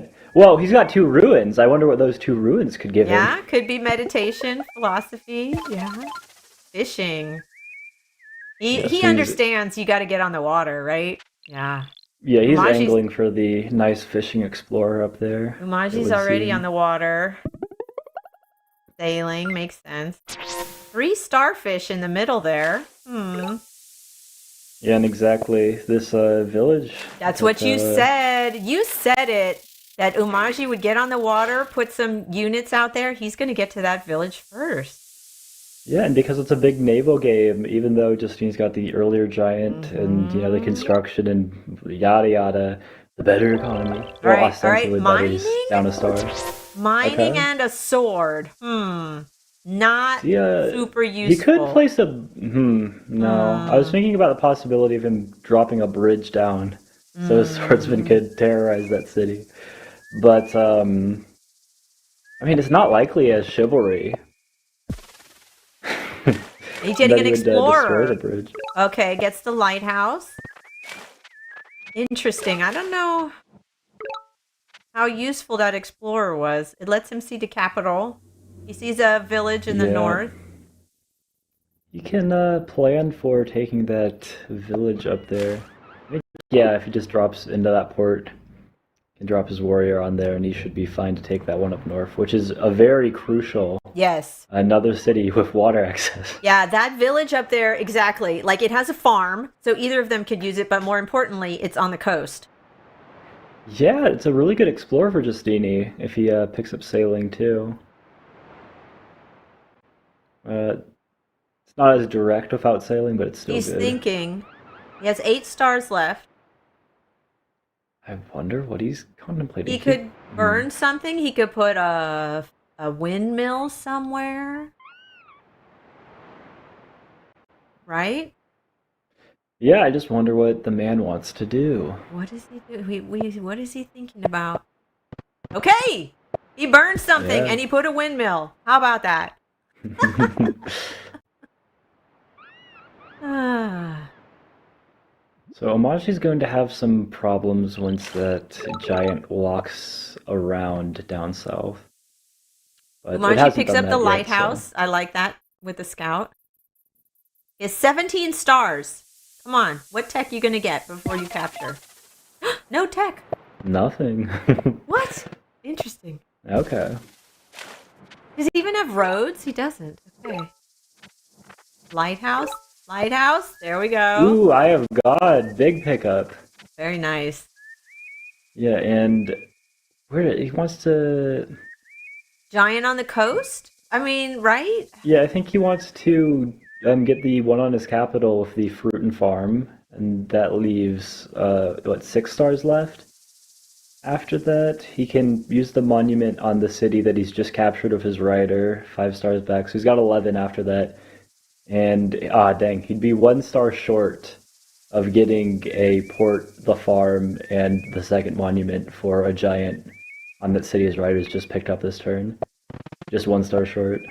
Okay. He put a farm. And, okay.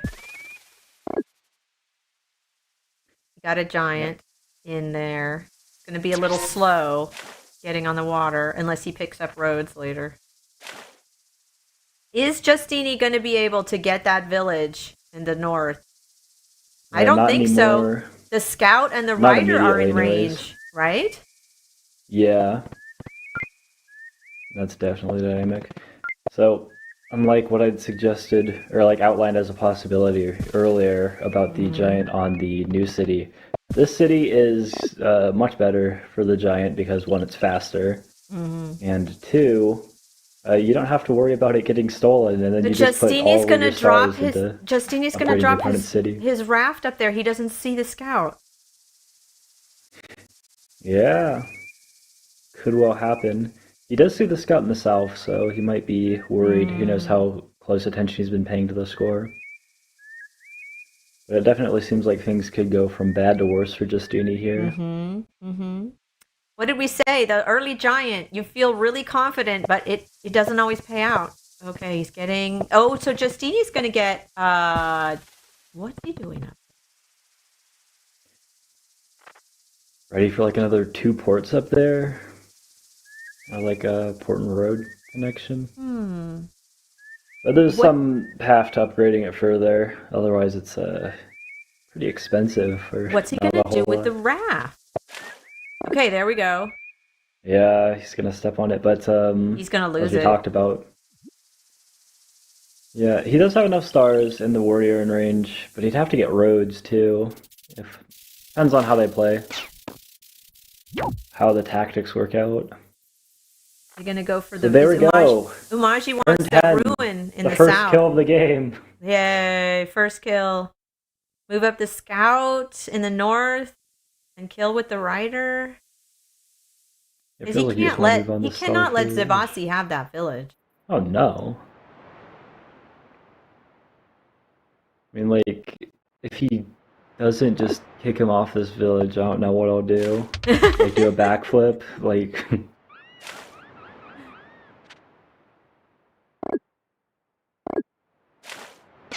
This is There we something go. that players will often do, where they... Like, he's probably looking at this and saying to himself, okay, Justini has limited vision. He does not know that I have the units to do this if he was Yeah. stepping on there. So you save that kind of surprise play for the very end of the turn Oh, to give your opponent less time to react. And I Justini see. sees, oh wait, he's Omagi. My advantage is that I have more giants and stuff, but he's got more villages and more expansion and more control on the Right. water and more giants than He me. does. Huh. Huh. But Zabasi still has more income. What, 22 stars per turn? That's how Maji's income is higher. Oh, you're right. I got it mixed up. Omaji has more cities and more income. And He's about oh. to have like a 6-4 advantage when he takes that one up north. Justini can fight back with the like giant he has if he turns into Juggernaut and sends it up there, but kind of a question of will it be fast enough? And like he also needs this giant to kind of defend his city from his opponent's Juggernaut as well. Will Zabasi be able to take that city in the south? The little peninsula city? I don't know if Umashi has enough units. Yeah, I'm wondering about if Omaji just wants to get a wall there because Justini Hmm. has a really hard time getting any more units than just the giant to attack it. There's roads. Yeah, Umaji needs roads to connect the cities. Also, then he'll be able to level up that city in the south. Yeah, so we should be looking forward to seeing Grand Bazaar Mm-hmm. in not too long. I mean, he's got the cities, he's got the roads. He has 18 stars.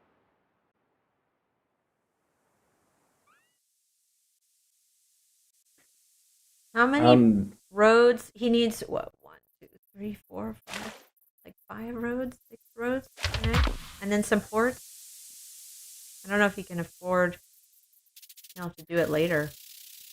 yeah, I'm a little bit surprised to see Justini head on to, or not Justini, Dreamlander head on to the ruin instead of. I thought he would want to.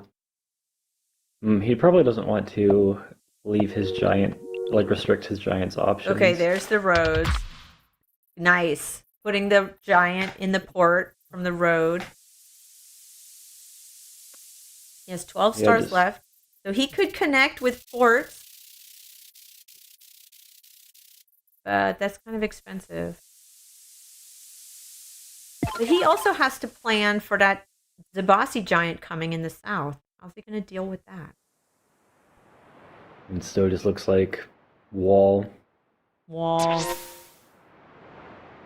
Just like I mean, that it really is a question. With that mountain being where it is, the giant heads up. Even a walled warrior, not even a walled defender. What does he do? Like change into archers? Yeah, doesn't really have anything going for him. Yeah. But what else is he going to do with the giant? And the giant's like definitely advancing. Like it just Mm-hmm. pressures that city. And Justini is glad to be blocking that farm, like denying options to his opponent. But the question of is it going to do the big thing that we really want it to do? Is it Mm-hmm. going to get me Right. the city? Right. Long That's still term. to be determined. Zabasi siege is in the north, but Umashi will be able to unsiege with the giant. But it may delay him taking the ruin if he has to help use the scout to unsiege. Yeah, it depends also on where Justini moves his own giant, or if he does. Okay, he moves it northeast. Mm-hmm. Southeast was the more aggressive. Oh, but he has Ooh. 2 scouts. That's right. Oh my gosh, a trade ruin. Okay. He has 2 scouts, so he can use the Juggernaut and the scout to unsiege and still get the ruin on the water. Well, he would have been able to had not Justini blocked his movement if He the can't? was under control. No, the Juggernaut can only reach by going north twice. All those tiles are blocked by Justini's own Oh, Juggernaut. so he does have to come off the ruin. Or at least he has to delay the ruin to unsiege. Yeah, this is why I was confused about him stepping on it last turn. Mm-hmm. This is not a future where he keeps it. Well, unless he wants to give up the village. Yeah, he came off. Shouldn't deny him his options. He came off. Let's see if we're going to see the wall in the south. Yeah, it's an expensive wall now that he can't make use of the farm there. He's got to have some plan. Like either 2 ports does it, that's fine. But he's got only 9 stars left after. 2 ports would work. But what about the monument? Can you get the Grand Bazaar? That costs a lot though. Yeah, Grand Bazaar. Yeah, he'll need like 9 stars in roads in the south, and then still the port. And the he port. would have, yeah, he would have exactly enough stars to do it right now. Not anymore after that scout, but so it seems like he's not interested in advancing with the wall to defend that city. He's just going to kill the giant straight up. Zabasi have the city and then just try to take it back later. Interesting. He's not even taking it back. He's just killing that giant. He's got the scouts to do it. Yeah. Well, it depends on if he sacrifices any of these warriors in there. I guess he doesn't have to yet. He can get the attacks with the scouts first, because the only thing he has to really defend from is the giant sieging on this next turn. Which means, but Zabasi couldn't see those units in the fog. I mean, he knew he was there because they shot from the water, but there's more coming. Yeah, and Justini just keeps getting like hemmed in even more. He's not going to siege. The siege in the south is not holding. Or at least there's no reason that it should. He's down 2 cities.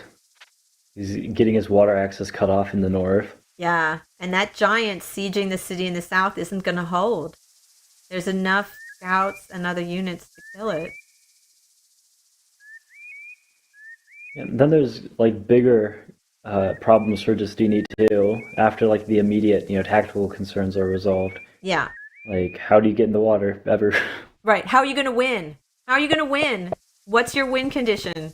He's just going to focus on building up his economy, getting a lot of stars, getting knights. I don't know. What's his overall plan? He doesn't even have riders yet, right? No riders. Okay. Let's see. Umaji's going to take down that giant.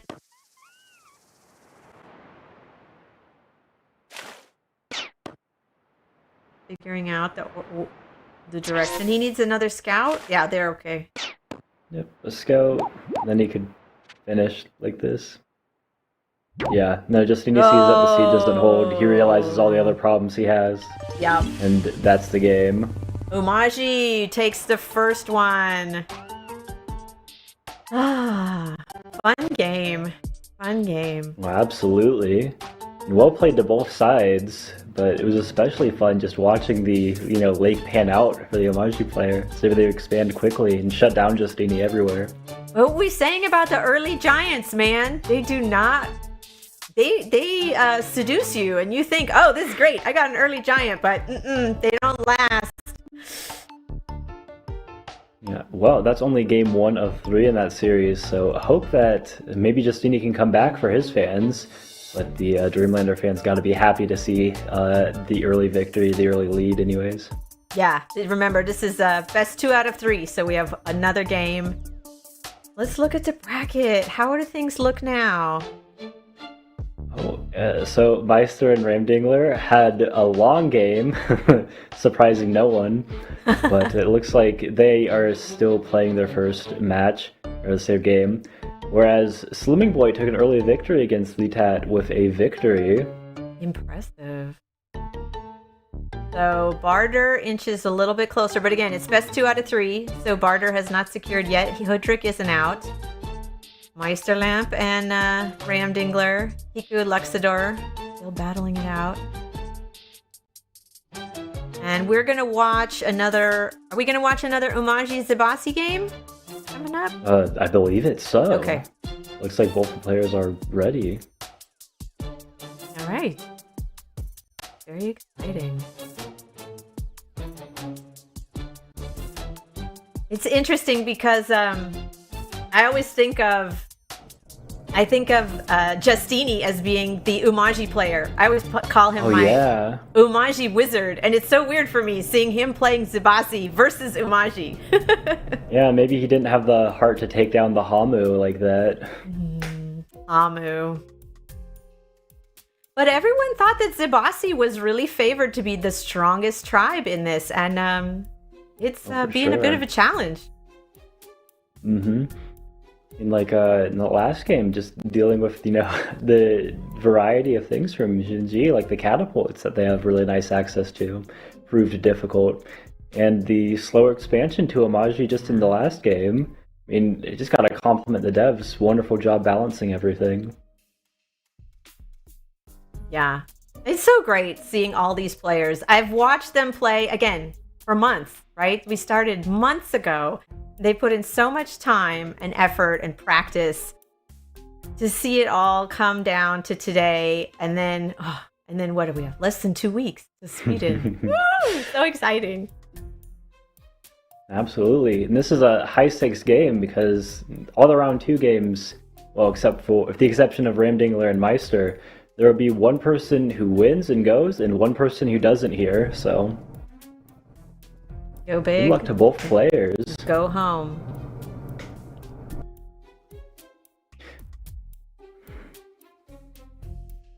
Wonder how So we're just waiting for the Sloan players is to doing. ready up. But we're expecting the next Zibasi Umaji game to start shortly. Oh man, I'm just thinking about that. Ram Dingler, Kiku versus Meister Lamp, Luxador. Is it going to be another marathon or is it going to be over quick? I don't know. I don't even know what turn they're on. Just thinking about Two that. players who like to head into the water and play for the late game, so I mean those would be replays to check out in the community for sure. Yeah. And we should make a note that Ram Dingler and Justini both have their own YouTube channels, so I'm sure they'll be talking about their games there. I hope to see it. Okay, here We're we getting go. started. Justini's hosting this one, South versus North. This is the more rare configuration, but it means they're going to have more time to themselves early on. Is this going to favor Zabasi's economic approach or Omaji's expansionist approach? Is Justini going to save for riders? No, third warrior. Yeah, he seemed to have, gotten to a rhythm, seemed to enjoy with the triple warrior opening, Mm-hmm. playing games like that, and then going into a quick construction for giants. Wonder, is this gonna head west or south? West, yeah. Yeah, okay. Be strong. For instruction, Yep. like what were you saying? What's his rhythm, his pattern? He doesn't go riding, he goes into construction and maybe philosophy later. We'll see. Oh, an explorer picks up the light. Oh, And look at he's those not mountains. blocked by any mountains. Wow. And they And he meet. meets Justini across the lake. Okay. Oh, wow. That's a very useful explorer. Yeah, good village for Justini too. The 4 farms over there. Just needs one monument all the way to giant. And with those 5 stars from Justini and the lighthouse population, it's actually enough to pick up 2 more upgrades this turn. Yeah. Might And he see moves 2 the workshops, rider workshop onto the explorer. ruin. That makes sense. That ruin could really pay off. I'm interested by that because I was thinking that he would Oh, probably another want explorer! to move southeast. Oh, he's gonna get another Yeah. lighthouse. Dang. Gunning for that Eye of God. Wants to, he doesn't want any fog blocking off his Wow. exploration. And he gets the Explorer before the workshop on Capital because, Yes. oh, look at that. He's That got makes 2 more sense. stars. Exactly. He doesn't need to get the fruit. He can get the lighthouses to give him the workshop. Very nice. Yeah, it was looking like there's another village down southeast of his second city over there. I was wondering what if he went ahead and picked up that first. But Okay. different game. That's not a helpful explorer. Justini's got to be Yeah. disappointed. That's really rough. Yeah, Tale of Two As Explorers. opposed to the Umaji Explorer, which was so helpful. Yeah. Ugh. All right, what's he going to get from the ruin? Ooh, oh, Free okay. Spirit. I mean, a giant lake in the center like this, knights have a place, just not I'm a very seeing good a one. pattern today. We've seen star ruins and lots of free spirit ruins. Very interesting. Yeah, the ruins feel capricious or something. All right, there's the windmill. The opposite. So interesting windmill spot. I'm not sure what it's going to translate into markets for him, but he just wants to upgrade the cities. Oh, genius! Absolutely genius. The warrior is not I love there that. to, I like yeah, the warrior just clearing clears the out the fog. fog and then moving the rider. Very nice. And I wonder if this, well, there's two possibilities for this warrior now. And Mm-hmm. what I'm debating in my head is it good to have the warrior, or should he have got a rider Mm. just a turn later? Because I would have been able to move here.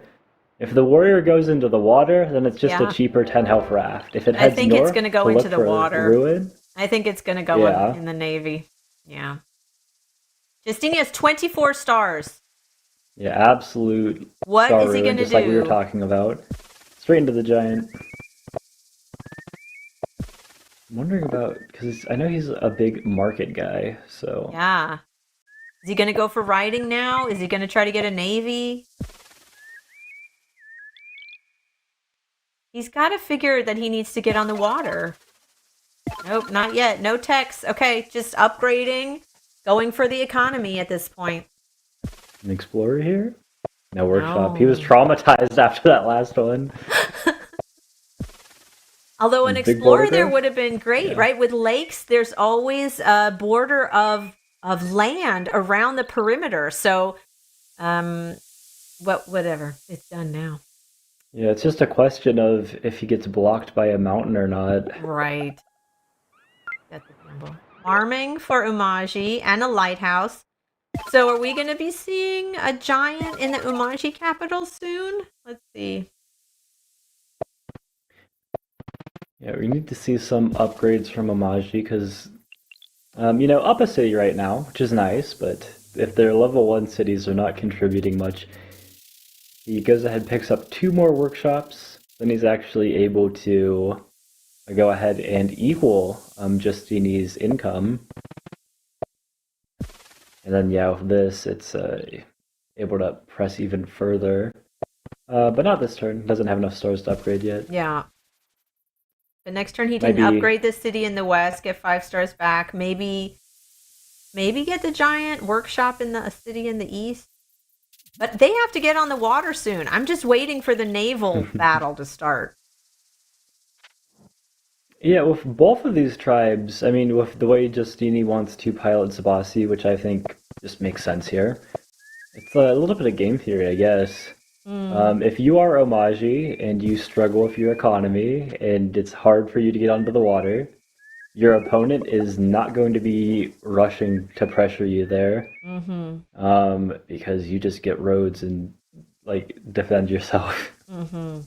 So there's no early victory. So why not just go for, yeah, he's picked up riding. And Justini's going into maybe some trade here. Yep. And then Omaji knowing that also feels like they've got time. Not that they have much of a choice. But All right, boom, there's the big turn giant. 7 giant. Giant in the capital with the farms, thanks to the 3 lighthouses. Where's he going to put the monument? He's got a lot of options. That one city, like further into the west, seems a little attractive with like a road connection that gets it enough population to a giant, or maybe just a port. I mean, you're gonna put that giant in the water Mm-hmm. anyways there. You could get 5 stars back and then another workshop. Mm-hmm. Maybe he's just But going to save the monument. But if, yeah, you yeah, place it could now, just you can get bank 5 it. stars back, upgrade the city in the east, get a workshop. We'll see. He's thinking. Oh, there it There we is. go. Okay. Yeah, that city exactly. Yeah, And and then he can he get a doesn't giant have to there workshop here. later with a Okay, he port. chooses to anyways. Very There's nice. some other options, but his big thing is that you start off like this, you get your farming, whatever. But the Mm-hmm. point is that you can get your ports and into the water. He doesn't have infinite time Yeah. to wait around. I mean, it's still fast. It's turn 7, and Omaji's not known for their economy, so it's not like either player is really lollygagging around. But They're not He's exactly thinking. rushing to He's the taking seas his either. time. He has 1 star left. What is he thinking about? He's got 1 star, these 2 units to move. He wants to move that right, or I guess. Oh. He trying You to trying to make a contest play for for the the ruin? ruin? The ruin in the east, maybe? Hmm. Yeah, that seems squarely Justini's ruin, but Oh, look at there we that! go. Whoa. Oh, shoot! What a I did bridge, what not a see that bridge. coming. We may not have much navy going on if we have bridges. Whoa! Yeah. Cool. Yeah, so the hard thing for Justini is he's kind of hoping that Omaji didn't win the roulette with the resources. However, that Park of Fortune on that city is going to get a giant, which makes it much more Yeah. defensible for Omaji.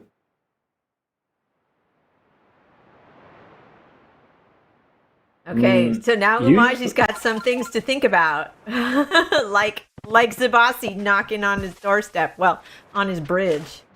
Oh, he gets an explorer. Very cool. He wants yeah, to we're see gonna what's see going on. that lighthouse. Oh, No it turns back. lighthouse. Yeah, That if did that not. bridge were not there, it probably would have just headed straight Yes. south. Likely to have picked up, more likely to, The anyways. bridge actually, yeah, probably prevented them from getting the lighthouse with the explorer. But he got Yeah, some nice blocking the vision. monument. Very nice bridge for Justini. Yeah, that surprised me. That's cool.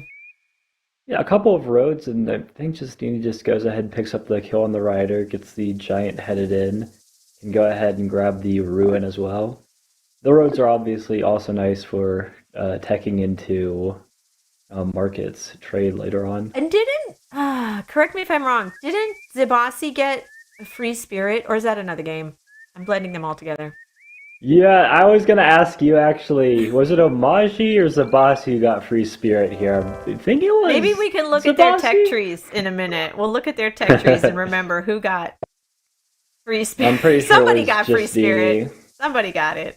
You gonna place a road to move on to the ruin? Probably not, because there's riders in Oh there. yeah, not for the ruin. Knock Maybe them for the off. rider kill.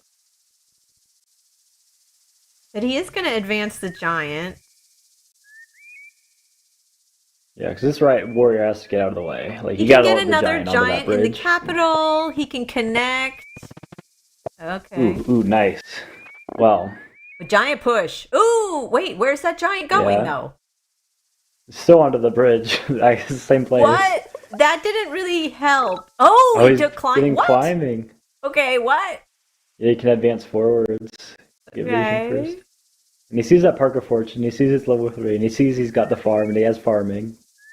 So, again, he just knows that it's not the most attractive siege option, but he is sending 2 giants down there.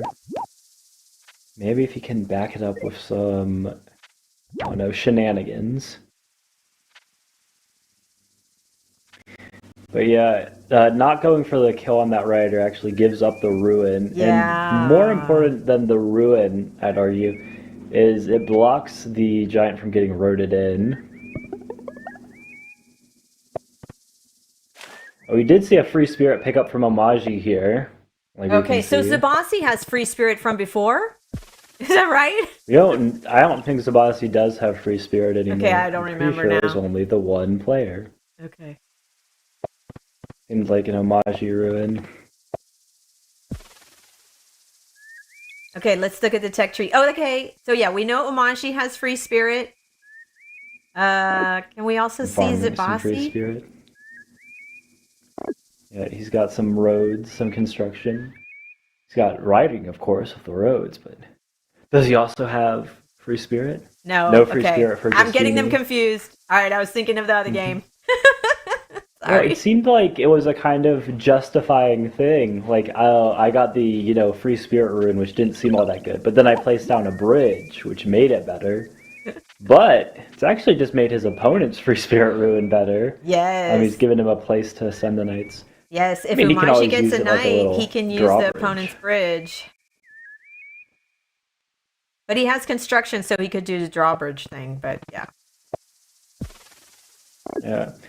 And I'm receiving a transmission. Apparently, Meister just won his first game against Ramdingler. Wow. Okay. But it's not over yet. They have to play. It's again best 2 out of 3. So, but Meister Lampe is one step closer. All right. Yeah, for both of the players, the road ahead is tumultuous, having lost round 1. Just whoever wins goes home, but I mean, whoever loses goes home. Whoever wins still has to keep fighting. That's right. Umaji Yeah, and just kicks, like last kicks the game, Zabasi off the ruin. Very nice with that surprise rider scout inching the too. way around. yeah, dislodge Justini over there. Not from a village in the north this time, but a ruin in the east. How many times does he keep? And I keep falling for this. Zabasi sending giants over, but Umaji can get a giant pretty easily, right, on that city in the coast with a port and the 2 farms and the fruit. Oh, absolutely. Where is that? What is that giant doing? Why did that Umaji giant go into the city? He's walking onto a port that's going to be placed south of that city. You don't want to place If it where that the fish happens is. exactly, I'll do a front flip too. All right. Justini's going to advance his giants onto the mountain to keep them safe on the defense bonus. Yeah, I wonder. Trade. Yeah, he's got a lot of stars, so priority is going to pick up trade. I mean, the markets are not all that impressive. Yeah. Like, he doesn't have a ton of them, and they're not overlapping. Yeah. You got the But he most does have- optimal spots are if you can overlap them, and he doesn't. Yeah, just for the farms ended up being. I mean, this is the difference between like Zabasi's. Zabasi is a lot of people's favorite tribe to win. Yes. You know, like the strongest tribe. Yes. But they're also the one of the tribes that struggles with consistency. Mm-hmm. They're not as flexible. Yeah. Yeah, you don't have as much choice as you do with like Hoodrick just chopping everything and deciding where the market Star spots go. Ruin for Umaji. Ooh. Are we Big going to Star see Ruin. knights now? Probably not. Not with those giants in the way, because you can't really do much. Yeah, you need to deal with the giants first. So how is he going to figure deal out with some way with that. He can Because get you his have the own giant giants? you can make Maybe on the he'll one get city. but- construction and get his own windmills. Yeah, it seems like construction, roads, like a Grand Bazaar Mm-hmm. for the west city, and then he's got the population on the one closer to the north. He can just make his own giants there. I mean, it's really expensive, but he just But he got a has star the ruin. stars. He just got a star ruin. He has more options now. Yeah, it looks like he's settled into a bit of a think. He's think. probably calculating Is he gonna as put- we talk about it. Yeah, is he going to put the giant in the port? Is he going to connect? Okay. Road. Roads. Giant in the Wow. port in the south. Time to do Another- a front flip. Good job. You're so acrobatic. And then another. Okay. This is mean. So he. I don't even know if he did that to like help him out in the game. I think he just did that to be mean and get the writing. But yeah, he's attacking the controlling giant. with that as He's well. attacking the giant now. Interesting. Same thing we kind of saw in the last game where he wasn't planning to defend with you know, a wall in the city Yeah. or like preventing the giant siege. Right. He's just gonna kill it. Just kill it. Yep. Whatever works, I've been told. Yeah, I keep waiting for him to pop a giant, and he's like, "No, I'm just going to kill those giants." Nope. Yeah, and now Justini split his giants. This second giant is fine where it is because it can always move west. Yeah. But I'm sure that we're going to see a giant get picked up on that city. Mm-hmm. That might be useful for the defense of the west. The west. The west. The west.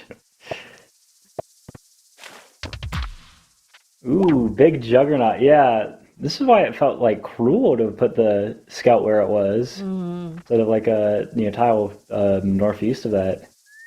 Still pick up that same rider kill. So is Justini going to get his own navy now? Is he going to put some units in the water?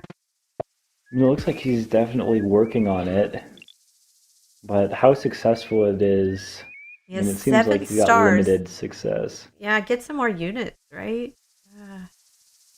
Yeah, I mean, he's doing enough markets, but it's not a super impressive lead in No. stars. Just 4 stars per turn. Yeah, like He's you got these said, two. not having those overlapping market spots, it's not as optimal as it could be. Yeah, like I mean, it's just difficult. Like he's got these 2 giants that are stranded out in the west. He's got a couple of ports which are not ideal for placing anything in. Mm-mm. Where is Makes the it harder for him giant to get gonna in there. go? Okay, connecting up the cities. He can put a port, connect the other ones, get a giant. Yeah, big giant immediately. I'm wondering. Is he Oh, gonna interesting. push? Yeah, it's pushing into the port But that didn't help. in He could have range just of moved it. the Anyway. one rider. Yeah, it feels like that raft just ends up dying. But is it distracting Justine from something Yeah. else? I'm not Here we sure. go. Just kill the giant. But Yeah, and what? It's Justini's loving this. If you look, he's progressing towards his killer monument. yeah. I mean, he can kill that one raft Yeah. next turn. It doesn't seem like he can kill much more than that. So maybe not turn 13, but turn Yeah. 14 might be Justini's killer monument Good time. point about Zabasi getting. He has 7 kills. He's much closer to the killer monument, but not quite there. And their economy is pretty similar, even with those markets. Wow, Zabasi has 28 stars per turn. Umaj is 26. Yeah, I mean, Zabasi does, or Omaji, I can't speak today. Zabasi has the advantage in like fewer cities with more stars per turn. It's easier to pick up those techs. The only problem is what techs does he need to pick up that are Yeah. going to help him? I wonder if he might Like, think about going for something like hunting, or he might still go for, I don't know. He's got all those animals. yeah, and I'm wondering the plan to kick him off here in this west city. He doesn't have the units to pick up a kill on it, that's for sure. Hmm. He's got the one monument, his Grand Bazaar once he connects everything. Oh, Then, landing the giant onto a mountain. Very nice. yeah, 2 giants are greater than one, says Yeah. Justini. Connecting with the port. Is he gonna? Okay. Does he have enough for a giant there? Yes. So he has 1 farm for the giant in the east. Cool.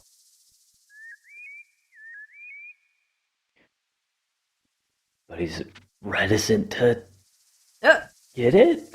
why didn't he put the warrior in the port? What? Oh. I mean, He the didn't get a war in the farm. He did, huh. Okay. the war in the port feels like it just dies to scouts right Yeah. away. And the rider is right there too, so we could hit it. Okay. Yeah, but why east? Feels like Scout Rider would team up on it there Mm. too. All right. How is Umaji going to deal with this giant burning his west Yeah, city? like he had the population with construction, like a couple of roads, monument, but Okay, he's got there's the the population, roads. but we don't know if he For has Grand these Bazaar? stars. And does he put Grand Bazaar yet? No. Yeah, he has his Grand Bazaar now, or at least he's got 6 cities connected. Right. But like, I mean, the question is like, so what? Like, you don't have the population for construction or the stars for construction, and I don't see the Yeah, population any other I don't way. see, even if he puts a monument, he needs 2 more population. Yeah. And he I doesn't mean, it have was the still units. fair enough to, connect it and just get the monument while you can. Right. But Place the monument now while you can't. yeah, it's at least not saving the city. But if Justini gets that city in the west, he can burn a farm, he can put a windmill, he can get a Yeah, giant. he's got construction. Right? Yeah, Justini should have enough for, with burning and whatever Yeah. else. Okay. So, big change up here. Wow. Omaji, actually seriously down stars per turn here. 23 against, I'm not sure what Justini's final income is going to look like after this turn. Ooh, ramming. Ramming. Nice. Nice. He doesn't have the deep water movement, so he can't move on to the ocean tile, but that rammer's still going to be very useful. A huge income advantage from Justini, and he's not worried about this giant, which is a threatening siege, because No. he has more than enough population He and does. stars to push He's it back. got some fish. He's fine. Yeah, just look at the income, both players. Look at the killer monument coming in for Justini soon. What a big change. Oh my gosh. Yeah. And is Justini going to be able to keep this other city now? I'm not sure. I mean, Okay, Umaji smacks him with the giant. Does he have enough units with a scout? He can make another scout? Yeah, limited health scouts. Okay. Ooh. Yeah, just I don't think barely. it's enough. I don't think it's enough. It is enough. Oh, it's going to be close. Oh my gosh. Yeah, wow. down to the last unit. Well, he pulled it off. I suppose not even that, since it was the warrior he could have wrote it in and sacrificed. No. What am I talking about? And Umaji lands the giant in that city, but like we said, Zibasi's going to be able to pop the own giant there. That's it'll work. I think Justini's also going to use his rammer to take out that scout, and then the Juggernaut Splash to take out the other two. Let's see. Again, he still doesn't have deep water movement. Yeah, correct. He's thinking about it. His ports are, if you want to oppose. But yeah, rammer to kill the 10 hit point scout, and then Juggernaut. And that would... Oh, what's he doing? Oh, he's Houdiniing. Let's go! He's going to do a Houdini? Yeah, Justini loves his Houdinis. They are so fun. Okay, If you have been listening to this broadcast and do not know what a Houdini is, just enjoy. Can he pull it off? There's one more tile. Yeah, I wonder. Oh, Ooh, he gave up landed the... it. Oh, man. He did it for the content. That's not even content. That's a full health giant gone. And his opponent's resigned because he realizes, no, I didn't just lose, I got styled on. Okay, they're making it a nail biter for the finish. It's 1-1. Wow. One of these players will be packing their bags for Sweden and the other one will be going home. But what a way to win. Pulling off a Houdini, making that giant vanish. I mean, well done. Well done, Justini. Those are fun. Oh, absolutely. I think it just goes to show how valuable that Western city was. There was potential to, have saved some more stars and actually kept it. But as soon as that collapsed, it felt like the entire position was over for Omaji. Yeah, well done, we didn't Justini. even see it. We were talking about moving his giant and taking out the scouts with the rammer, and then it's like, what's he doing with the roads? Oh, and then you're like, he's gonna Houdini. He's gonna Houdini. So fun. Congratulations, Justini Linguini. So, yeah, there's one more game.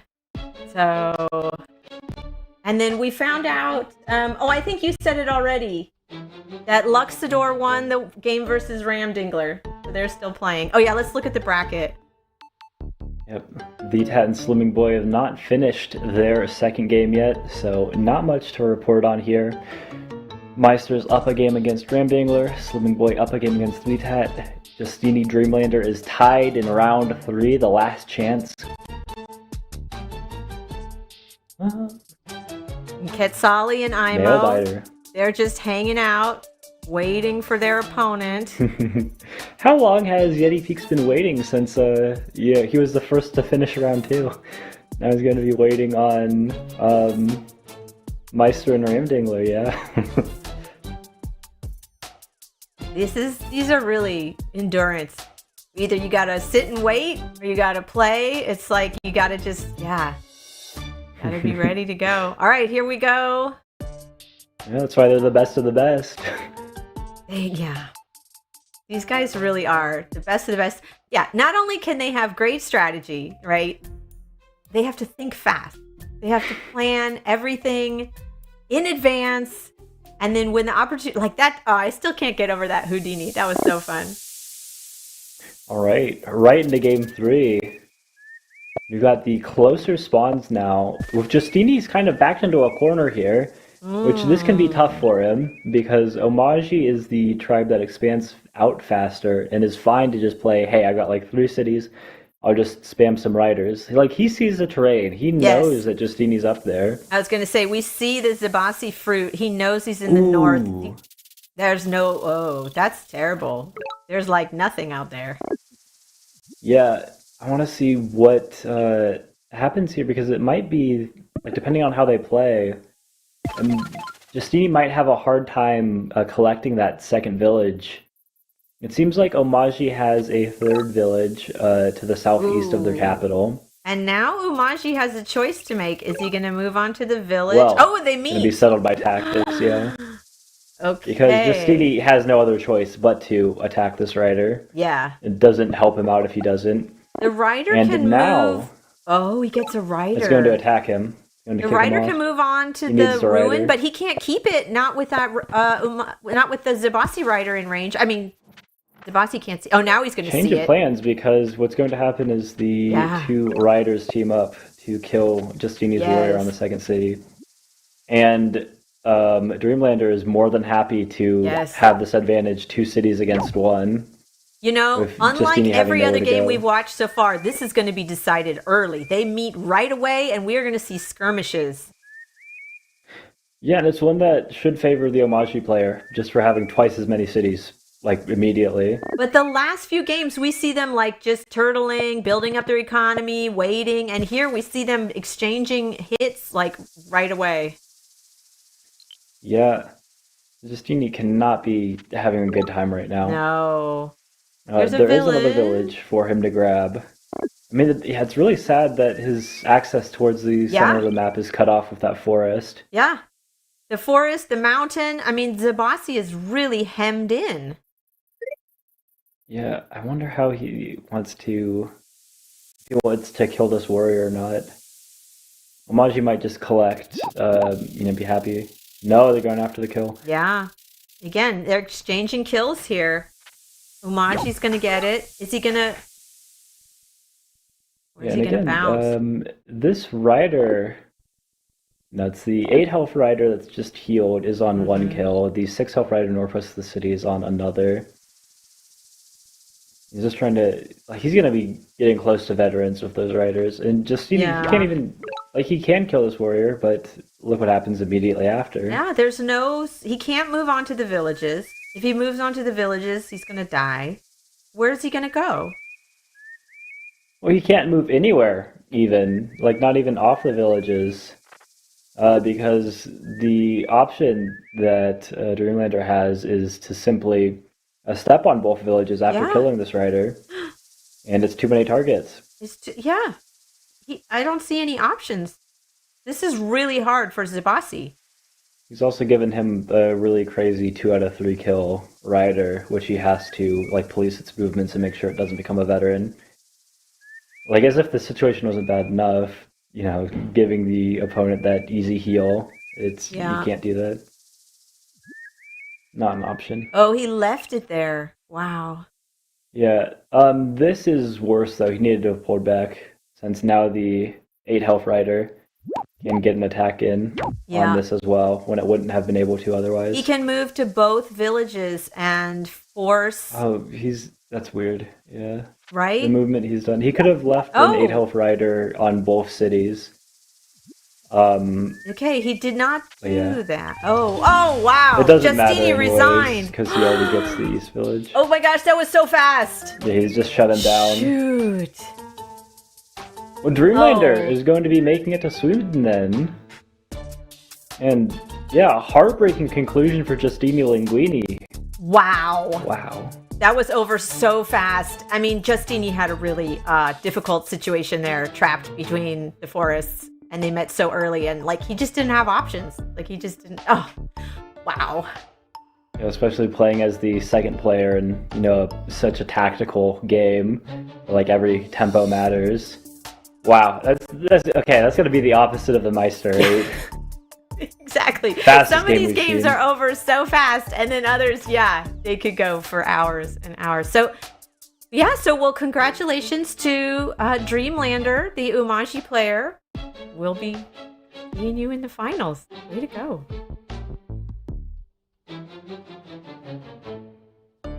This has not been We also got an update that Luxador Meister Lamp won 2-0. Oh, all the YouTubers are out of the tournament then. Amazing. Yeah, So what are we going to heartbreaking for see in the Justini final round 3? What's going to happen? We're going to have to stay tuned and see. Yeah, Barter and Slimming Boy, Hudrikitat. They gotta finish up their games, and then we'll see the final set of round 3 games. Yeah, my heart goes out to all the Justini Ramdingler fans, though. Yeah. But this is exciting. This is some good games. So stay tuned. We're going to take a break, and then we'll come back to finish up round 3.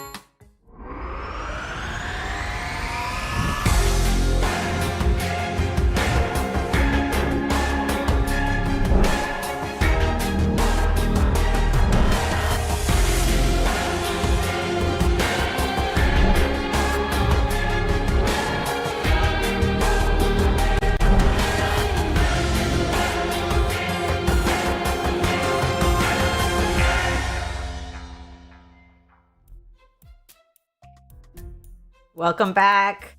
We have 4 players qualify for the finals. There are only 2 spots left. So exciting. Yeah, these next 2 are going to be Hudrick and Quetzali. Yeah, we already saw. So Dreamlander qualified. He's in. He's going to the finals. Congratulations to Dreamlander. T-Tat is yet we've to play. seen some of his games. Played a very strong, convincing victory against Maestro Lampe. Made it all the way here to round 3. This is win or die. So got to give it everything he's got right now. The opponent, though, we haven't seen Quetzali in this tournament yet, but Nanobot qualified for this with a strong showing against PewQ in the grand finals of that tribe qualifier, which, if you have not had the chance to look at those games yet, absolute cinema is all I can say. Really excited to see him play in this stream now, especially against Hudrick. Yeah, Nanobot actually qualified with 6 other tribes. He made it to the qualifiers for Imperius, Barter, Yadak, Hudrick, Umaji, and Kiku. So Nanobot is experienced. Yeah, seriously skilled. All right, here we go. Quetzali is a lot of people's favorite tribe, just with the resources that they have and the recent addition of a couple extra stars given to them. But we'll have to see how this plays out. I'm expecting to see some, archers on archers kind of stuff. Just, obviously Hudrick has them. But Quetzali only has fruit around the capital. There's a couple animals, so I'm thinking he's going to go fruit first. This is an interesting map, though, with the water there. Is he? Yeah. Some limitations on the markets, I guess. I assume that we're going to see a similar strategy as we have previously. And with definitely that many org. fruits, Org totally makes sense. So, we might see some cloaks later. Diplomacy, that's a standard thing with Quetzali. We'll have to wait and see. Oh, look at all those fruit around that village for Hudrick. That is not usually the direction Hudrick goes. Yeah. It's tough, but if they're going into the water, Oregon 2 shields. I don't know what to say. Did he get an explorer? Oh my gosh. Yeah. Trying to run around the edge. Uh-oh. And it did meet. It did finally meet, but for a pathetic 3 stars. Yeah. That is not as helpful. Yeah. It's kind of hard to say that you're going to be able to beat Quetzali to that village over in the southeast, and even if you do, you're going to have a hard time defending it. So what are we getting vision on him for? Certainly not the stars. You can tell Hudrick is really thinking, like, what am I going to do here? So Quetzali seems straightforward. Get your upgrades. Is he going to get an explorer, though? Oh, for sure, No. You say workshop, Workshop. Hudrick, what are you going to do? Are you going to go org? Are you going to go fishing? What do you... Yeah, org, fishing, forestry are all possible. No more forestry. If we would have seen forestry, it would have been forestry then chop before the warrior. I guess not even on the radar then. Just organization. Okay. Just wants the city But upgraded. that's the tough direction for Hudrick to start in. All right, now are we going to see an explorer? Because Quetzali still does not know where the opponent is. Okay, here we go. Going north, he will not find the opponent, but does get a lighthouse. At least knows where his opponent is not. Yeah, kind of. You got to be unhappy seeing that, right? Unhappy, yeah. You should be grabbing another unit to go head south. We obviously have both players' perspectives and know that there's a village down there. Yeah. Yeah, it should They've be on got to be Quetzali's thinking radar, about too. 2 climbing ruins. We can see the 2 climbing ruins, but I'm expecting climbing. Fingers crossed for climbing, yeah. Mountain ruins. I don't know what we were talking about with Arthur. I'm with him. If there's a ruin on a mountain, I think it's worth it to get climbing. Yeah, that's why he's the people's champion. He qualified that quick because of his proclivity towards gambling. And there we go. There he is. Boom! I That's like the stuff. I like it. We're gonna see some. It's nice. He gets the vision for the Yeah. earlier lighthouse too. I like the climbing for the lighthouse and the upgrade. That was good. I mean, it's all just smart. It all works. And look, he's got enough on his capital in mines. He just needs mining to get a giant now. Yeah. Mining could work really well. What if he gets mining from the ruin? That would be fortunate. If he gets mining from the ruin, he has enough stars to just upgrade immediately. So, again, fingers crossed. We could see a couple Right. chops and a couple upgrades What's here. Hudrick of gonna forestry. do? 3 stars. Not a lot to work with. Okay, chopping gives you a little. You get another archer? I don't know. He could chop more, yeah. A little org lumber hut upgrade. Okay. Just upgrading the economy. All right, we've seen this from Hudrick and T-Tap before. He's definitely, let's build up my economy. All right, what's the ruin gonna get? What's the ruin gonna get? Come on, come on, come on. What's the ruin gonna get? Why do you have to think about it? Oh, hunting. There it is! No! He got hunting and he delayed the giant! Not that the giant matters all that much. I mean, you know, hunting and getting these 2 level 3 upgrades. That's great. It's nice. It's Hunting for the upgrades, and then mining. Ah, dang. Quetzali's in a really strong position here. I mean, the mining ruin is really... it feels like, again, you know, the funny version of Murphy's Law. Ooh, Stars? but stars for Hudrick. That's Kind of puts nice. them right That's back gonna into help. the game. So you got to wonder, is he going to go follow the script and get math and sawmills? Yeah, it looks like with the chop southeast of the capital, there's setting up for a... Yeah, that there, and then like... Yeah? I guess with the lumber hut southwest Yeah? of the second city down there for a Yeah? market shared... Maybe a border growth in the C2? Ooh, I don't know. I think a border growth in the capital for the market spot. Yeah, the We'll market see. spot, like south of the sawmill. But yeah, All right, are I've we gonna been see a wrong giant? about T-Tat's market spots before this very stream, so Are we going to see a giant? Let's see the giant. yeah, it's kind of a question of where else are the stars going. The giant could be delaying riders, but I mean, you kind of want the giant just to pick up that village. And then where are yeah. you going to put the monument or save it? Yeah, this is why I was, you know, my heart was breaking seeing hunting pre-ruin. I mean, they were really hoping for forestry, clearly. But now that you've already upgraded your cities like this, you've just got nowhere for that monument to go. I mean, it'll Yeah, be useful well- in picking up another giant later, but There now- are worse things than having a giant on turn 7 and no place to put your monument. yeah. Well, like what? Like a fishing ruin.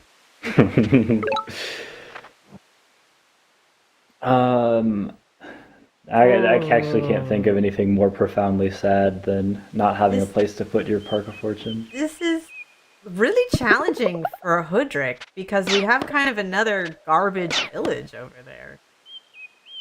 Yeah. Like, he really wants to get some forests and math and sawmills going, and that middle stretch of land is so far not promising. He's got some overlapping sawmills for like 2 level 5 markets, but I mean, he needs a little bit more than that. It's otherwise, I mean, it's really costly. I mean, it's Yeah. probably still worth it going to map everything. It's just not going to work out as effectively as it has. Quetzali previously. has 25 stars. What is he going to do? He can get on the water? Is he going to get fishing? Math? I mean, yeah, forestry and math? Like, what? He has a lot of stars. What's he going to do with it? Yeah, I mean, it looks like he also wants to go into math and markets, but But it looks I mean, like Hudrick is going to get both that ruin on the mountain and the village? yeah, the village is a little, you know, insecure, though, Mm-hmm. with that giant right next to it. forestry. Yeah, I was wondering if he was. I think he was probably considering riders Hmm. to go ahead and help him out with these like annoying low health units because they Hmm. would also get him into roads and eventually his Mm-hmm. giant But whatever no, else. no riding Yeah, and no fishing. It's interesting, not going for a navy yet. I would expect with this kind of central strip of water that they might want to get in the navy and get that village in the north, but I guess not. It'll have to yeah. wait. In the village in the north, it's a single village and it's so far away, Yeah. and it's the resources are they're All not right. bad, What's he gonna get not from the great. ruin? Okay, another Stars. one. Why not? Wow. Okay. Yeah, Budrick's these looking a are little bit healthier now. There we go. Following the script. big Math. mathematics. Are we gonna see border growth on the capital? I'm gonna explore on this city, right? And then chop So, everything. can he get a giant in that new city? It seems possible, yeah, because he's got the Park of Fortune once he gets the giant on his Because capital. he has math and org. Oh, and he can also just get Eye of God, because he gets the North Lighthouse with that Explorer. Okay. Can he He's get a the Eye couple of turns out from God? it. The Eye of God's going to have to wait, what, one more Like two turn? Because he's turns. got to move it at least onto the mountain. Yeah, he's gonna move it on to the village and pick up the lighthouse anyways, yeah. So it's like But it's just going to the two wait, turns. Under the yeah, animal, onto the village. a couple turns. But So, even yeah, without the Eye of God, he's got yeah, mathematics, he's got the uh-huh. level 2 lumber hut for So he the can get a fruits, giant the in monument. that city before the Quetzali giant gets there. Mm-hmm. Yeah, my only question with that as a play is that it might not work out all that well because Quetzali might still be able to overpower him there, or at least he's. Yeah, it looks like he's investing in that, going down Yeah. that line. But if Quetzali, which we know is working towards mathematics, just picks up a couple catapults around the capital and just takes out that giant, then it should have no trouble just taking the city. And after the first giant is killed there, like, how is Quetzali But defending this? long term, Or think Hoodrick? about it long term. Quetzali has 3 cities, and Hoodrick is going to pick up. Hoodrick's going to have what? 6? So every village counts. Oh, absolutely. I'm just wondering because, like, I mean, I think when I think about it long term, like the village is lost anyways. Why are you giving a bunch of Hmm. stars into it to make your opponent's village stronger? But maybe he can keep it. We'll see. Yeah, it's tight. Like it's not easy for either player to either take it or keep it. It depends Oh, there on it how they is. play. Math. But yeah, So like we talked about, there's the mathematics catapult. catapult. Yep. Probably gonna see it move like southeast and get another catapult. Mm-hmm.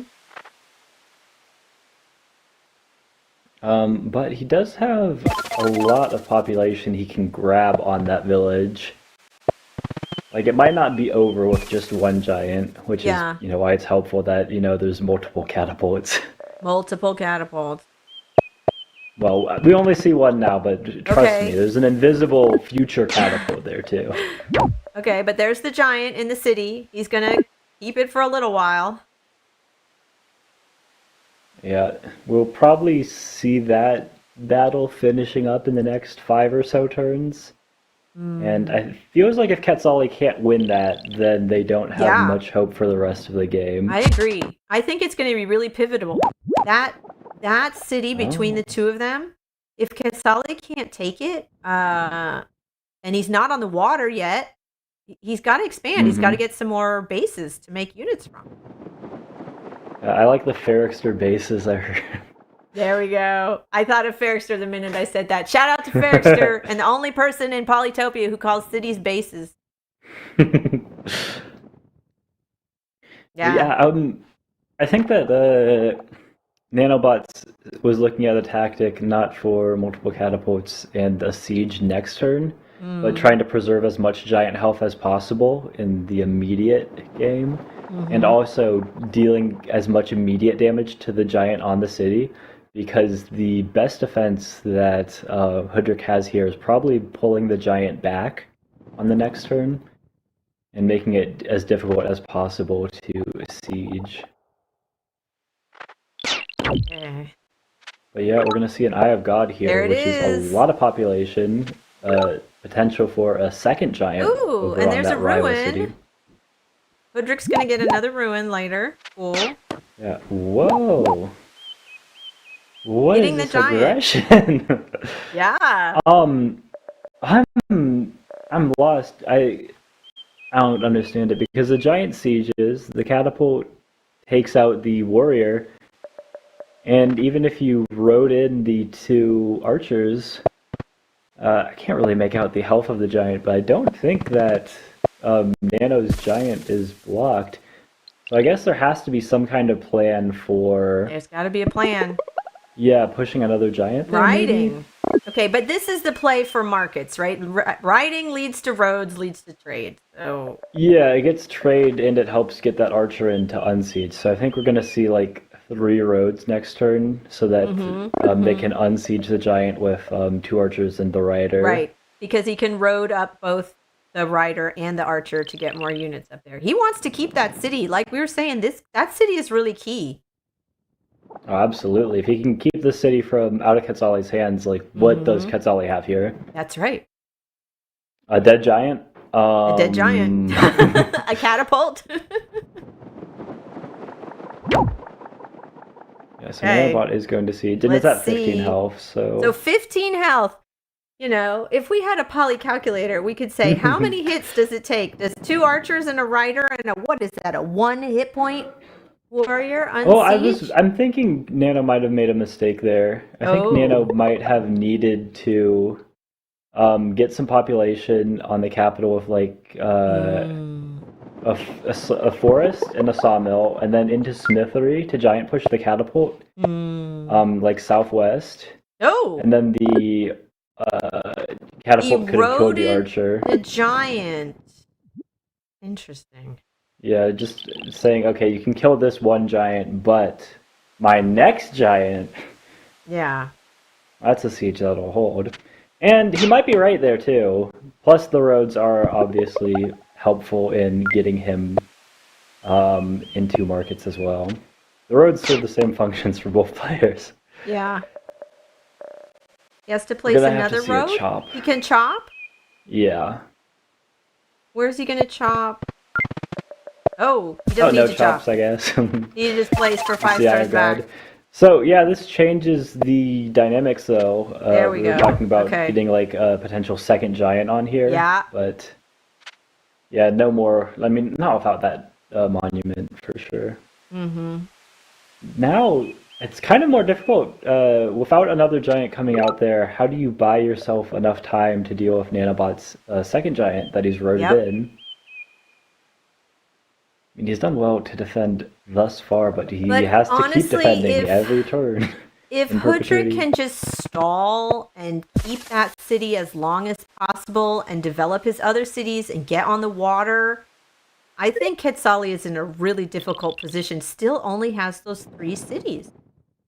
Even if he gets that 4th city, by the time he gets it, Hoodrick's going to be, you know, having markets and a navy. It's going to take a while.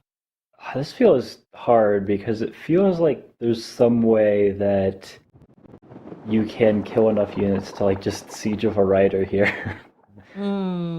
But Good point. we can do some. Yeah. No, 'Cause so he you has need yeah, because if you're sieging with a rider instead of a warrior, then you need to get 5 attacks, but you only have the units to attack 4 times. He's So roading he's like in. 1 unit short. He's roading in. Okay, there's 1. Can he do it? Can he siege with a rider? You can siege, it just won't hold. If he had Yeah. 1 more attack, it would have been possible.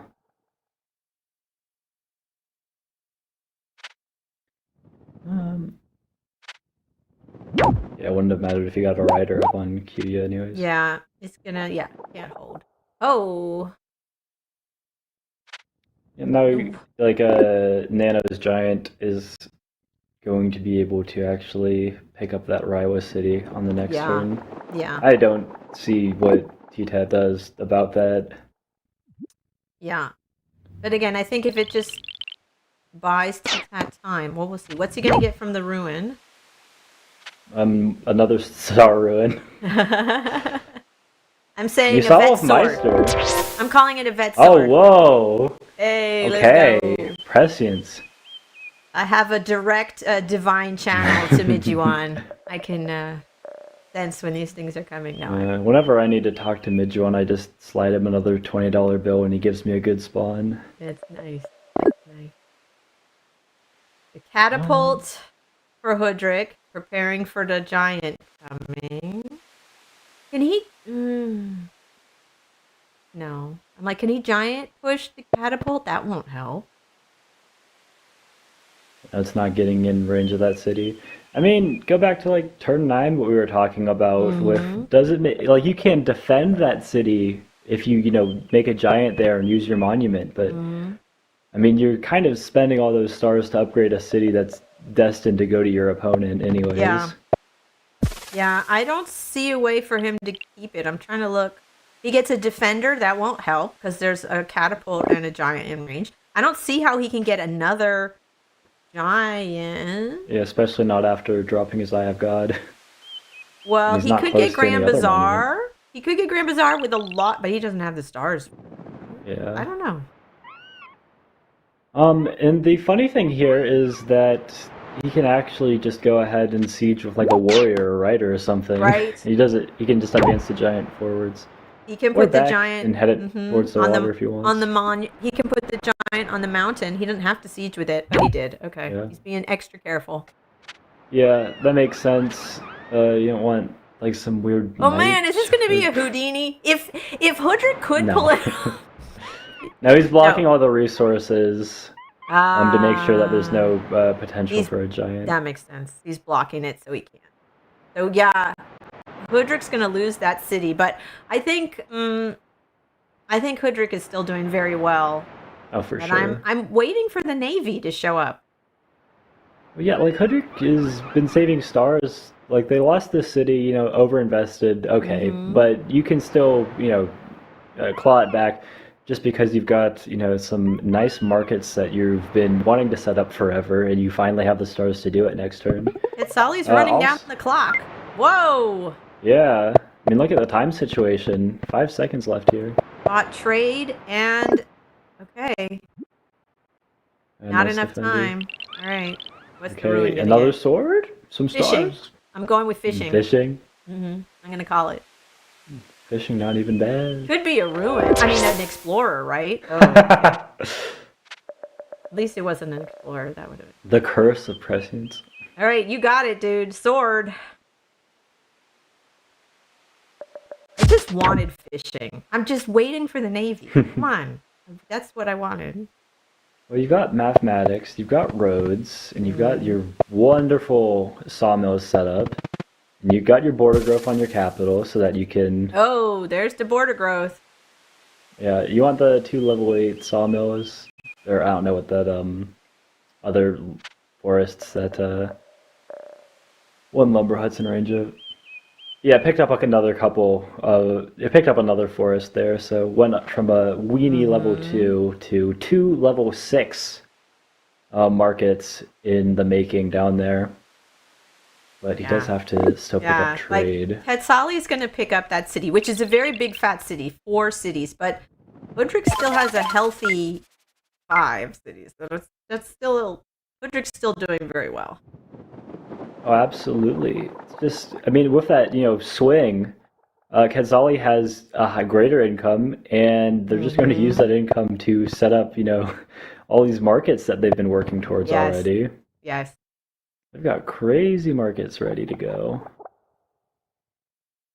I guess it's But they just only so have 20 seconds. counterintuitive. It's so counterintuitive that you would want to like take a village and then chop everything. It's like, no, you want to keep it. It's mine. It's mine. I want to make giants. You want to keep it if you can. Yeah.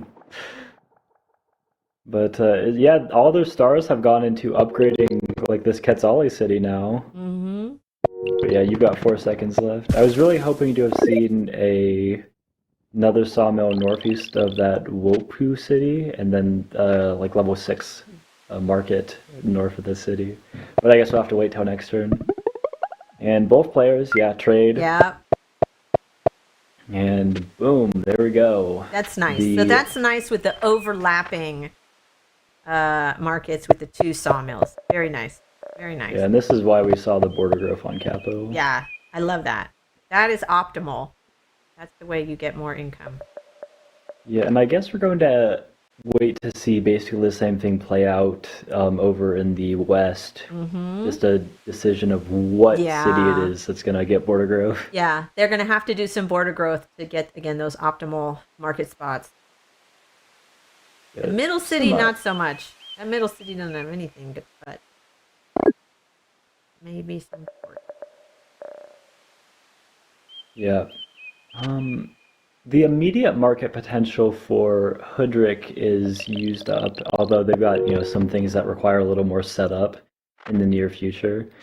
I think this turn is just going to be some more markets from Quetzale, like the one on their capital, the one on Wolpq, and then we'll Can probably you see place another Quetzale hut take for a fishing. giant in the north? There's not a hut up there yet, is there? Big border groove. Yeah, there's another giant up on that city. Absolutely correct. Yeah. There we go. There it is. And one thing I feel it's worth mentioning to any of our Cloaks fans, myself included, there's a little version of the game that we're playing. Cloaks, those daggers, they do not spawn on water. Yeah. Yeah. So a little bit weaker for There's a them. bug in the game, in this version of the game, where if you hit a city on the water with a cloak, the daggers will not spawn. What they call it, pirates. The pirate boats will not spawn. But all the players are aware of that. They are all well aware. But it is kind of an issue for Quetzale because they're more usually going for cloaks. Although we saw T-Tat go cloaks in the past, so Hoodrick could do it. He's done it before.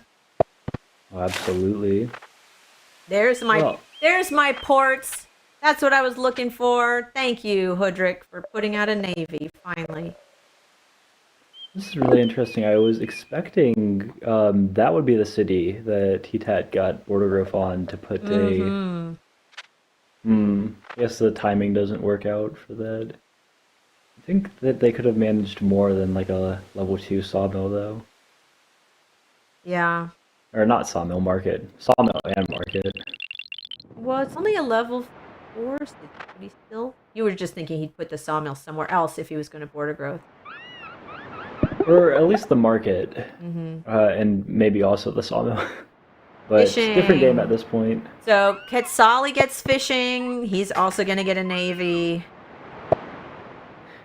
Yeah, hoping to pick up that city up in the north and probably get another port. And he can put a hut for another giant there. Yeah, another giant and upgrade that market spot as well. And yeah, just going to, okay, I know it's turn 16 and I'm just now putting my first units in the water, but I have a lot of SARs, and the Juggernauts are hard to deal with, and I have a ton of them. But he only has one city on the coast. Now, granted, he can put 2 more ports if he wants. He can have 4 tiles to put units in the water, but it's only that one city with water access where Hoodrick has more opportunities to put units in the water. Oh, absolutely. I like the border growth on WAPQ too, just for, we kind of saw this in the earlier games that were going on lakes, where they have just more places to upgrade their units, turn those rafts into bombers closer. What do you think about that catapult on the shore? It's dangerous, but it's also like you only have a single Juggernaut in there, right? Yeah. Little does he know, there's the defender. They are. Exactly. He can't see the ports under the fog, but yeah, I'm a same little for Nano, who worried can't see about the that catapult, right? catapult on the shore. It looks a little vulnerable. Yeah, and the only important thing for Nano in dealing with that is to hit it with a scout once. Doesn't need to die, it just needs to be able to do no damage. Yep. It's interesting though, Hoodrick is sending a giant up along the southeast. But there's 2 catapults over there. It's not going to get very far. I feel like the giant is just there to like stand around, look pretty, Okay. block riders from getting in. Okay. The giant is just a massive stop sign. You can't pass. Yeah. Yeah, okay. Okay. How does There's he the want to go about scout. it? Oh, and he finds the catapult immediately. Yes. Okay. I was worried about that catapult. Sorry. Yeah, rough life for the catapult. Oh, so look, there's a Hoodrick unit going for that village in the north. Is he going to be able to get it? I mean, I should hope Nano's able to keep him off that village. Yeah. He's going to have 2 juggernauts. He could have 3 juggernauts in the water if you want. Nope. Okay. Or he can make another port. There we go. Okay. There's the other port. He's got 3 juggernauts in the water. Very nice. More defenders send into water. No cloaks yet. I don't know. We may not see cloaks with that whole dagger pirate bug thing. Yeah, it's not useful on the water, and we've got the big stop sign in the south, so hard to make it work there too. But yeah, I think we might get into a really symmetrical game here, where I think Quetzali has advantage for picking up the village up north. So Yep. we might progress to 5 cities against 5 with similar incomes. Yep. I mean, like, just look at it, like, 18 units against 17 units, 6 kills against 6 kills. Wow, they don't have killer yet. I feel like turn 18, there should be more kills, but they haven't really engaged. Yeah, these guys have just been like, I like sawmills, I like markets. I like giants. Yeah. Yeah. So, I'm fine playing at a leisurely pace for the late game, where they want to, scam out some Yes, both of them nice building up their advantage. economy, taking their time, just, yeah. Not a lot of battles yet. Oh. I'm wondering though, what's next in terms of like techs, because I mean we see some rammers from the Hoodrick side trying to deal with the juggernauts, but yeah, the juggernauts' goal is just to get some splash damage in and then boom, take that city up north. Yeah. Which So it should be Quetzali's going to successful in. get that village, and you're like you said, it's going to be 5 cities to 5 cities. And then what do they do? So ramming. But how do you break through? Like this is like a flashback to the first game, right? How do you break through cloaks? We might see cloaks even without the dagger boats. Oh, I don't. Well, kind of similar. There is a vulnerability that Hoodrick has in the south.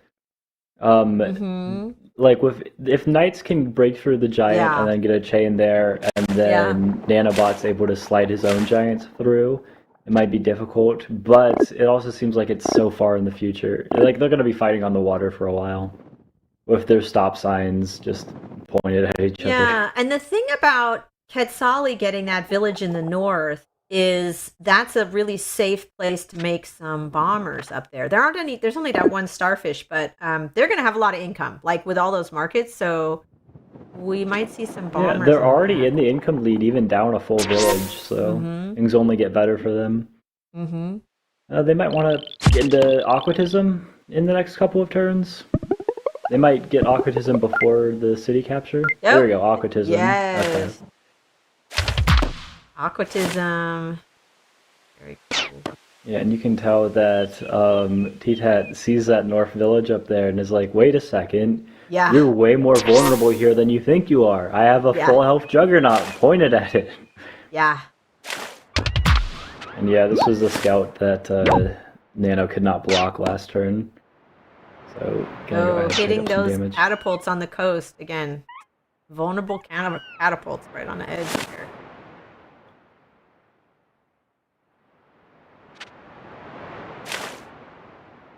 A nice solid south movement for the catapult. And the Archer. second veteran swordsman rammer.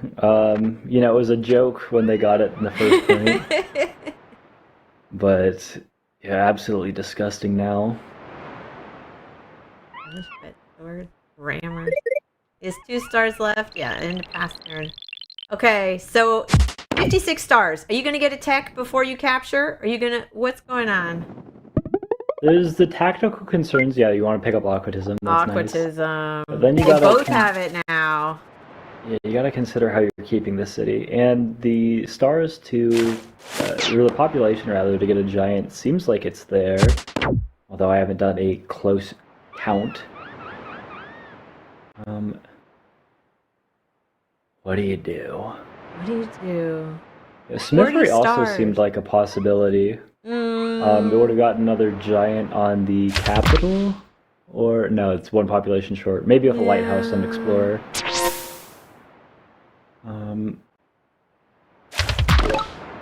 Yeah, I don't know what direction players again. They could go diplomacy. They could go knight. They just put more units in the water. Try to make a strong navy. There's that 31 hit point giant. I don't know where it's going.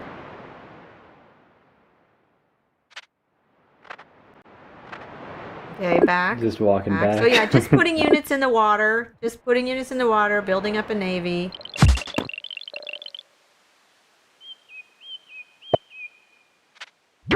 Oh, Boom, a bridge! big bridge. Oh! Yeah, reaches the catapults now. Oh, cool. I like the bridge play. Yeah. And that disables those catapults. Yeah, they feel very ineffective, as is. Mm-hmm. Making a move for the Nano's army feels like it's north. getting shredded in the water. I mean, I guess the big principal difference here is that T-Tat has archery, Nanobot doesn't. Right. And you're like, well, I've got catapults though. But look how good the catapults were to you. Yeah, those catapults are Disabled. not great when they're only 1 hit point. So can Hoodrick make a play for the North City? Are they gonna do an Uno reverse switch where Quetzali's gonna build up a city and then Hoodrick's gonna take it from him? It seems like, they actually have a mechanism to defend the city, so Hoodrick, if they take it, it would only be the result of really sloppy play from Nanobot and Quetzal here. Moves onto the mountain, disembarks for the splash and a defense bonus. Interesting.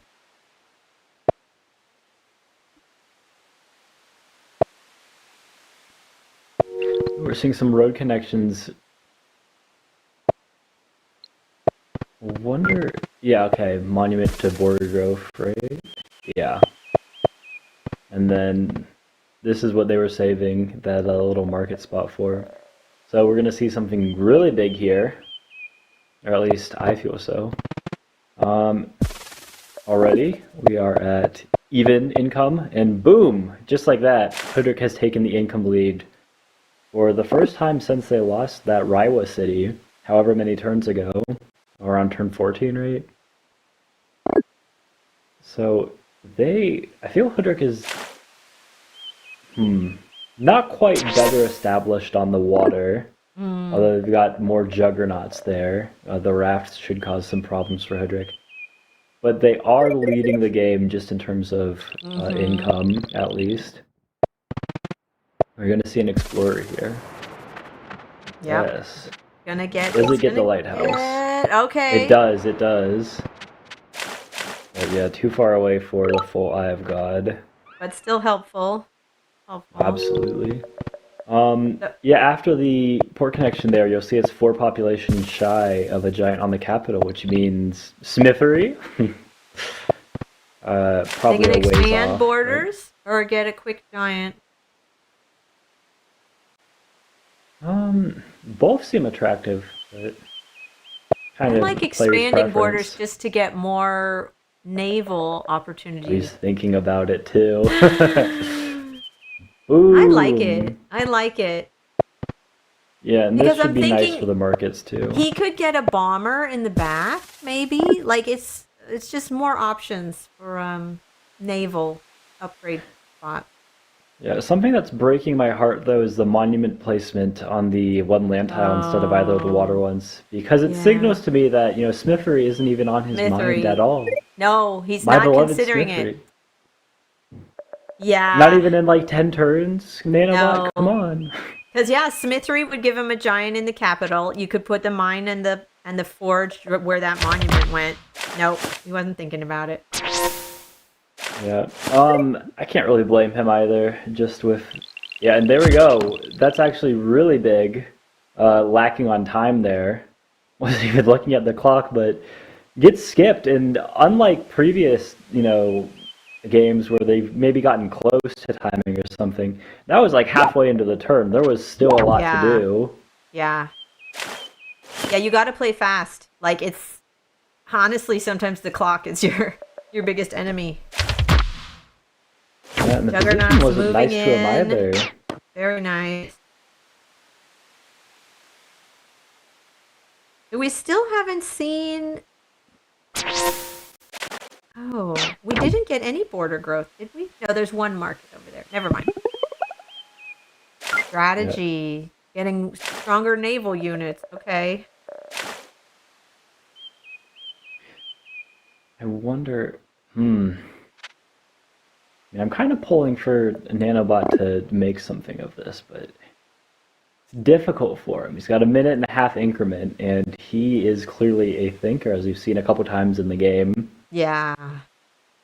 All these giants from Hoodrick, and losing the Quetzali Ooh! catapults. Ooh! Look! Look, look, look! Yeah, there we Okay. go.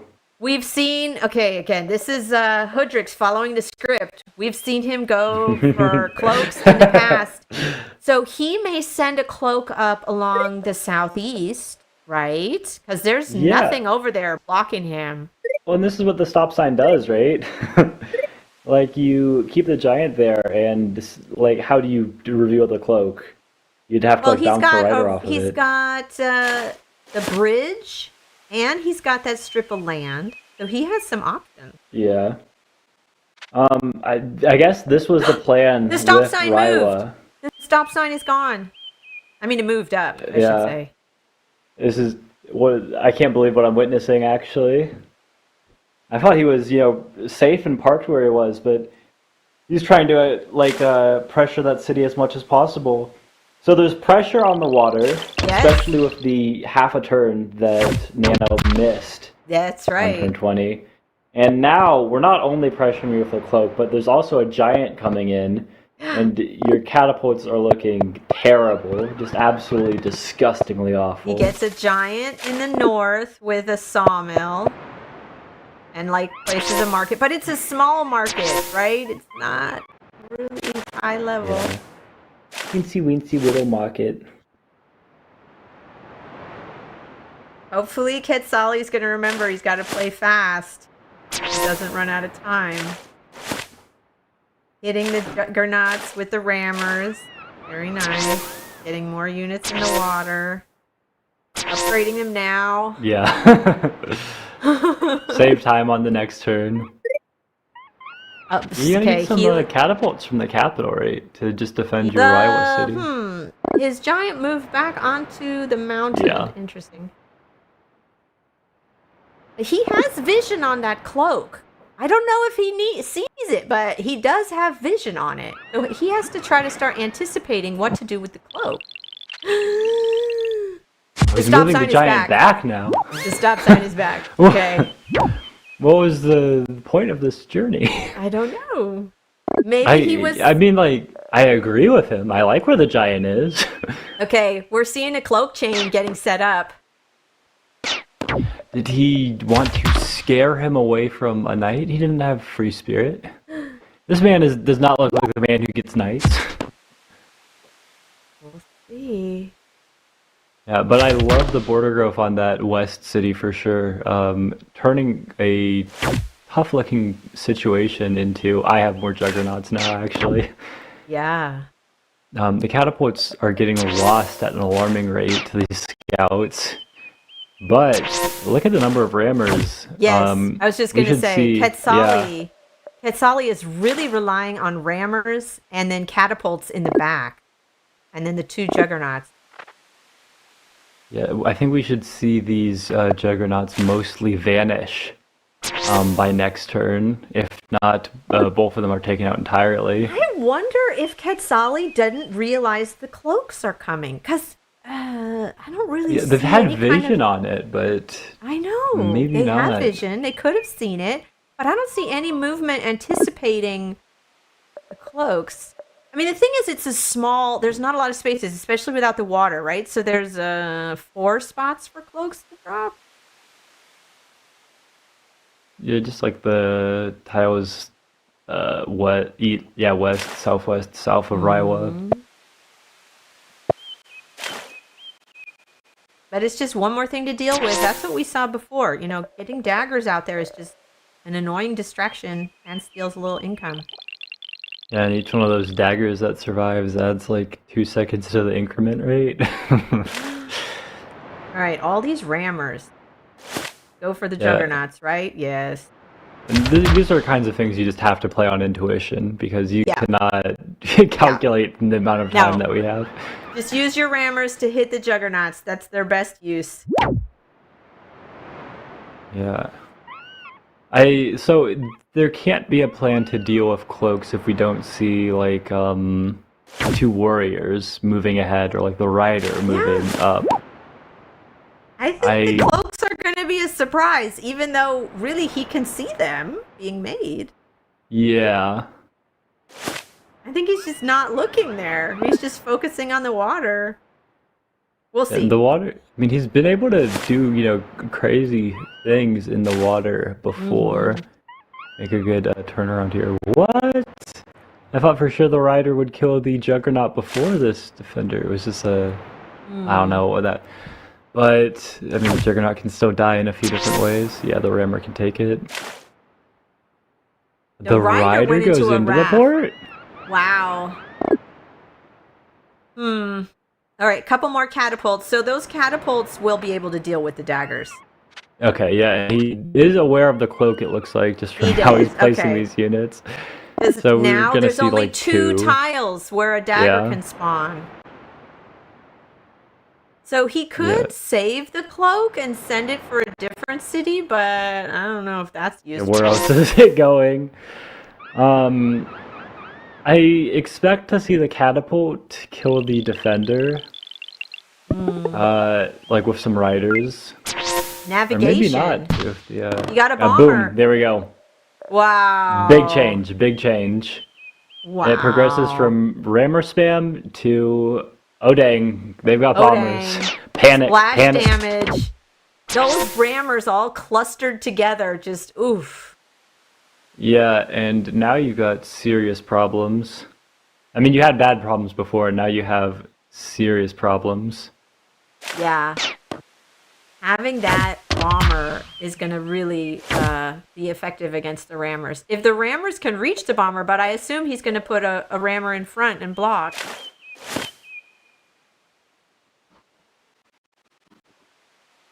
Yeah, that bomber was great. Yeah, and it's a well-defended bomber too. I don't see too many troubles with it, like leaving that little nest that it's in.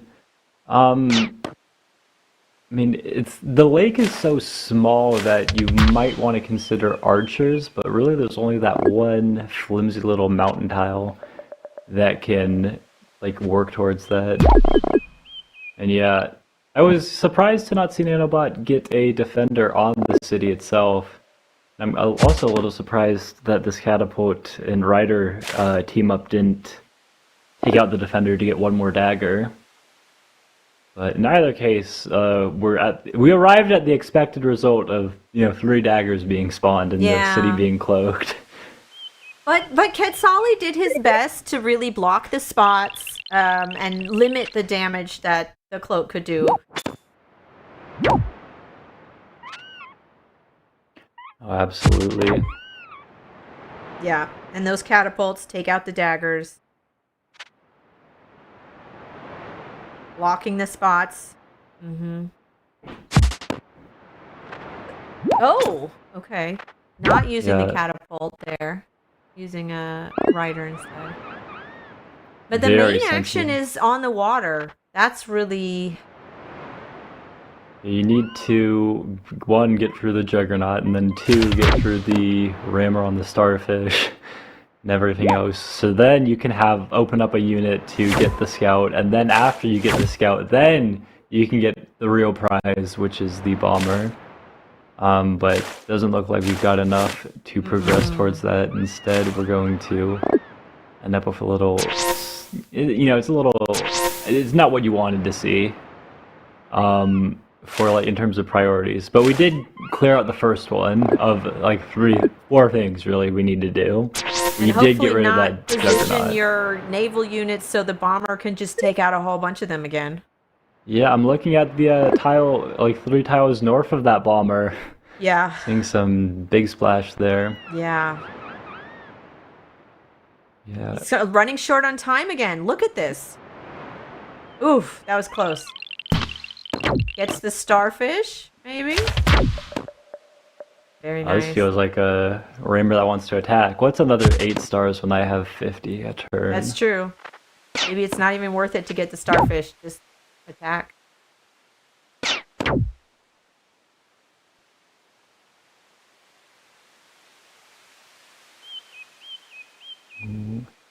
Thinking. Thinking. Is he deciding about the Starfish? You don't need the stars. He's got so many stars. You've got to I'm kill wondering the what's he rammers gonna and do protect with your the cloak. bomber. Is he just gonna use that cloak and get one more dagger? Is he gonna try to send it to the water? Like what? The dagger is, I mean, the cloak is just not helpful where it is. It's I think we should see some, or at least I would expect to see some roads. Oh, a bomber for that? But the catapult was in. Yeah, I thought the catapult would kill the warrior, and then the He's trying 7 to clear health out would kill spots. the He's 5 trying to health. clear out spots so he can make some more daggers. Yeah, he could have cleared out the rider southeast of the city too. But instead we got the bomber and rider combo instead of the catapult to kill the warrior. Either way though, yeah, like he's just going to keep clearing those spots, like sapping the Yeah. income and Yeah. spawning some more daggers, which causes Yeah. a problem to It deal does. with. It's enough of a problem. And it looks like he can place one more hut for a giant in the south where that cloak is. Yeah, unlike the Meister game where Meister was, intent on playing defense, to the point where we ended up in a stalemate, where no progress could be made. Both players here are intent on duking it out, and you see that their giants all got liquidated in that central Yeah. little lake. There's, the one last juggernaut, and then the one giant on the mountain over there. Yeah. But they're intent on getting it to a position where, like trying to make something happen. They just want to kill each other. Yeah. They want their units Yeah. gone. This is just brute force. But yeah, Quetzali on one giant left. Really just relying on the rammers. Oh no, 2 giants. I take it back. There's 2 giants, 2 different mountains. But still, no giants in the water. Yeah. I mean, it's kind of incredible how symmetrical this game has developed. Oh, I just saw Like- it. Hoodrick has a cloak in the west. Yep. They're working on cloaking that Talco city too. I mean, getting the number of giants that Nanobot did over there was laudable. It was nice. But then what do you do now that all the giants are gone and you're getting cloaked? You're getting cloaked, and cloaked they in got a little bit. bombers hitting you. He's got a nice line of catapult. There's only so much those catapults can do. They're just defense. Smithery! Hey, there you go. Ina funny. Yes! Yes! Yes! Oh my gosh. This feels so nice. I'm still sad satisfying. about the one killer monument in the missed Smith spot there, but this is good. So satisfying. I like this. You're like, thank you. Thank you for Smithery. I needed that. Yeah, and the big thing, okay, big, whatever. We've got an extra 2 stars per turn on that market. Yeah. On Nanobot's That's capital. A giant And and it's more ju- income. Yeah. Yeah, turned a very slim economic advantage into a bigger one, Yeah. which you're gonna need gonna the need extra it. 5 stars return because As you're the getting cloaks cloaked are over there. coming, you're gonna get cloaked again. They're gonna steal more stars. Yeah. Oh, hold on. I said something absolutely crazy Oh. like a couple turns ago or last turn. See, there's no point in killing the 5 health riders southeast of the city because you can't retreat out of the city. So you like spawn the same number of daggers anyways. So I'm suspecting. So we have two different cloaks. There's a cloak on the bridge.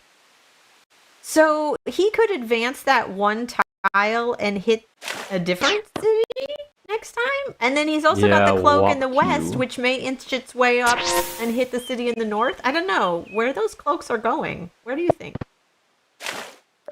Well, it seems like, he's made an alternate decision. He's like, I don't like this city that only makes like 3 daggers that all get killed.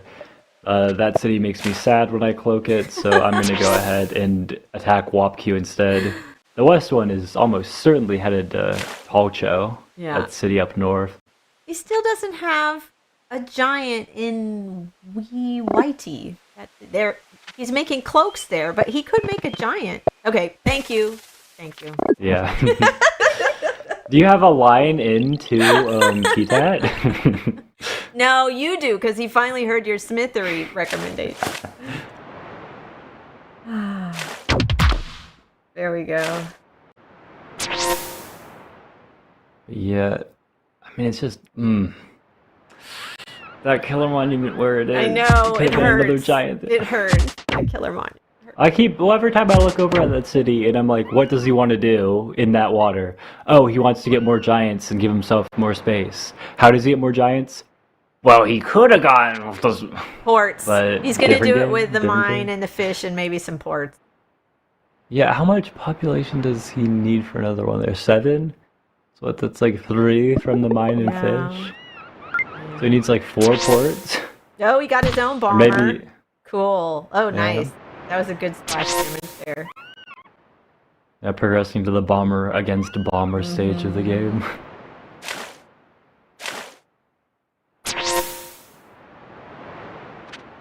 Some of us are having, well, this might, develop into some kind of PTSD for some of us. But it's fun to watch and play it out. Oh, I love it. This is all just like, I don't know.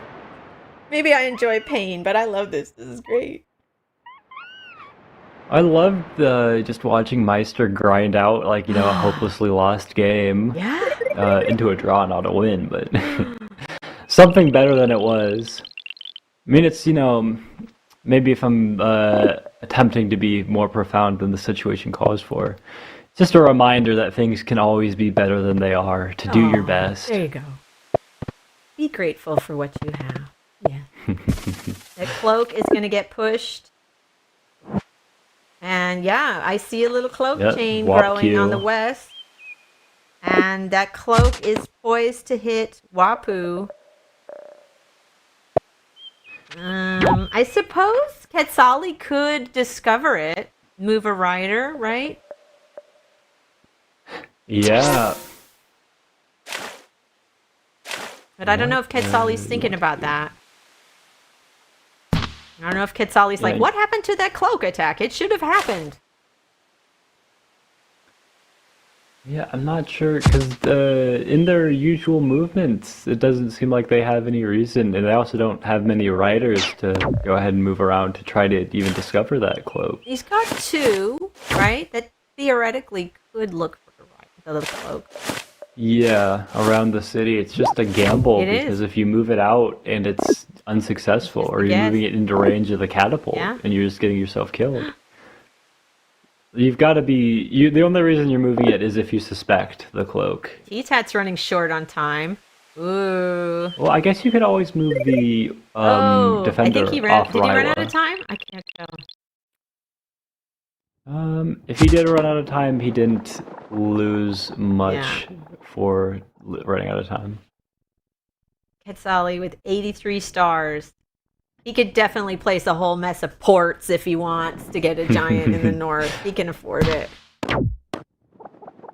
Yeah, it's just the what, 28 stars in ports and then 7, just like 35-star giant up Yeah, there. well, once you get into the late game, again, sometimes ours don't matter the same as they do in the beginning. Making more rammers. Bomber in the back is nice and safe. But yeah, I'm really curious if he's going to try to find the cloak. Ooh, chivalry. There we go. And that bridge, right? That bridge is a nice little gateway. Yeah, it's gonna have to become a drawbridge now. Otherwise, you're risking things you don't want to risk. Does Hoodrick have construction? I don't think so. He's gonna have to get it. Yeah, I think it might be fine as it is right now, just because of the little defender in the port. That's the zone of controlling, so the knight isn't really able to do all too much. That and the fact that the knight is too far back. To do Okay, much. I want to see if the cloak is gonna hit. But there's also like no space. The same problem. What? There's no. Okay, well, I it's guess the same yeah, issues. no space. Because the cloaks don't spawn on the water, it would only make. Oh, it would have made 2. Does it have a border growth? It would have made more. Yeah, I guess like the question I have again is why not use the catapult rider to kill the defender, make another dagger? Yeah. A little bit. Unless you don't want them to get a knight chain through it. Yeah, because he could have sent the cloak north. I don't know why he didn't.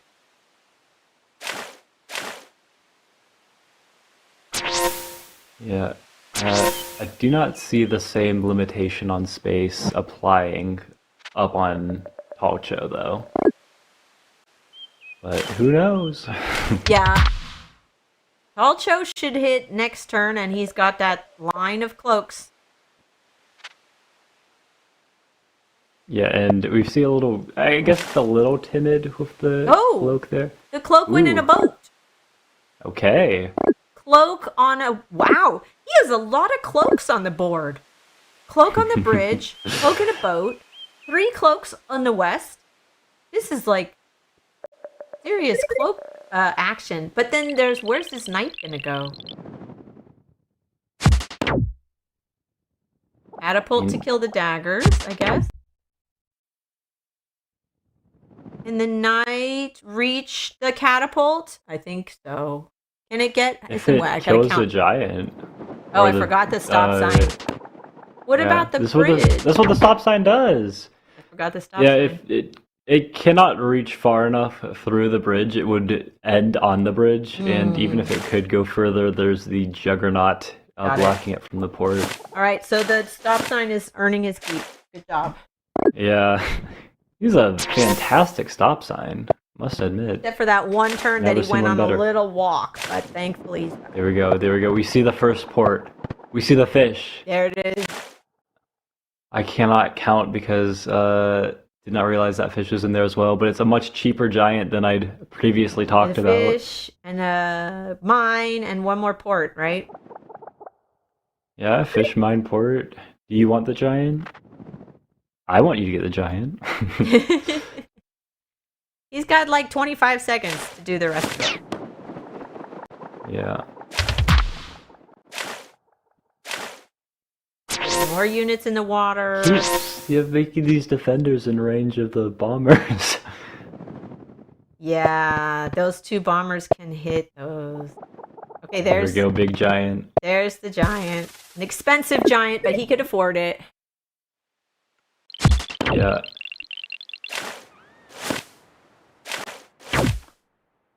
And boom, bomber We're gonna gone. see the cloaks, right? See 1 cloak hit. I'm guessing that we should see both cloaks. The dingy one should be heading to Wap Q. Is he gonna? Though it has the same What? problems. No, He it doesn't sent- care about Raiwa. He sent the cloak back. Yeah, I guess I can understand not wanting to do Raiwa now until you're cloaking all of their cities. Yeah, he's saving like it. Wap Maybe Q he's gonna and put it Raiwa, in a but- port. I don't know. But yeah, you're getting set up to siege WAP-Q next turn, so why move it backwards? I understand just keeping it where it is, but backwards? I don't know. You're I worried think about the knight reaching it? looks like he's transitioning to putting the cloaks in boats and not on land over there. Yeah, and with the two bombers so well placed, and I mean proving challenging for Nanobot to deal Yeah. with the West City getting cloaked as well. It seems like we're advancing towards a strong Hendrick victory in this game. I think the cloak hitting that North City is a big moment. Oh, chivalry. Okay. Oh, the bridge is gone. The bridge is gone. I just noticed It's turned into a drawbridge. Nice. It is a drawbridge now. And they have a knight. Yeah, the bombers that we saw Meister going for to, to save that one city getting cloaked that was so distant from everything else. Yeah. Doesn't seem as possible here just because you need those units to deal with everything else. All of the bombers you're trying to make are getting destroyed. Also, Meister had two cities and they helped each other out. This one is all alone. Yeah. Archery and spiritualism. Huh. A little forest. What? You and me both. You and me both. Are we seeing a shifting of where the sawmill is going to be to place southwest? Maybe he's trying to block the knight because there's a Hoodrick knight. Yeah, And you usually would The plant a giant is still forest the to thing stop the blocking knight it. from getting through. Yeah, it still looks like the giant on the mountain is the thing blocking the knight in this case too. I guess he's challenging him to lay down a bridge. Oh. But he doesn't know there are cloaks and boats. I think that opens up the path for the cloak to hit on the water. Yep. There we go. Yeah, some big space there. I guess this one's gonna head into the port too to continue the chain. Probably, yeah. It looks like it's just going to be more cloaks and boats. And there's another cloak attack in the north. Just stealing the income here.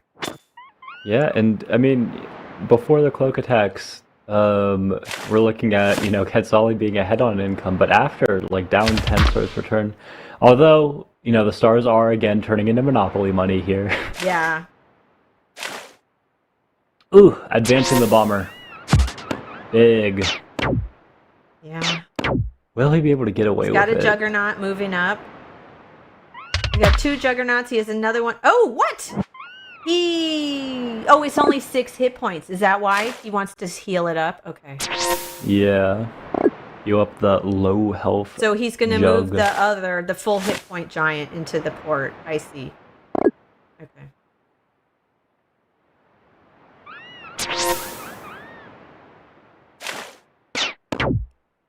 But what are all those daggers going to do in the north? Like, they can't even reach.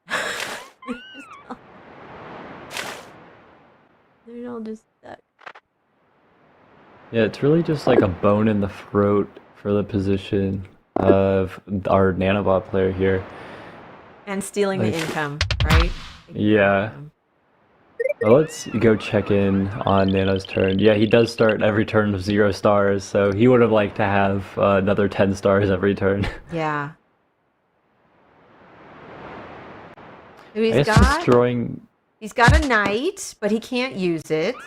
He's got another bomber. But those bombers are vulnerable. Oh. Yeah, the daggers can actually hit him too. Right? Let alone the scouts and such. Those 2 daggers can hit those bombers. Oh, dear. He's moving the juggernauts forward. But there's catapults in back that can hit them. And the bombers. Yeah, it seems like another slow game, but also one where Hitet has the stronger play, Yeah. or at least the easier strategies to play, maybe. Whatever way it ended up, Hitet seems to be the one making progress, Oh, while he's we've clearing got out the Nanobot daggers with the struggling to knight. live. Okay, I like that. Daggers are gone. Yeah, well, the daggers on that land are gone. We've got the city over. Some of them, yes. Yeah. The daggers that were threatening the bombers from that continent were gone, but there's still 2 daggers that could hit the bombers from the other side. And there's more coming. There's more cloaks. Yeah. And these bombers are not slowing down either. Could they have swapped the attack order so that the bomber attacked the giant and then the land of siege? I don't know. Actually, that would have been worse because they want as many defense bonus So tiles, is and he the one going on to the city use is not the good. daggers to try and siege or go for the naval units? It looks like he's just going to try to hit the naval unit. Yeah, the naval units should be stronger than any sieges. Yeah. And he's sending some of the daggers north around. That's smart to make room for more of them. Where does this bomber want to attack? Oh, I thought for sure it would attack the central one. The You Juggernaut. splash damage to more. But I guess it's, yeah, trying to limit the damage that this Juggernaut can do when it kills the bomber. And splashes everything. Yep. Got one more rammer that can... Oh, Can that rammer finish off surprised me. the Juggernaut? Yeah, Okay. that Juggernaut gets finished off. I thought the 11 health would want to kill the Juggernaut to the southeast, or attack it at least. It looks like he's pop-capped on the coastal city.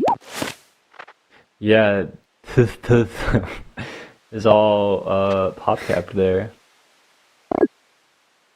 I don't even try to say the names of some of these cities. The human mouth is not designed to pronounce those things. Yeah, we've got phonemes that were only meant for the IPA books, but... Well, we're not even watching Illyrian. Supposedly that language was deliberately designed for humans, not. Then I guess I should be happy.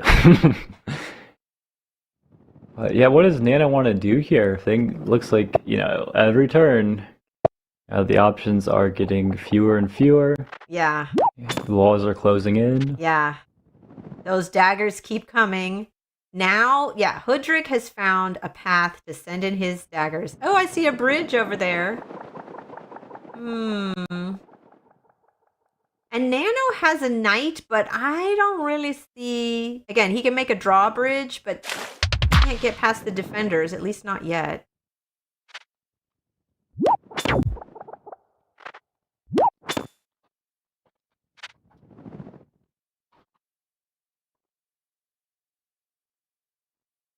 Yeah, Quetzali needs to figure out what direction to go, how to progress. It feels like they've got the lion's share of the turn left in only like 20 seconds now to get it all done. I think they're going to get skipped before they get everything done that they want to. They got to put more units in the water, got to deal with some of those daggers. There's still lots of bombers that haven't had their turn. Yep. He's got to see the red flashing. Yeah. I don't think that was deliberate. I think he had a lot of moves he wanted to make. Didn't get a chance. Yeah, and those catapults that used to number 4 around the capital are now down to 2. There's a knight which is saying, hey, I could probably actually go in there and put down my little drawbridge to pick up a chain on that knight and the 2 catapults. And the 2 riders. With the catapult and the rider that could be a veteran, can he kill that defender and sneak the knight in on a drawbridge? I'm fairly certain that even with the defense bonus, the calculation is the catapult takes it to 5 health and the rider will end up killing it. But nice. That feels like We'll see if something he where I sees could that. be wrong, so We'll see if he fact sees check it. me. I don't know if he wants to do that. He can't get the cloak boat to hit, right? Because it's blocked by the Juggernaut. Yeah, the Juggernaut's doing a great job Okay, blocking. are we Okay, gonna I see am it? wrong, but it's the bomber that's going to Okay, take it okay. down. We're gonna see the So same drawbridge. thing. Yes. Yes. Yeah, big chain here. Yes. Here we This feels go. like, you start resigning now, right? Yeah. Very nice chain. Very nice You've chain. lost all your catapults, your bombers are all gone. Yeah. Yeah, there we go. Well done, Congratulations, T-Tat. T-Tat. Well done, T-Tat. Wow. Yeah, it felt, echoes of, Meister's game, of course, but, not defended the same way, and T-Tat picks up a nice victory. Definitely something that makes you feel good at this stage of a tournament.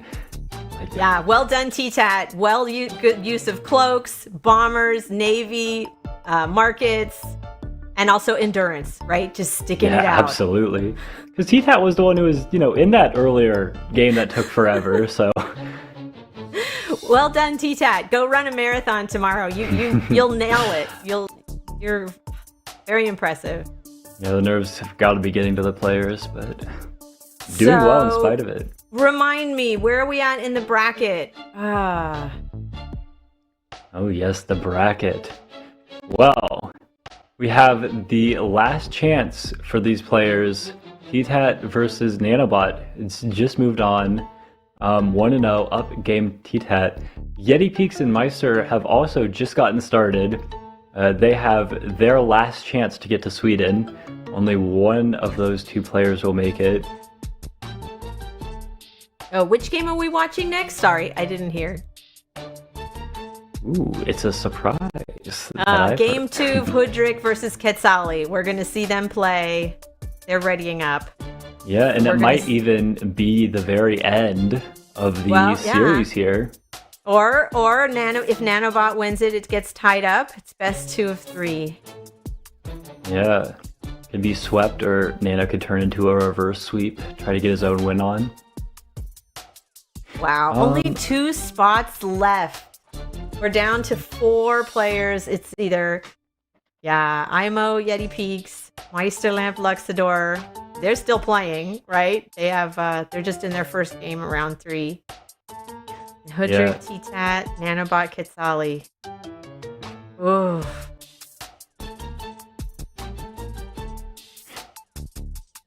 I don't know. How do you feel about this series so far, other than it being a slog? It was intense. It's just not a slog, but a slugfest, going at each other every turn, wallop, wallop, wallop. But I mean, the king of that was clearly Meister for the 4-hour game, right? No one knows it better. The purple guy.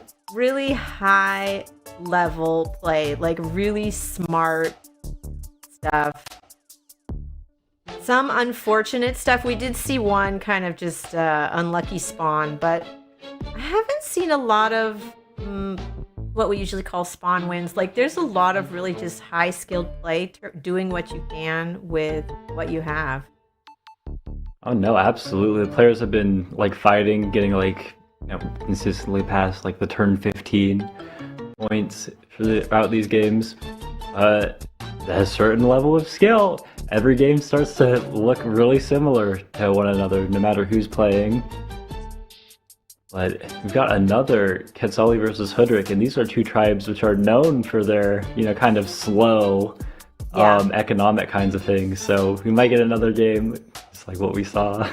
It's true. It's true. Both Hudrik and Quetzali, you typically see lots of economy, building up your cities, taking your time, getting the giants, getting the cloaks. Whereas, Umaji, we saw that with the Umaji game and also the Imperious recap.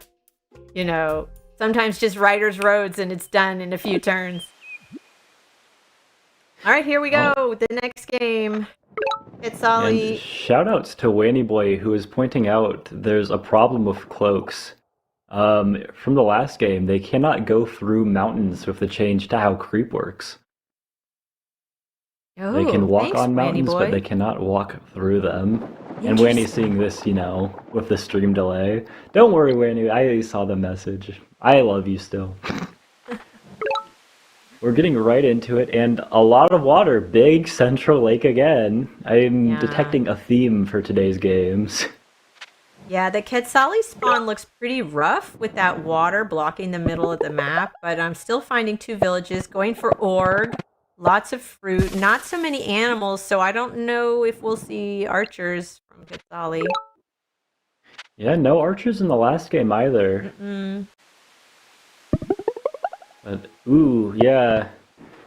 Heat Hat's not too happy with Yeah, this. Where's my second animal? yeah, those villages don't have enough animals for upgrading. Well, we might see this C3 having it, but we can't tell yet. Quetzali Yeah. getting lots of... Is he going to go for an explorer? That is the question that I always ask in the C2. Yes. Yes. Okay, weird water here. Weird. Absolutely weird water. But nice! We pick up the vision on the lighthouse. Mhm. All right, And let's see. Are we going to get some animals? No. Oh, God. He's going to have to go org, but he can't afford it. Oh, dear. yeah, not yet.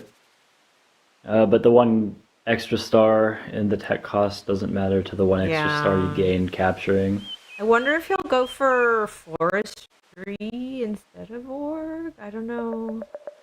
Yeah, it's possible. We didn't see that in the last game though, so my bet is going to be on Org for this one. If he was happy, like he won the last game, so Mm-hmm. We'll see.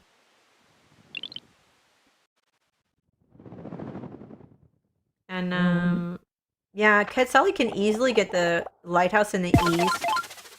I wonder if he'll go fishing later, get on the water. He can see the border, right? You can see, look, yep, on the water. yeah, He knows that yes, Hoodrick's down there in the south. And absolutely, he and they also are now connected sees by the border. land. Yeah. Oh! Usually, it's a happy thing to see some Hey! I water called access it! from the capital. I called it! I called forestry! Haha! Absolutely. But that's going to be I'm hard. Forestry is such an expensive tech for upgrading. It's going to take him a long time and money to get there. Yeah, I'm wondering when he decided to go with forestry because he did move his unit into the fog and pick up vision on those borders first. I Was it don't know. after Maybe it he was, decided, yeah, that I'm going to get stars from meeting my opponent that I can afford the more expensive forestry upgrades? Or did yeah, he he may have already have decided that to in go mind for the beforehand? forestry when he saw the opponent. I don't know. I mean, we can ask him later, but just to me, like he has more options for chopping forestry. I mean, he wants to go math. He wants to go, right? He's following the playbook. Yeah, he's definitely following the playbook. I wonder what Nano's thinking about. And again, he's a thinker, but as we saw in the last game, maybe Nano more than anyone else had some struggles Yes, with the clock. I agree. Things seem nicer to him this game. Like he's got his 5 villages, like he did last time. But he's also got 5 villages where it's really easy to access by land. He picked up fishing. Maybe that was just to upgrade the capital, because I don't really see him going for a navy anytime soon, but we'll see. Okay, now using lumber huts to upgrade and going for an explorer, maybe. Ooh, He'll also get the Northern Lighthouse, I guess. Yeah, yeah. the same path. And These this new weird explorers water are pattern. wild. He's going to be able to Yeah. upgrade the capital. I mean, there is a very nice sawmill spot with borders, but that's going to take a long time. Oof. He's got some nice sawmill market stuff set up. It looks like it's annoying to optimize for, but he's doing it, not me, so. Yeah, right. He's got to plan it all out, but he's had a lot of experience. He knows how to do it. Yeah. All right, I'm going to make the call. Is he going to take climbing for the ruin? I think not. I think he's going to go for that village first, and he can get the ruin later. Yeah. Because he picked up fishing, so he can upgrade that North City with just fishing. But yeah, this water is weird. Yeah, he'll pick up the climbing ruin eventually, but it's just not a priority. Oh, riding. Yeah, I'm a big fan of the riders. He needs to defend that one city. Because it becomes a giant liability to him if it's just a couple of archers pinning it down with warriors, whatever else. Did you say a giant liability? Are you No, you caught saying me. a liability for giants? He moved in, sieged. I mean, he's going to be. Katsali's going to be able to unsiege, but that's annoying. Oh, for sure. I don't know why I just slid the Wisconsin accent or whatever, but I think I'm gonna keep it with it now. Something's going on here, and it's not good for him. I'll stop. But There's the lighthouse. Something you want for that now. Doesn't really need it now, but I guess if you're going to get it, you can get it now. oh, and here's the second part to fishing. We're gonna see the explorer here. Yeah. Yeah. Reasons why totally for makes fishing sense. part 2. Oh, it kind Upgrades of went backwards capital though. and this. But he gets the lighthouse. Okay. So it's Okay. solid. We take it. We're Yeah. happy with it. I mean, he might have been happier if it went south for the South Lighthouse, but that's a little, exceptional in terms of luck. So Quetzali's going to comfortably have 5 cities. Hudrick looks like only 4. This is going Yeah, to it's be a challenge for Hudrick, but we'll see. Yeah, Quetzal's cities are just awkwardly connected with like the water cutting through them, but he is up a village until if Hudrick picks up anything over in the west. I have to wait and see on that. All right, we're going to get another lighthouse. Ooh. Yes. Yeah, and if Hudrick is able to pick up something in the west, it seems like they've got, Eye of God in the bag. Yes. I mean, the South Yes. Lighthouse is obvious. Yeah, Hudrick can get the Eye of God. It'll take a few turns, but he's going to get it. Yeah. He's out of stars. Nothing much else to do other than where you're going to move. But he's he's got the monument coming. Yeah, but like you were saying with Nanobot, like the cities are all kind of spread out. Even if he tries to connect like with ports or roads, it's going to be really awkward. Yeah, I mean, normally you love the water access on your capital. If I have to have it, at least I get a upgrade without roads, connect everything without roads. But this water leads to nothing on his capital. Nothing. Just a little pond. We got a couple ponds. Well, I take it back. The backwater can connect through those tiles. It's more like a Yeah. diagonal river. But the one by the capital, goes nowhere. Yeah, well, I mean, the big thing is if we're looking at that western lake, which is not so much the big central lake we've been, used to so far, it's not as totalizing in limiting your options, but it is weird, yeah. I think you just made up a word. What, totalizing? That's not a word.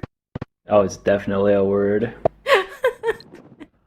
Yeah, check your Webster and your Collins. I don't know what to tell you. Do some corpus studies with me. What are we talking about?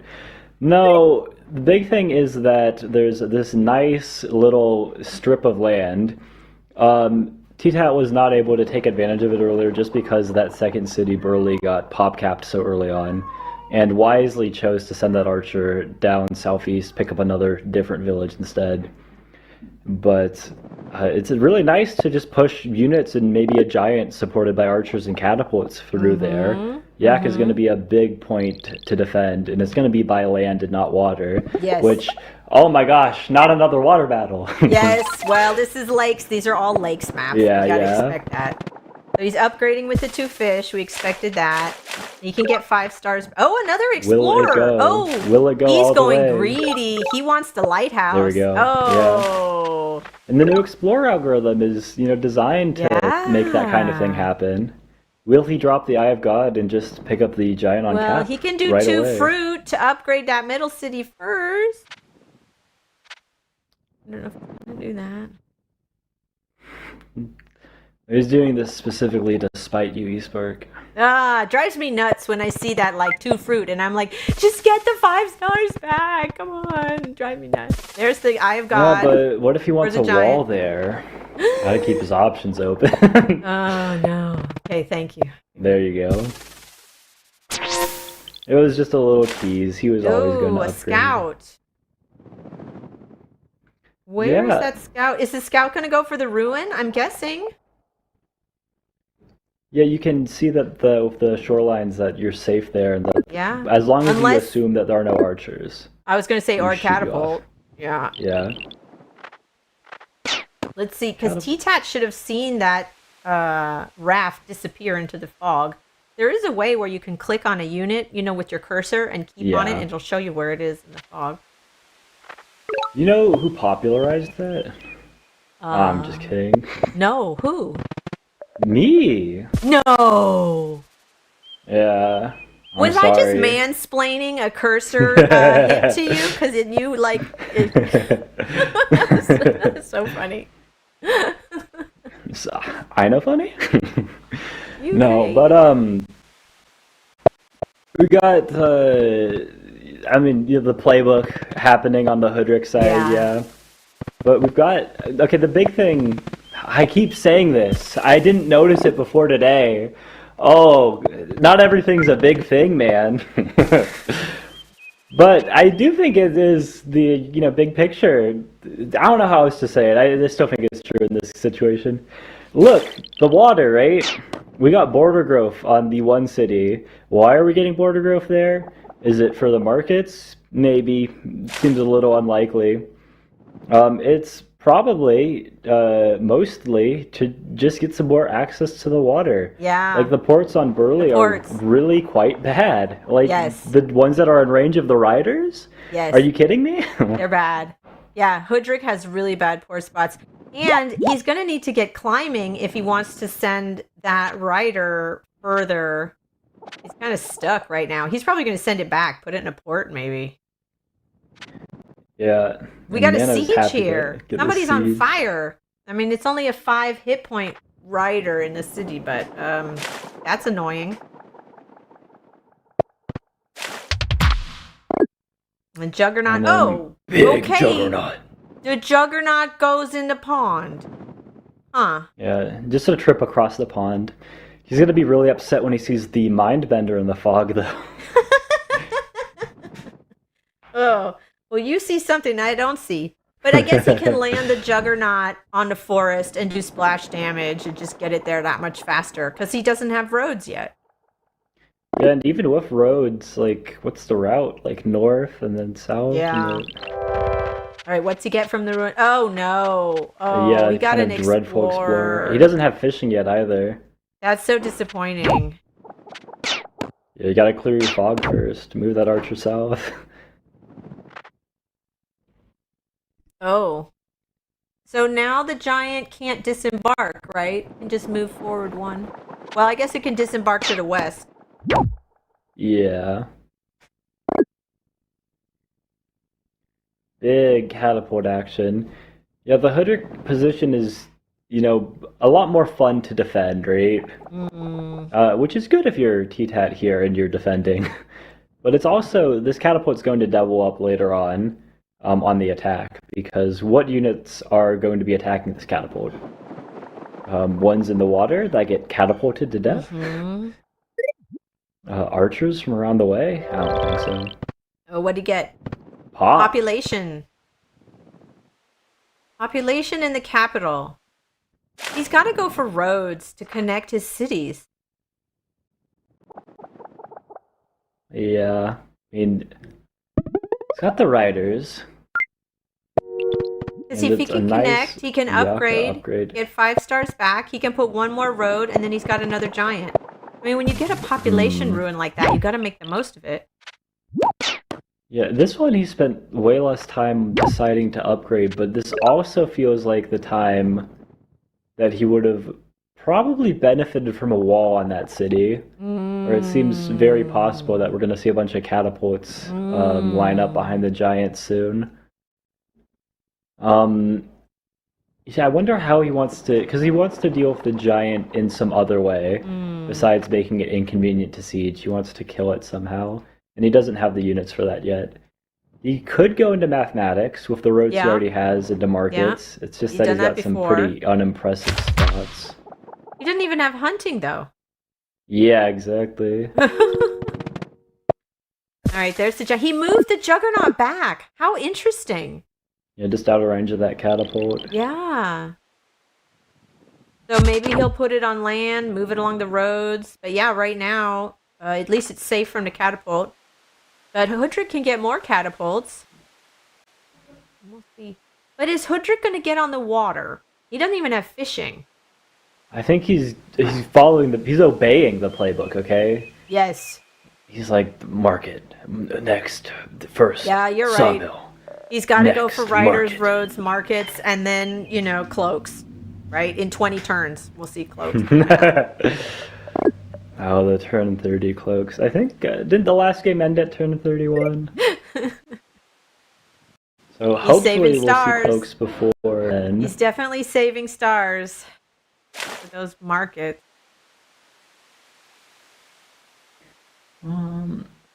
Quetzali's going to pick up 2 ruins. There's the one in the north, and he just moved that rider onto the other one. Yeah, then maybe he'll get to climbing at some point. Okay, the Juggernaut moved forward again. Oh, okay. He's making him decide which target to attack. You can't do both. You can only do one at a time. And even if he tries to block with the giant this time, the rider can get roaded to attack that catapult if it stays on the city. Overloaded. Yeah, it's kind of also a question, if Quetzali had unlimited stars right now, well, they'd buy the entire track tree, but if they could use unlimited stars to buy any 1 or 2 techs, which would they be? And I don't know. I think cloaks could work really well for Quetzali because they could send them a couple different ways. They could even put one in a port and send it. Anyways, but we'll see.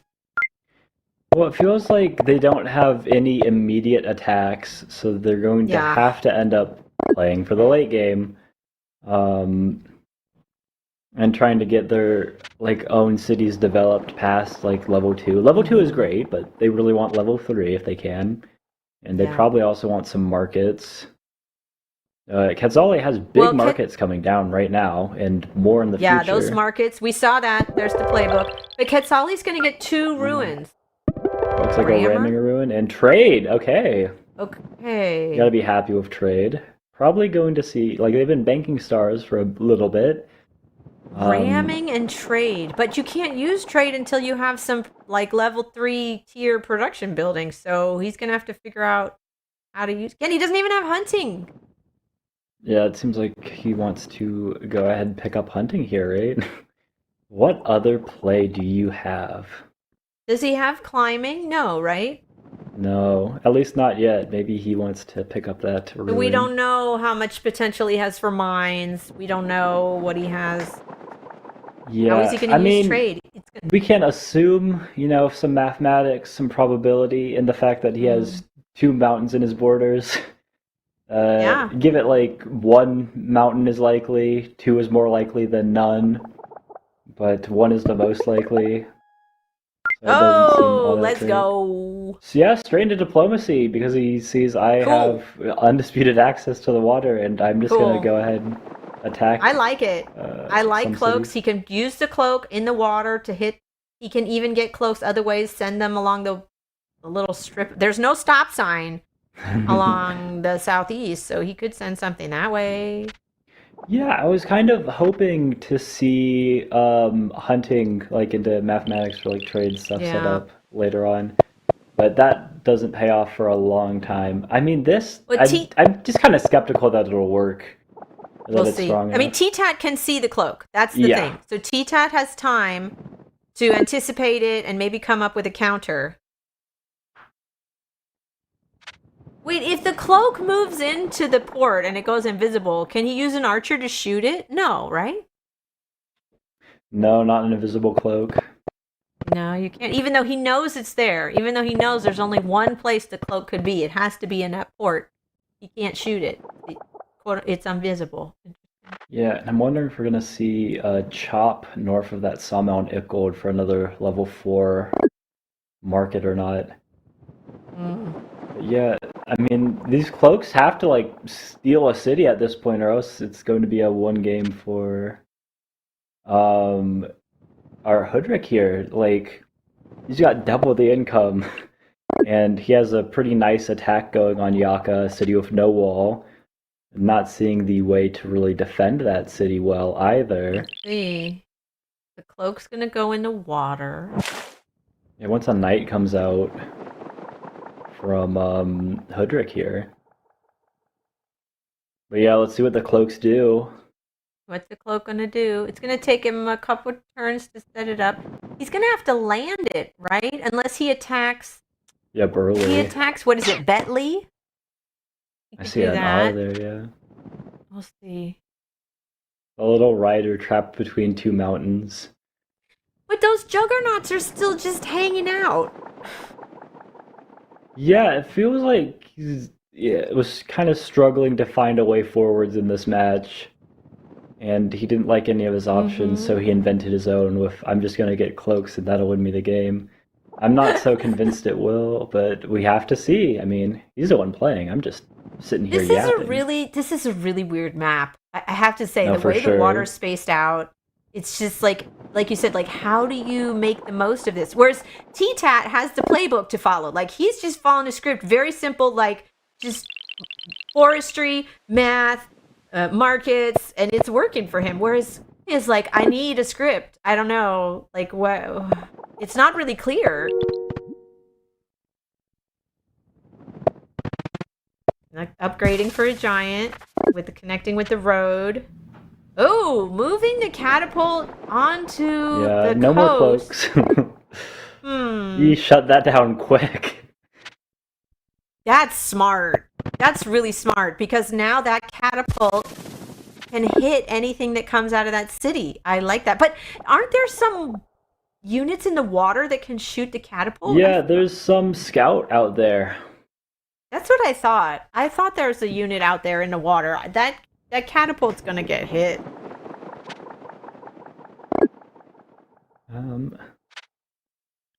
I guess he was banking. I mean, he saw the scout. Like, he knows what shot his warrior. It shot at last turn, so of course it's in range.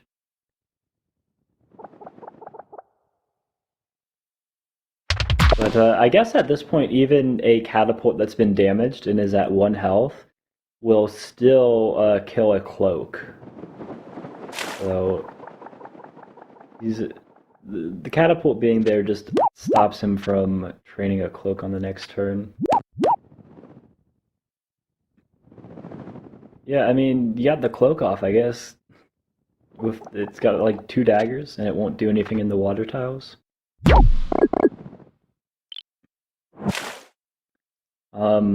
But you've got half the income of your opponent, who's going to be pushing forwards with giants supported by catapult. Ooh. Yeah, putting the giant trying to block. Yeah, okay, this seems like the big idea. I think you disband your rider here, and then just pick up the knight somewhere. Like, anywhere you can, really. And then you just try to... I mean, even a good chain, you still have half the income. There's a knight from Quetzali in the back. Oh, the scout didn't even attack the catapult. No. The catapult is full health. I think we're accelerating to a Hoodrick victory and a clean sweep here. We'll see. But we'll see. Still down a city. Yeah. You got some problems with this. Still has, he's got a giant coming, but he doesn't have any more cloaks. He gave up on that. Yeah. I feel spiritually aligned with him in, giving up the cloaks. There's a port going down and a juggernaut in the water. Finally gets the playbook Hoodrick gets a navy. In action again. Hoodrick gets a navy and another catapult to defend. get the sawmills, I get the markets, I put the juggernauts in the He water does. to get my navy. It works. And it's worked every time. This is It works. looks like he's okay. He's this close to going to Sweden, right? And this is why. Do what works. Yeah. Yeah, I've heard it said if it's stupid and it works, it's not stupid, and I wholeheartedly agree. Oh, I am but not this is knocking not. this This at is all. smart. It's not This stupid. is- This is like the old book used to be Rider Rhodes Lamau, but the book has gotten a little more complicated, it would seem. Yeah. No, I don't want it to sound as if I'm insulting or deriding the strategy at all. working. I'm just astounded that it's as successful as it is. Oh, Nanobot has a cloak in the water, so he could Yeah, attack, from the but last there's no turn. space for daggers. There's Yeah, no and a big room. nice chain that's been blundered here. Uh-oh. Boom, boom, boom, boom, boom, boom. Uh-oh. Oh, no. Oh, look at this chain. Yeah, Oh, he's going to go massive through chain. all of these archers and a catapult. Oh, dear. And then we get a giant siege on that Oh. Rai city. Oh, wow. Very nice chain with the knights. Ouch. That hurts Hoodrick a lot. I did not see that. Oof. I mean, I saw he think had the knight, but I didn't see the chain. Dang. Yeah, I'm wondering what happened there that the knight had to die to the giant. Like the And now that retaliation. catapult is hit. Yeah. Yeah. Now the catapult on the coast is disabled. Not able So to. the Rai siege should not hold with the capital catapult and rider teaming up. I think there was a version of that chain where the knight ends up promoting southwest, like on that market tile. It just requires a few more roads. Okay, this is 2 roads with the rider Okay. where it is. So he hit the cloak on that city, made 3 daggers. His 23 stars, he could get another knight. He could get a cloak because now there's only that 1 hit point catapult. Yeah, I don't know. on Yaka? He wants a knight on Yaka instead, okay. Mm, Yeah, this is an all or nothing moment. If he does not break through now, again, half the income. Things not looking All good, right. especially as he's getting established on the water himself. Yeah, we're gonna see like one road siege. get placed for the warrior to kill this rider or something. And yeah, the rider okay, goes there ahead, it was. Yeah. saves the city. I mean, the warrior Nice. could have as well, I guess. So he unsieges. But he's lost so many units. Hoodrick lost like 2 catapults, That was archers. insane. But he's not letting it happen again. He's using this nice giant push here. Yes. And boom, big splash. I like that. I like the giant push into the juggernaut. Very nice. And that's a little bit of another stop sign. I don't see how the knight can get Well, through. even if they get through the juggernaut, how's it getting through the giant after Right. that? Yeah.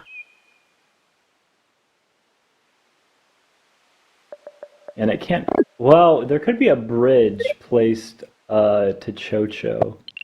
It gets around to Rai, but then they have to get around the They're going to hit the 7 juggernaut. health That makes warrior there. sense. Because the juggernaut does not retaliate. So hit it when it can't hit you back. You could use the cloaks to hit the giant in the city. Yeah, how do you want to finish this one off? Yeah. What are you gonna Call do me with those ever the cloaks? pessimist, but I feel like the attack is fizzling out here. After the attack goes, we might see a quick 2-0 thing, but maybe not. Maybe not. We've seen stranger things We today. have another cloak. Huh. Yeah, working on it. I mean, if the Another player's not giving up, rider. I'm not giving up on them. Mm-hmm. Mm-hmm. Is he gonna But get this, another knight? Juggernaut I don't think looks so. like it should be progressing towards Tall. Um, No. After the little liquidation, both players exchange the giants, and Hudrick seems to be the one ahead. He's got 60 stars.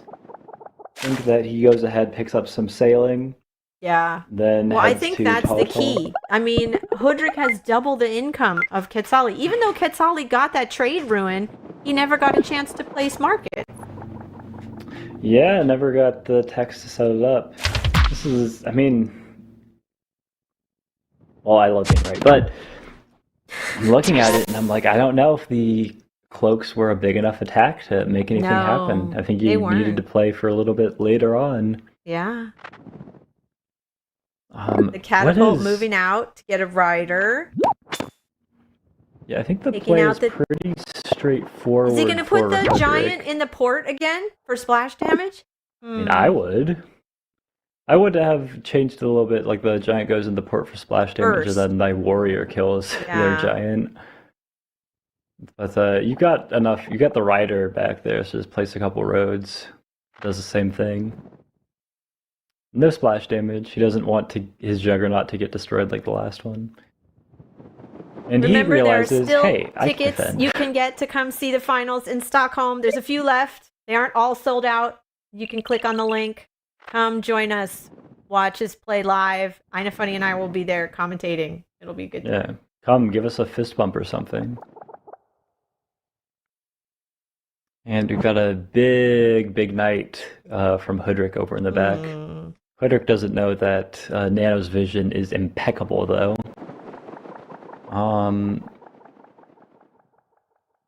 Yeah, you can see everything.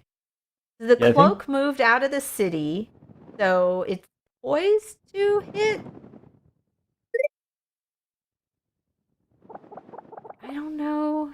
Yeah, Oh, the knight he's walking moved it back. back. Why did the knight move back? Can use it, I Worried guess. about a chain from the Golo Knight, I Oh, guess. right. Hudrick has his own knight down there. Yeah, the Icola Knight can go ahead and chain through the giant, and if he gets vision on the cloak before the knight finishes, Oh, yeah. then the chain just keeps going. Uh-oh. No, it's not going to happen anymore. No? Well, Why not? he can unsiege with the two catapults, and then can he kill the giant with his knight? Maybe if he moves in his Absolutely. catapult, I mean his juggernaut, he can do splash damage on it. Let's see. Well, it's not Yeah. done yet. Turns I not think done yet. what Heat's really going to do though is get a scout and then combine the scout and catapult combo don't do enough damage to the defender to See pick what up he's the going to kill. use the knight for. Okay. Oh, and he's using Nope. the rider, and he's like, where's the cloak? Oh, You moved too that's fast, fun. though. Yeah, but He's that's like, fun. oh, whoops. Now he knows that there's the cloak. If he'd taken a little bit more time, he could have revealed the cloak, right? Yeah. I mean, it's definitely not on the city. No, it's not on the city. But it is what it is. He made the move. Yeah, and I guess that's why he's got more time on his clock than Nano does. He plays fast. Like, you gotta just play on instinct sometimes. But, org. Strategy? And some strategy. Yeah, advance the defenders forwards, because what does he have to attack them with? No catapults, no archers, Yeah. no giants, just riders. Yeah. So close off that choke point. And he's like, okay, I can get like 4 daggers on Burley, or maybe I use a rider to kill the knight first. Yeah. And now Hudrick has more units in the water. He's going to be able to get scouts, move them forward. Get Solly unsieging. looks He like- can send in the cloak. See? Yep. Pick up the 5 daggers. Yeah. And some income. Yeah. Yeah, he doesn't have archery though, so no defense bonus is a little. Oh. Yeah, I mean with the knights there, you know. He still doesn't have hunting. Yeah. And there's the knight still, but it's just going to hang back. I don't see any use for that knight. Yeah, there's no chains being blundered. Not after that first one. Mm-hmm. I'm wondering for Titat's next turn, we're going to see those 2 rafts upgrade into scouts. Yeah, Combined I with expect yeah, that. just the siege on Tall, and that might be the end of the game. Yeah, if there's 2 scouts. And There we then, go. Oh my god, big hunting pickup. yay, hunting. Now if this happened on like turn 10. It would have been a totally different game. Yeah, not the game we're commentating. Okay. But yeah, what do you want to So do? Hudrick can clear out the daggers, yeah, because they don't have the defense bonus, like you were saying. Yeah, it doesn't even have to damage the riders or And anything. he can send in another knight. Okay, are the cloaks, are the rafts going to become, sailing. scouts? What? Did not siege? Oh, oh well. What? Oh well. He'll get it next turn. Yeah, I wonder if that giant will still be there to siege the next turn Okay, or not. where's the knight going to go? Oh, it went over Yeah, there. just advance further. Just the echoes of the Meister game, right? Yes. I can get a small chain now, but Take your time. I want a big chain later. Take your time. Do it right. Plan everything out. Yeah. Yeah. And the killer monument at 25 kills coming out for another giant over there. Does this giant also want to get in the water? And then it has its options of heading to Tall or Yoka in the center. Yeah, get that guy in a port. He deserves to be in a port. And yeah, the scout will be able to actually see the Eye of God pick up probably on the next turn. Or at least it's a possibility. If T-Tat wants it or not is up to them. But yeah, the big question is, okay, I need to defend from the night chains, and I need to defend from the giants trying to take my cities. I don't think they can do either, to be honest. Or at least I'm not seeing it. Maybe Nano sees something that I'm missing, though.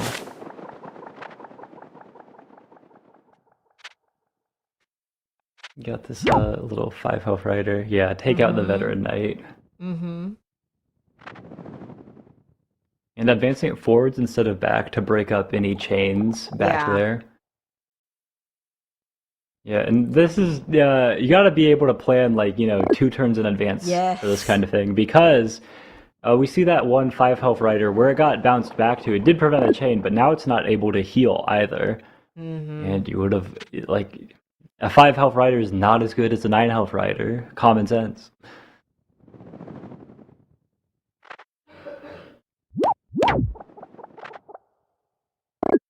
Trying to take down the giant, but it's not going to be enough. That giant's going to be able to walk in to that central city next turn. All right. Catapult. Catapult giant, catapult giant. Okay. Putting a road under the night. Oh, he's going to siege from the north. I'm sorry, from the southeast. Oh, cool. Yeah, this one first, and now the other knight can come through. Very nice. Is he going to keep going, or is he going to stay? Oh, for sure he keeps going. He could have. Okay, yeah. I mean, yeah, the 2 things that I was saying that he needs to defend. 1, the night chain. I didn't think he could. And 2, the giant, which yet to be seen. Maybe he doesn't want to siege. Now Nanobot's going to resign, and it's a quick 2-0 victory. Wow. Yeah, defeating Meister in round 1, and then Nanobot in round 3. Oh, wow. Good victory. Yeah.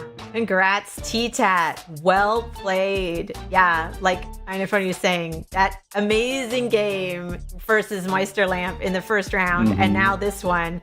Sticking to that playbook, right? Forestry, math, sawmills, markets. It works. Very well done. I guess the playbook took them all the way to Sweden. Now all that remains to be seen is if it will take them to the first ever Polytopia World Champion. Yeah, well, getting to Sweden is, you gotta be proud. You gotta be proud. Oh, so well done. Well done. So where are we at now? Oh, Yeti Peaks has won versus Luxador, but they still are going. It isn't over yet. Yeah, and this is the final decision. Is it going to be Yeti Peaks or Meister Lampe who makes it to Sweden? Let's go watch. Let's go see what's going on with the IMO versus Luxador game. Oh my goodness, it's just in. There's a change in the bracket as we've been speaking. Meister has just won game 2. So What? it's going to be all tied neck and neck at the very end. One of these players will make it to Sweden, one won't. And it all depends on the outcome of this third and final game. This is it. It's 1-1 now. So yeah, whoever wins this last game, this is the final game of today. One more to go. Yeah, and I have to point out they are in the same time zone, but it's quite late for them at this point. Like 2 a.m. almost. So they're All right, playing let's go to a Polytopia. really Well short then. break, and then we'll be back in a minute to watch the final game.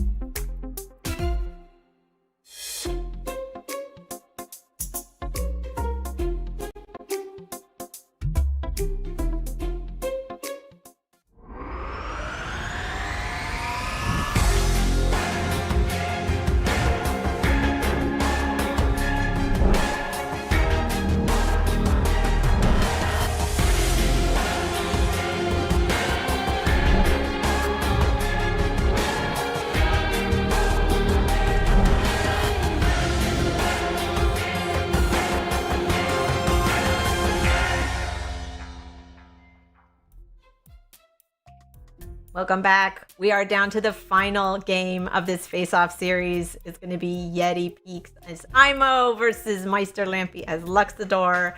What a day. All these games have been such high-quality play.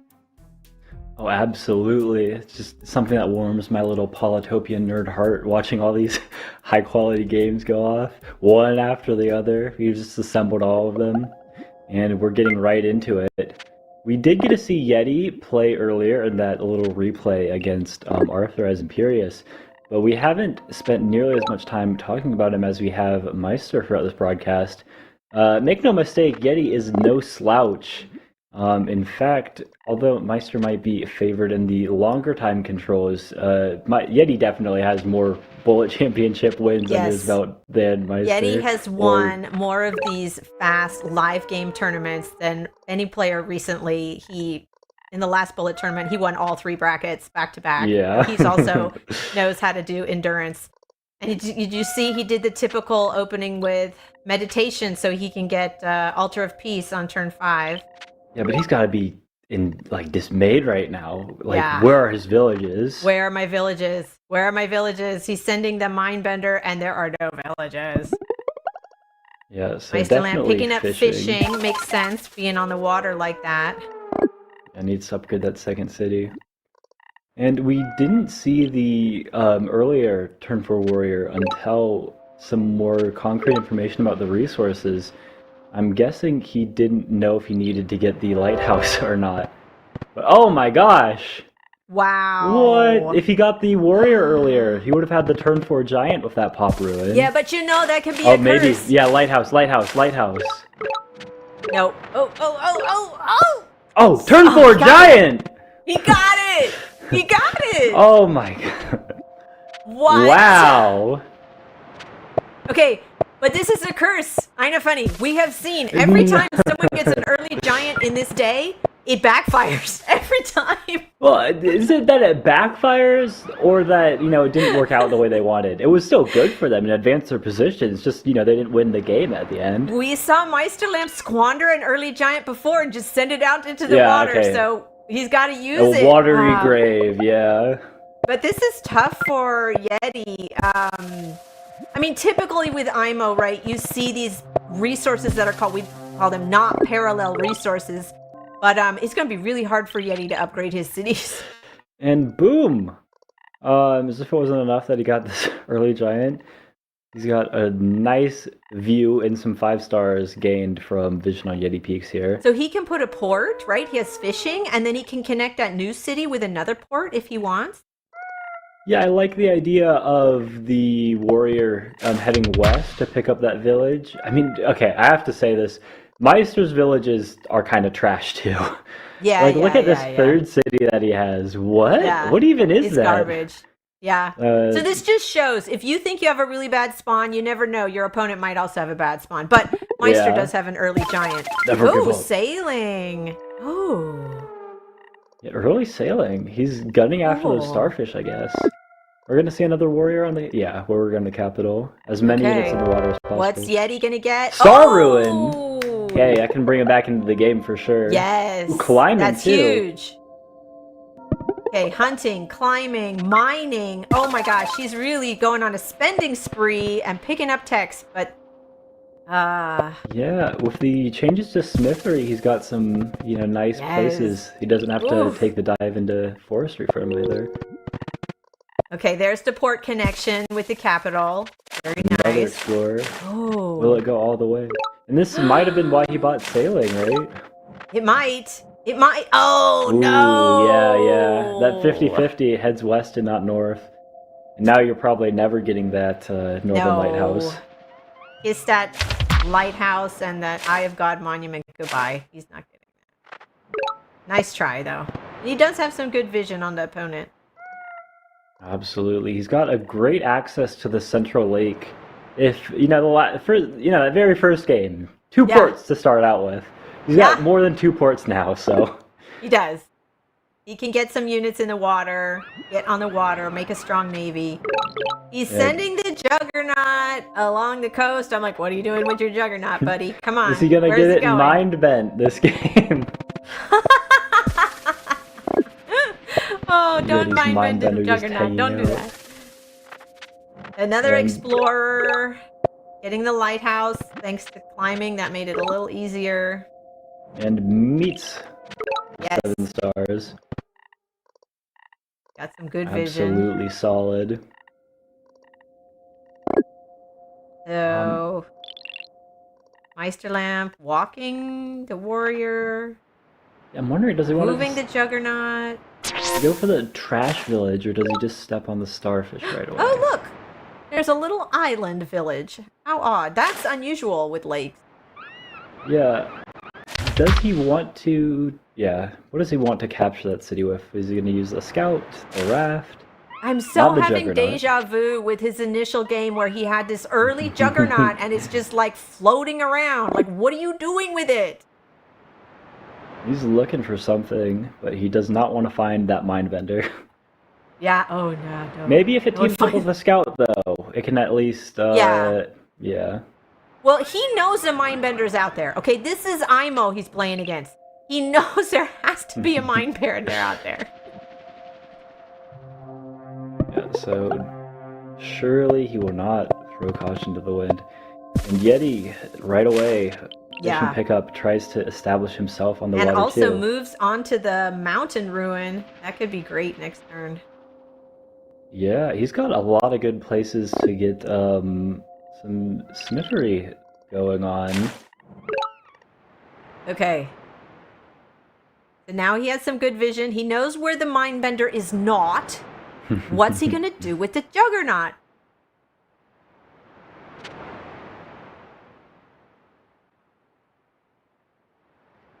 This is so interesting. I They'll don't know probably what he wants send to a do. raft to get the island village because it's not contested and you wouldn't want to waste a unit by landing it there. Absolutely. Just But takes 2 where's- turns, same as the Where's scout. the juggernaut going to go? I mean, he can't really run it up on land. in Oh, fear he's of the getting another mindbender. giant with hunting. Cool.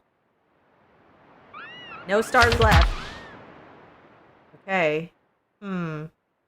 He can step on there, and if a mindbender is around, the scout will help him in killing it. But it Yes. seems like he should have quick access to these 6 It's cities safe. against Yeti's 3. And we know Yeti isn't there, so he can move Ooh. on to that village if he wants. The pop rune is nice because instead of Yeah. needing smithery for that Yeah. giant with the Northern Lighthouse, he can probably just go ahead and pick up, explore on this city for the East Lighthouse, ideally. And I he's think- still up that giant. Yeah, Well, he's getting there's the smithery fort. anyways. Another, yeah, that's a very Yeah, nice he's getting a forge workshop. spot. All right, he's gonna move the giant onto the village. Yeah, and he should Safe. know that it's the mindbender that just captured that city whose Yes, borders just he popped up. knows. He knows there's Like- a mindbender out there. He knows, and they Where just else is got a a city mindbender? border. Nowhere. Yeah. What other unit captured that? Nothing. Had to be there, so he Yeah. felt safe there. Is he gonna get a tech? He only has 12 stars, and he already has sailing. Yeah, it seems like navigation doesn't seem all too nice with only the 2 starfish. Forestry. How else is he gonna upgrade that city in the west? That city's so awful. It is. It's bad. It's bad. I'm really surprised. Like, look at the cities Meister's been getting. When we got the one with an animal and a second forest, a one Yeah. with 2 fish and nothing, this island city with 1 fish and nothing. He's I gonna mean, have his to use capital, ports. the guaranteed Lux resources, has been the only one that's Yeah. usable. It's just been that he's had the early access on the water. And yeah, of course, the fortune of the pop ruin. Yet he can actually at least upgrade his cities. Yeah. Like, you know, he's gonna have half as many cities, but like right now he's still ahead on income. That's right. We're going to see Yeah. a big giant pull on this city up here. Mhm. He paused for a second there. Was he considering the wall in the city? Borders. Border growth. Yeah, he's gonna steal those resources Oh. and And then the two I like animals, that the because giant. it also, right, it cuts off territory from the village that the Luxador giant is on. It's not going to be Yeah, nearly it wasn't useful bad now. enough already. It's bad. It's worse. Yeah, I That gotta was a take great back what I move by said Yeti. about Meister not getting Eye of God, though, because it looks like you can clear the fog such that an explorer on Oh. that city should head north. Oh, good point. If he clears if he primes, right, it's not really room, but if he clears out the fog, then the explorer will go north. But he could still like wander around and head to the middle. I don't think it's guaranteed that it would go to the village. No, Well, it's we'll see. about him clearing the fog in the middle so that it'll head north. I see. It's a little scout up there. Yeah, no text before these cities, which No. are so hard to upgrade. The next one, very expensive. Between having huts and ports are the only ways to upgrade. That's not optimal. Yeah, I mean, it's a really asymmetrical game, of course, like 3 Yeah. cities against 6, but it feels like both sides have reasons to play on here. Oh yeah, Um, this is far from over. Absolutely, It's this just is not ridiculous decided. thing to say about a 6 to 3 city game, but it's true. Meister Yeah. cities are just that bad. We're on turn 10 and they haven't even started fighting yet. There are 0 kills. They're still just setting up the pieces on the board. Yeah, the things are moving around in an interesting way, at least. There's a fight to be had over in the east. There's the fight Is in the Yeti- water. Okay, Yeti moves his Mindbender onto the ruin. He's gonna get Yeah. 2 ruins next turn. Yeah, until the comet hits the warrior up north and kills him. Hate it when that happens. Is that like the next version after Chipmunk mode where the egg falls from the sky and lands onto the map? Yeah, meteor shower. There's the Nature first bunnies kill. everywhere. So Yeti Boom. has Sailing and Juggernauts. Okay, let's see if we're gonna get that Explorer from Luxador. Yeah, it feels like the scout should just head northwest, clear some fog. No. No. Okay, does it just head north anyways? This is a gamble. Oh, north he made anyways. it. He made Is that it. how the new explorers work? Because there's more fog in the north, it's guaranteed? Not entirely That's a sure good myself. point. There's someone who's gonna know the answer in the comments. I I'm made a sure. YouTube short about it. Go watch my Yeah, short. Is I Neto can't still remember. watching? I can't see. Neto, you tell tell me. him. But now he has the Eye of God, right? Luxador has the Eye of God. Ooh, Very nice. Ooh, this is crazy because he's putting it so that he splashes the first time, then he re-enters the port to splash again. Wow. Cool. Nice double splash there. Yeah, he's a little limited on his stars, but I mean, having twice the number of cities, even if they're not good, he does have more income than Yeti. Yeti's got philosophy and really, really cheap techs. That's where he's And going he's to going pull to pick ahead. up 2 ruins. Imo is going to pick up Yeah. 2 ruins next turn. Are That they could be both going to big. be stars, do you think, or just one? I think just one. I think it's Okay. going to be a tech and stars. That's my prediction. Yeah. I'm actually curious to see what he's going to do with the Mindbender later, if he's going to use it to chase the Luxador giant. Yeah, I mean, theoretically, you could move it back and then get another Mindbender on Yet the another main Mindbender, city. right? You could see double Yeah. Mindbenders chasing the Population giant. ruins, good. And stars. You were right, only 1 Oh. star ruin. That's really fortunate, though. Population Yeah. and stars. Oh, So that's a it should- huge boost. A very easy path to getting another giant on there, like whatever he decides to go for. I mean, Yeti's Yeah, big very prop. easy giant. He You wants can get to, another mine. You can get something like aquatism really easy here and help him out on the lake. Yeah. You can get into markets. Actually, what he Ramming. really wants more is units. Yeah, I guess ramming on the path to aquatism too. Ramming Rammers work. to deal with the Juggernaut because that's Meister's Mhm. only real. Okay. Well, The mine, point. yeah, for the next giant.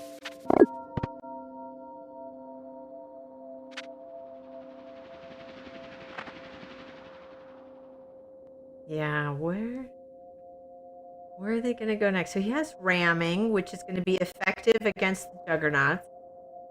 Ooh, there's some tactics over in the east for attacking. The giant is threatening the city, of course. Meister walks his own giant back, right? Look! Yeah, another It's a mind double bender. mind bender! Look! Yeah. Oh, I love it. Yeah, because Yeti can just buy roads. Like, he has Yeah. the stars. The techs are cheap. And then he just goes ahead and chases that giant away. Could he get forestry and push the mindbender? Yeah, absolutely. I'm pretty sure Meister will want to put his own giant back on that east city, though.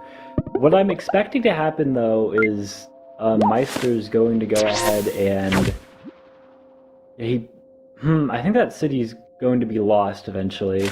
And Yeti will be playing 4 cities against 5, so Meister's still advantaged, but he's got philosophy.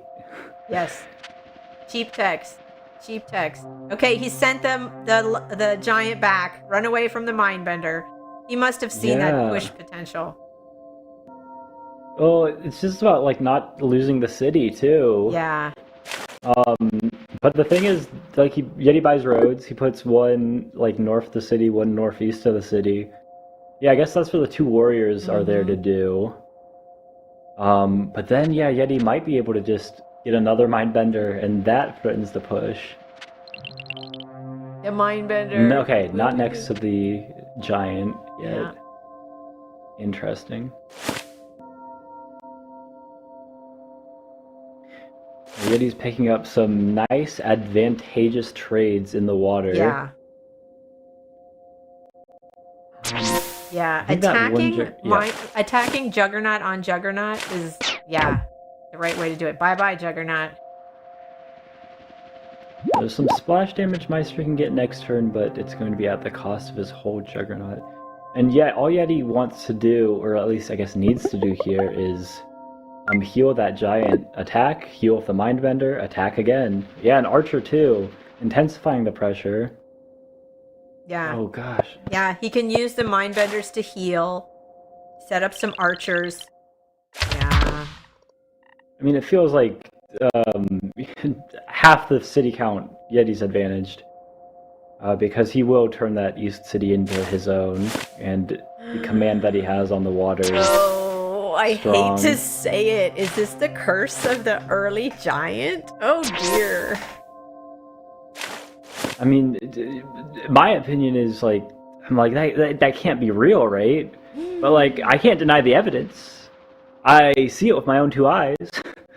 What else can I say other than the curse of the early giant? Every an early giant and lose every the game I've seen today that had an early giant, that early giant did not pan out. I mean, don't count Meister out. Look at the stuff he's doing back on the water. Took out most of the one Juggernaut and full on the other. Yeah. He's establishing himself on the water, and he still will be up a city, even if he hasn't yet lost it. Still, no, this is far from decided. He loses a city. He took care of the mindbender. At least one of them. Healing the giant, trying to keep that city. Yeah. I love that archer. I love the mindbender healing the giant. Ugh, that's really smart. And yet he has to be loving the 2 population ruins he got earlier. This 3rd giant entering the water this turn is going to be very nice for him, in what would otherwise be really hard to establish himself on the water. I mean, it still is, just because he only has the ports from 1 city, which is difficult to access from his capital, even. Yeah, that's the one limitation for Yeti, is he doesn't have as much port access, but he's making the most of the access he does have. Yeah, it's kind of like as soon as he gets the access, if he takes the east city, that's another port, and if he can start trying to push from there, although it is a difficult port to use and only a single tile. Yeah, they traded down their giants in the center because they realize this is a slugfest. Yeah. That's what they have to do. And yeah, Meister does not want to lose that eastern city. No. He wants to as keep he it. should, yeah. I mean, besides just having a city, like that port spot, if Yeti gets another port spot, that's another way for him to get on the water. So he wants, yeah. Even though it's a bad city, it would be worse for him if it was an IMO city. Absolutely. I think I was maybe a little over optimistic about Yeti's ability to take that city, and I forgot that he was playing Meisterlamp. But Yeti's got 2 archers and Mindbender. I mean, we'll see. It's gonna be hard for Meisterlamp to keep that. But Meisterlamp's on the water. That's the thing. Meisterlamp has more units in the Navy, so that may make a big difference. He's gonna sacrifice some health on the archer to move it forward. That's pretty aggressive. Yeah, it's not gonna hold. I mean, Meisterlamp's got enough units in the water that he can unseat. Yeah, just like a scout warrior even. I might do warrior rammer and then kill the mindbender with the 2 scouts just because it's annoying. Killing the mindbender might work, and he could move the warrior up to kill. We'll see.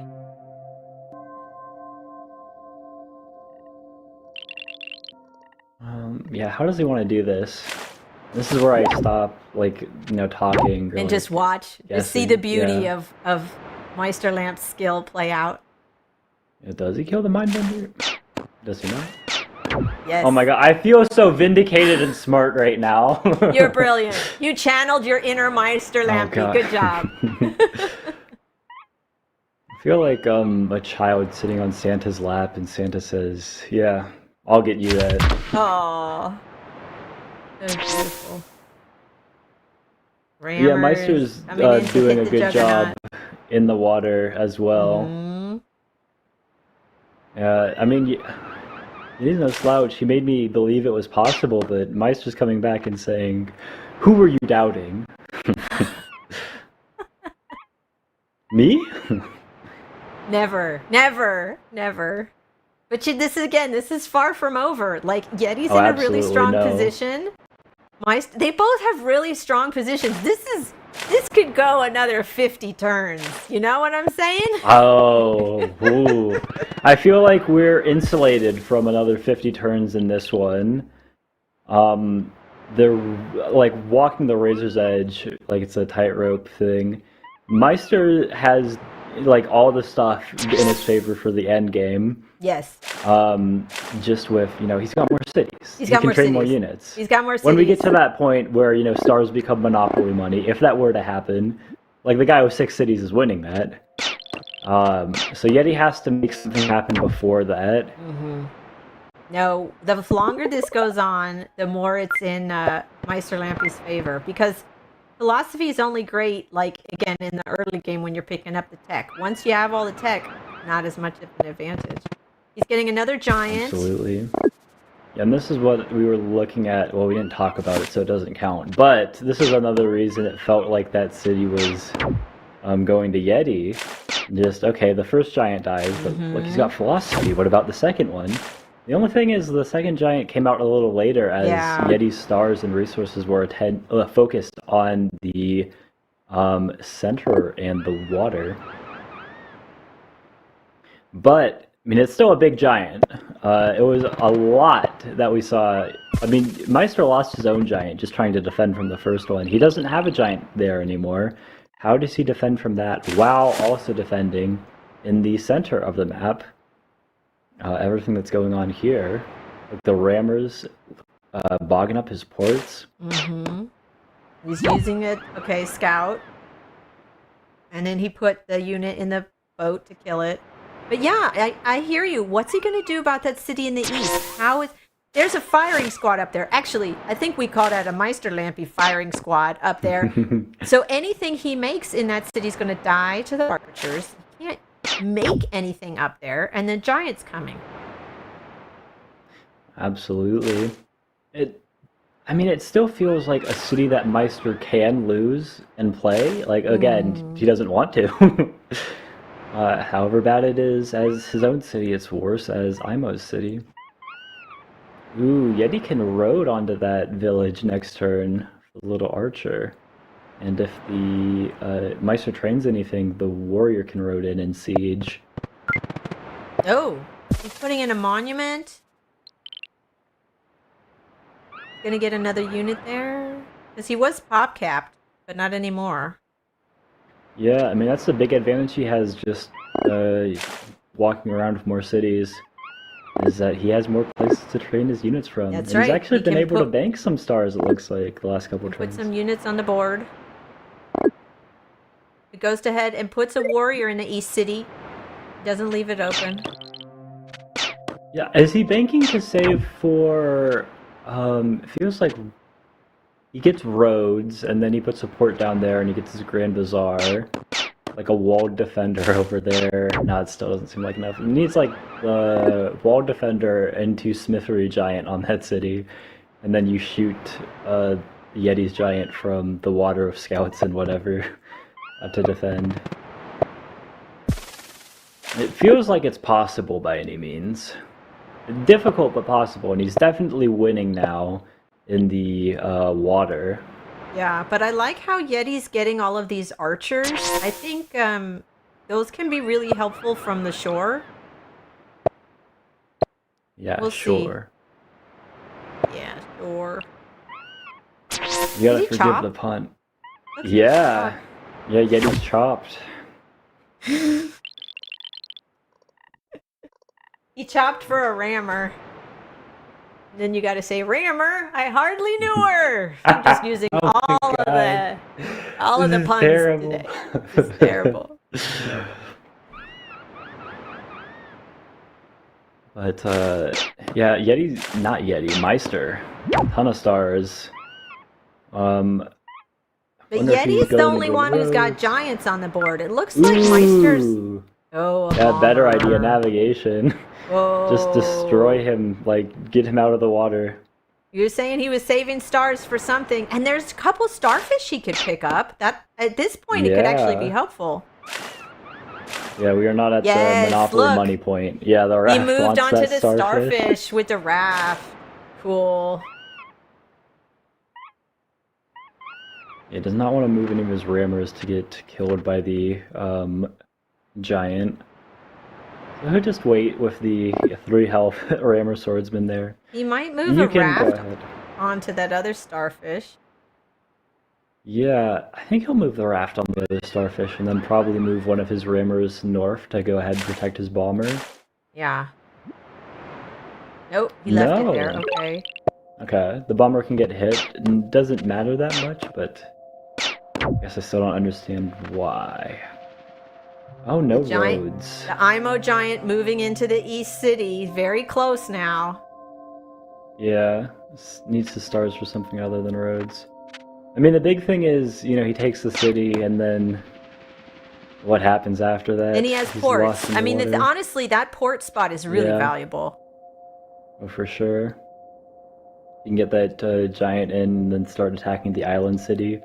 And the island city's kind of vulnerable. Like, imagine a catapult west of Popo. Not even just a catapult. range. Yeti can put some archers right in range. Absolutely. And catapult some archers. Yeah, Meister can bomber the archers, though, now. Stars. And the Look at that starfish. income. That's disgusting. nice. Well done. Get some more bombers. Yeah, so does Meister just send rafts up to go siege that Hapapoi city? He could. It's left open. I mean, can Yeti...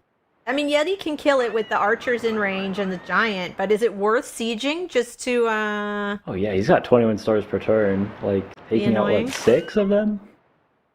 Or is it only 5? What's he doing? No, he got 2 giants there. He's attacking the giant?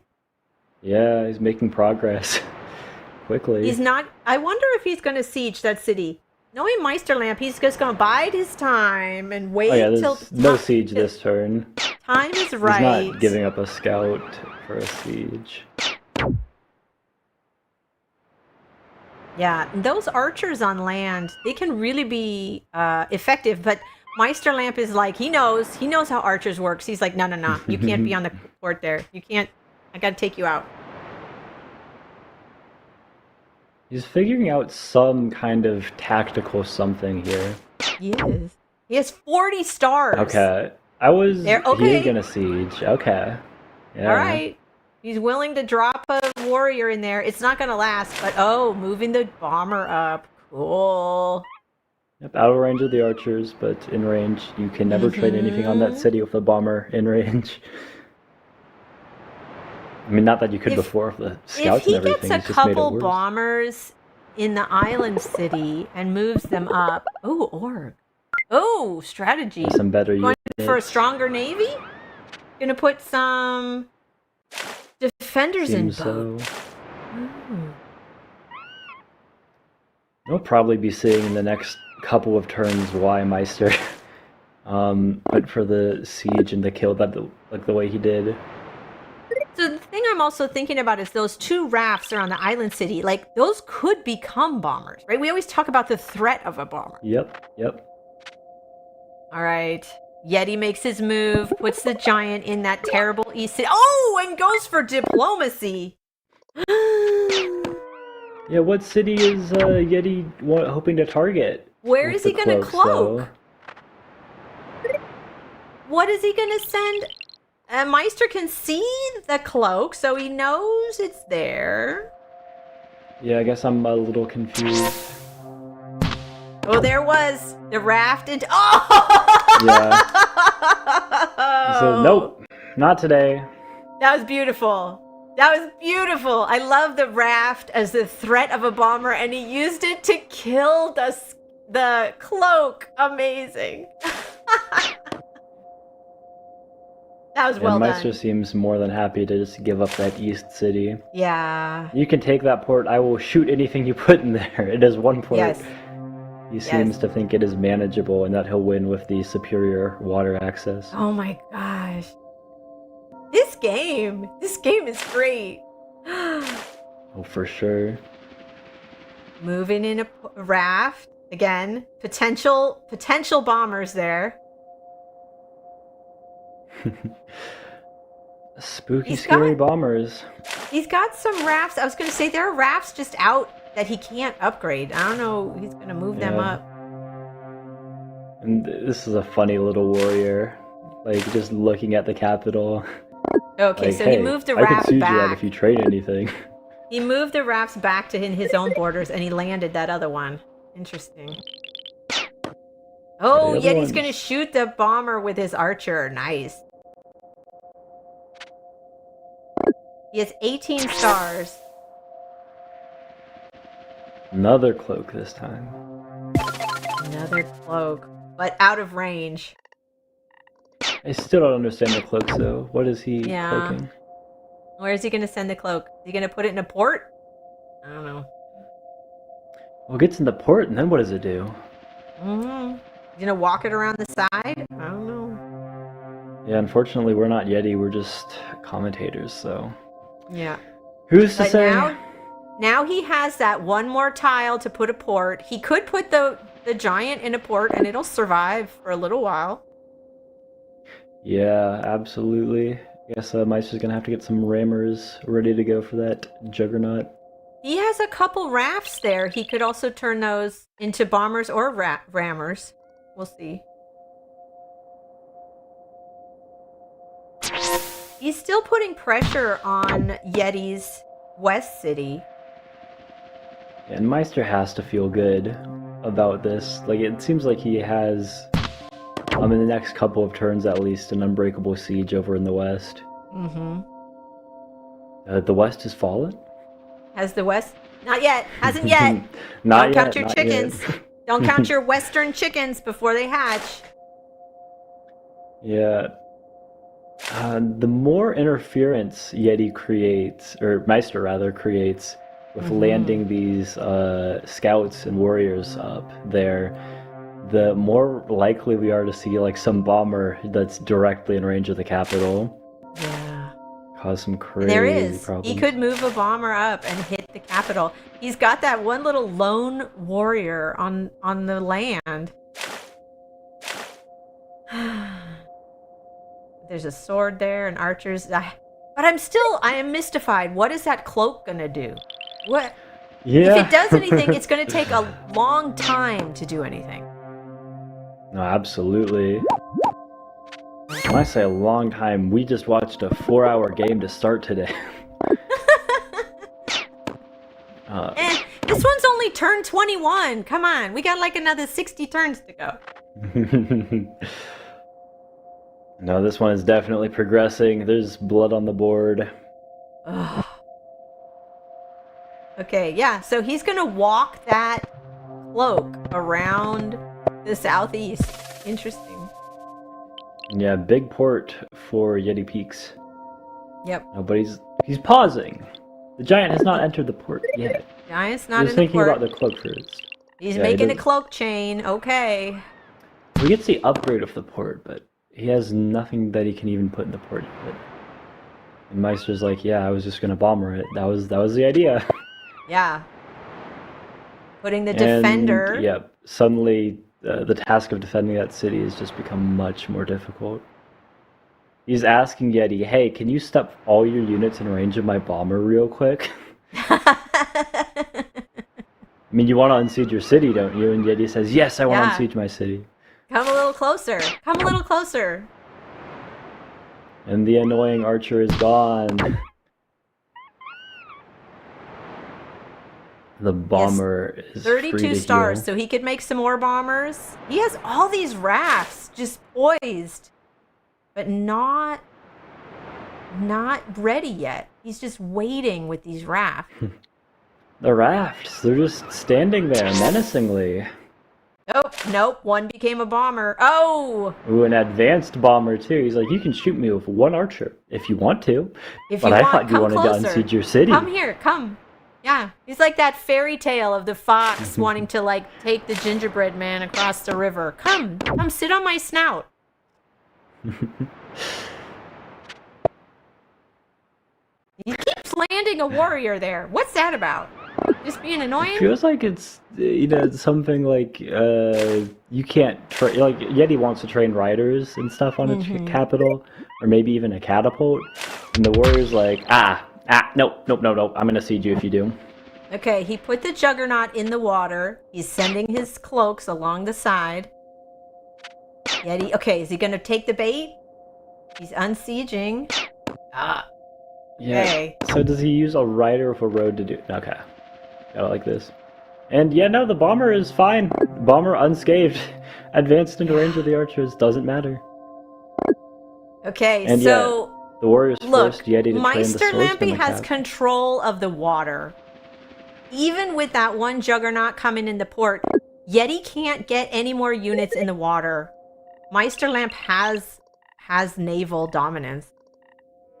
Yeah, this is what good naval dominance looks like. This is clear. Meister wanted to get in that first game, but could not. We're going to see a couple of bombers over in the east, or maybe a couple rammers to just smack that juggernaut. He has 33 stars. He can upgrade quite a few of those rafts. Like a bomber, scout, 2 rammers, 2. I think that juggernaut might be dead by the end of this turn. He's going to siege the capital. Is he going to siege the capital? This is what the warrior's all about. Climbing. There it is! Oh my gosh!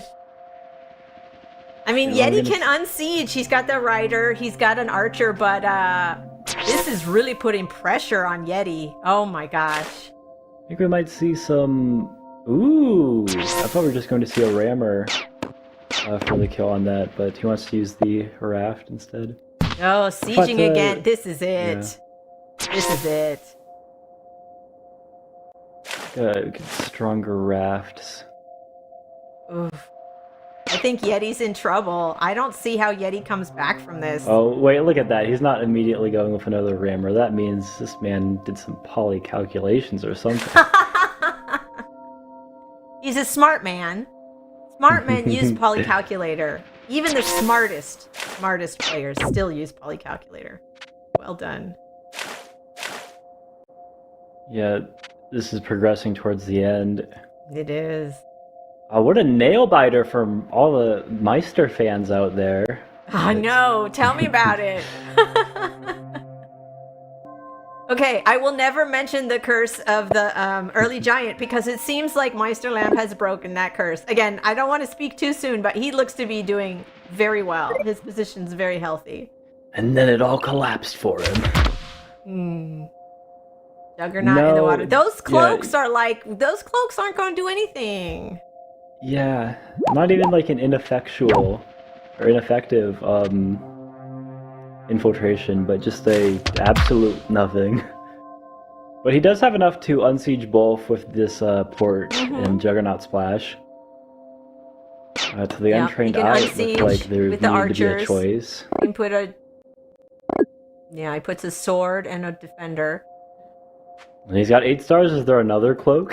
He can get another cloak. He can try to send a chain. It's going to be take a long he needs time. Like an archer defender combo. No cloak. Rider? Yeah, okay. Rider instead of archer. All right.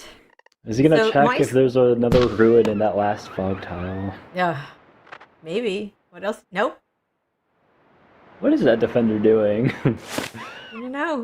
When's he making it into the rest of the game, I wonder? Well, no, he did see the cloaks, so maybe he has some, I gotta get over here to be a stop. Yeah, he's gonna block the cloaks out. He saw the cloaks. He knows they're over there. Yeah, he knows.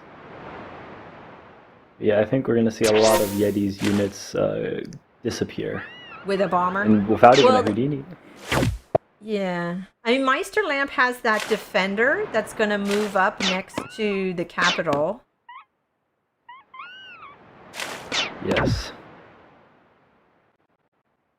We're gonna see that archer one to archer die. No damage on the north one. But that's fine.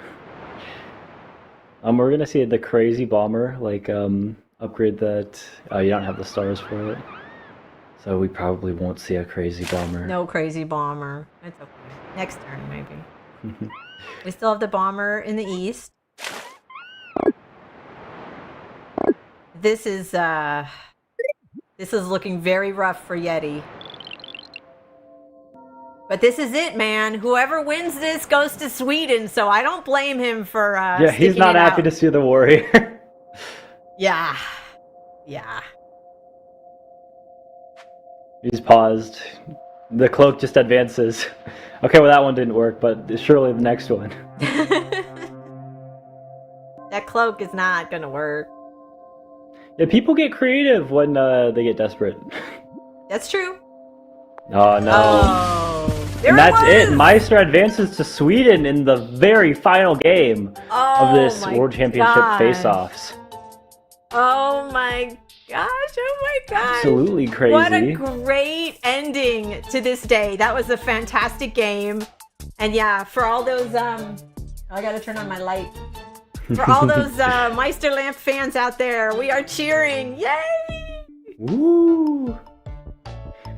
Yeah, we've got a great collection of players who are going to be facing off against each other in the actual finals in Stockholm, Sweden.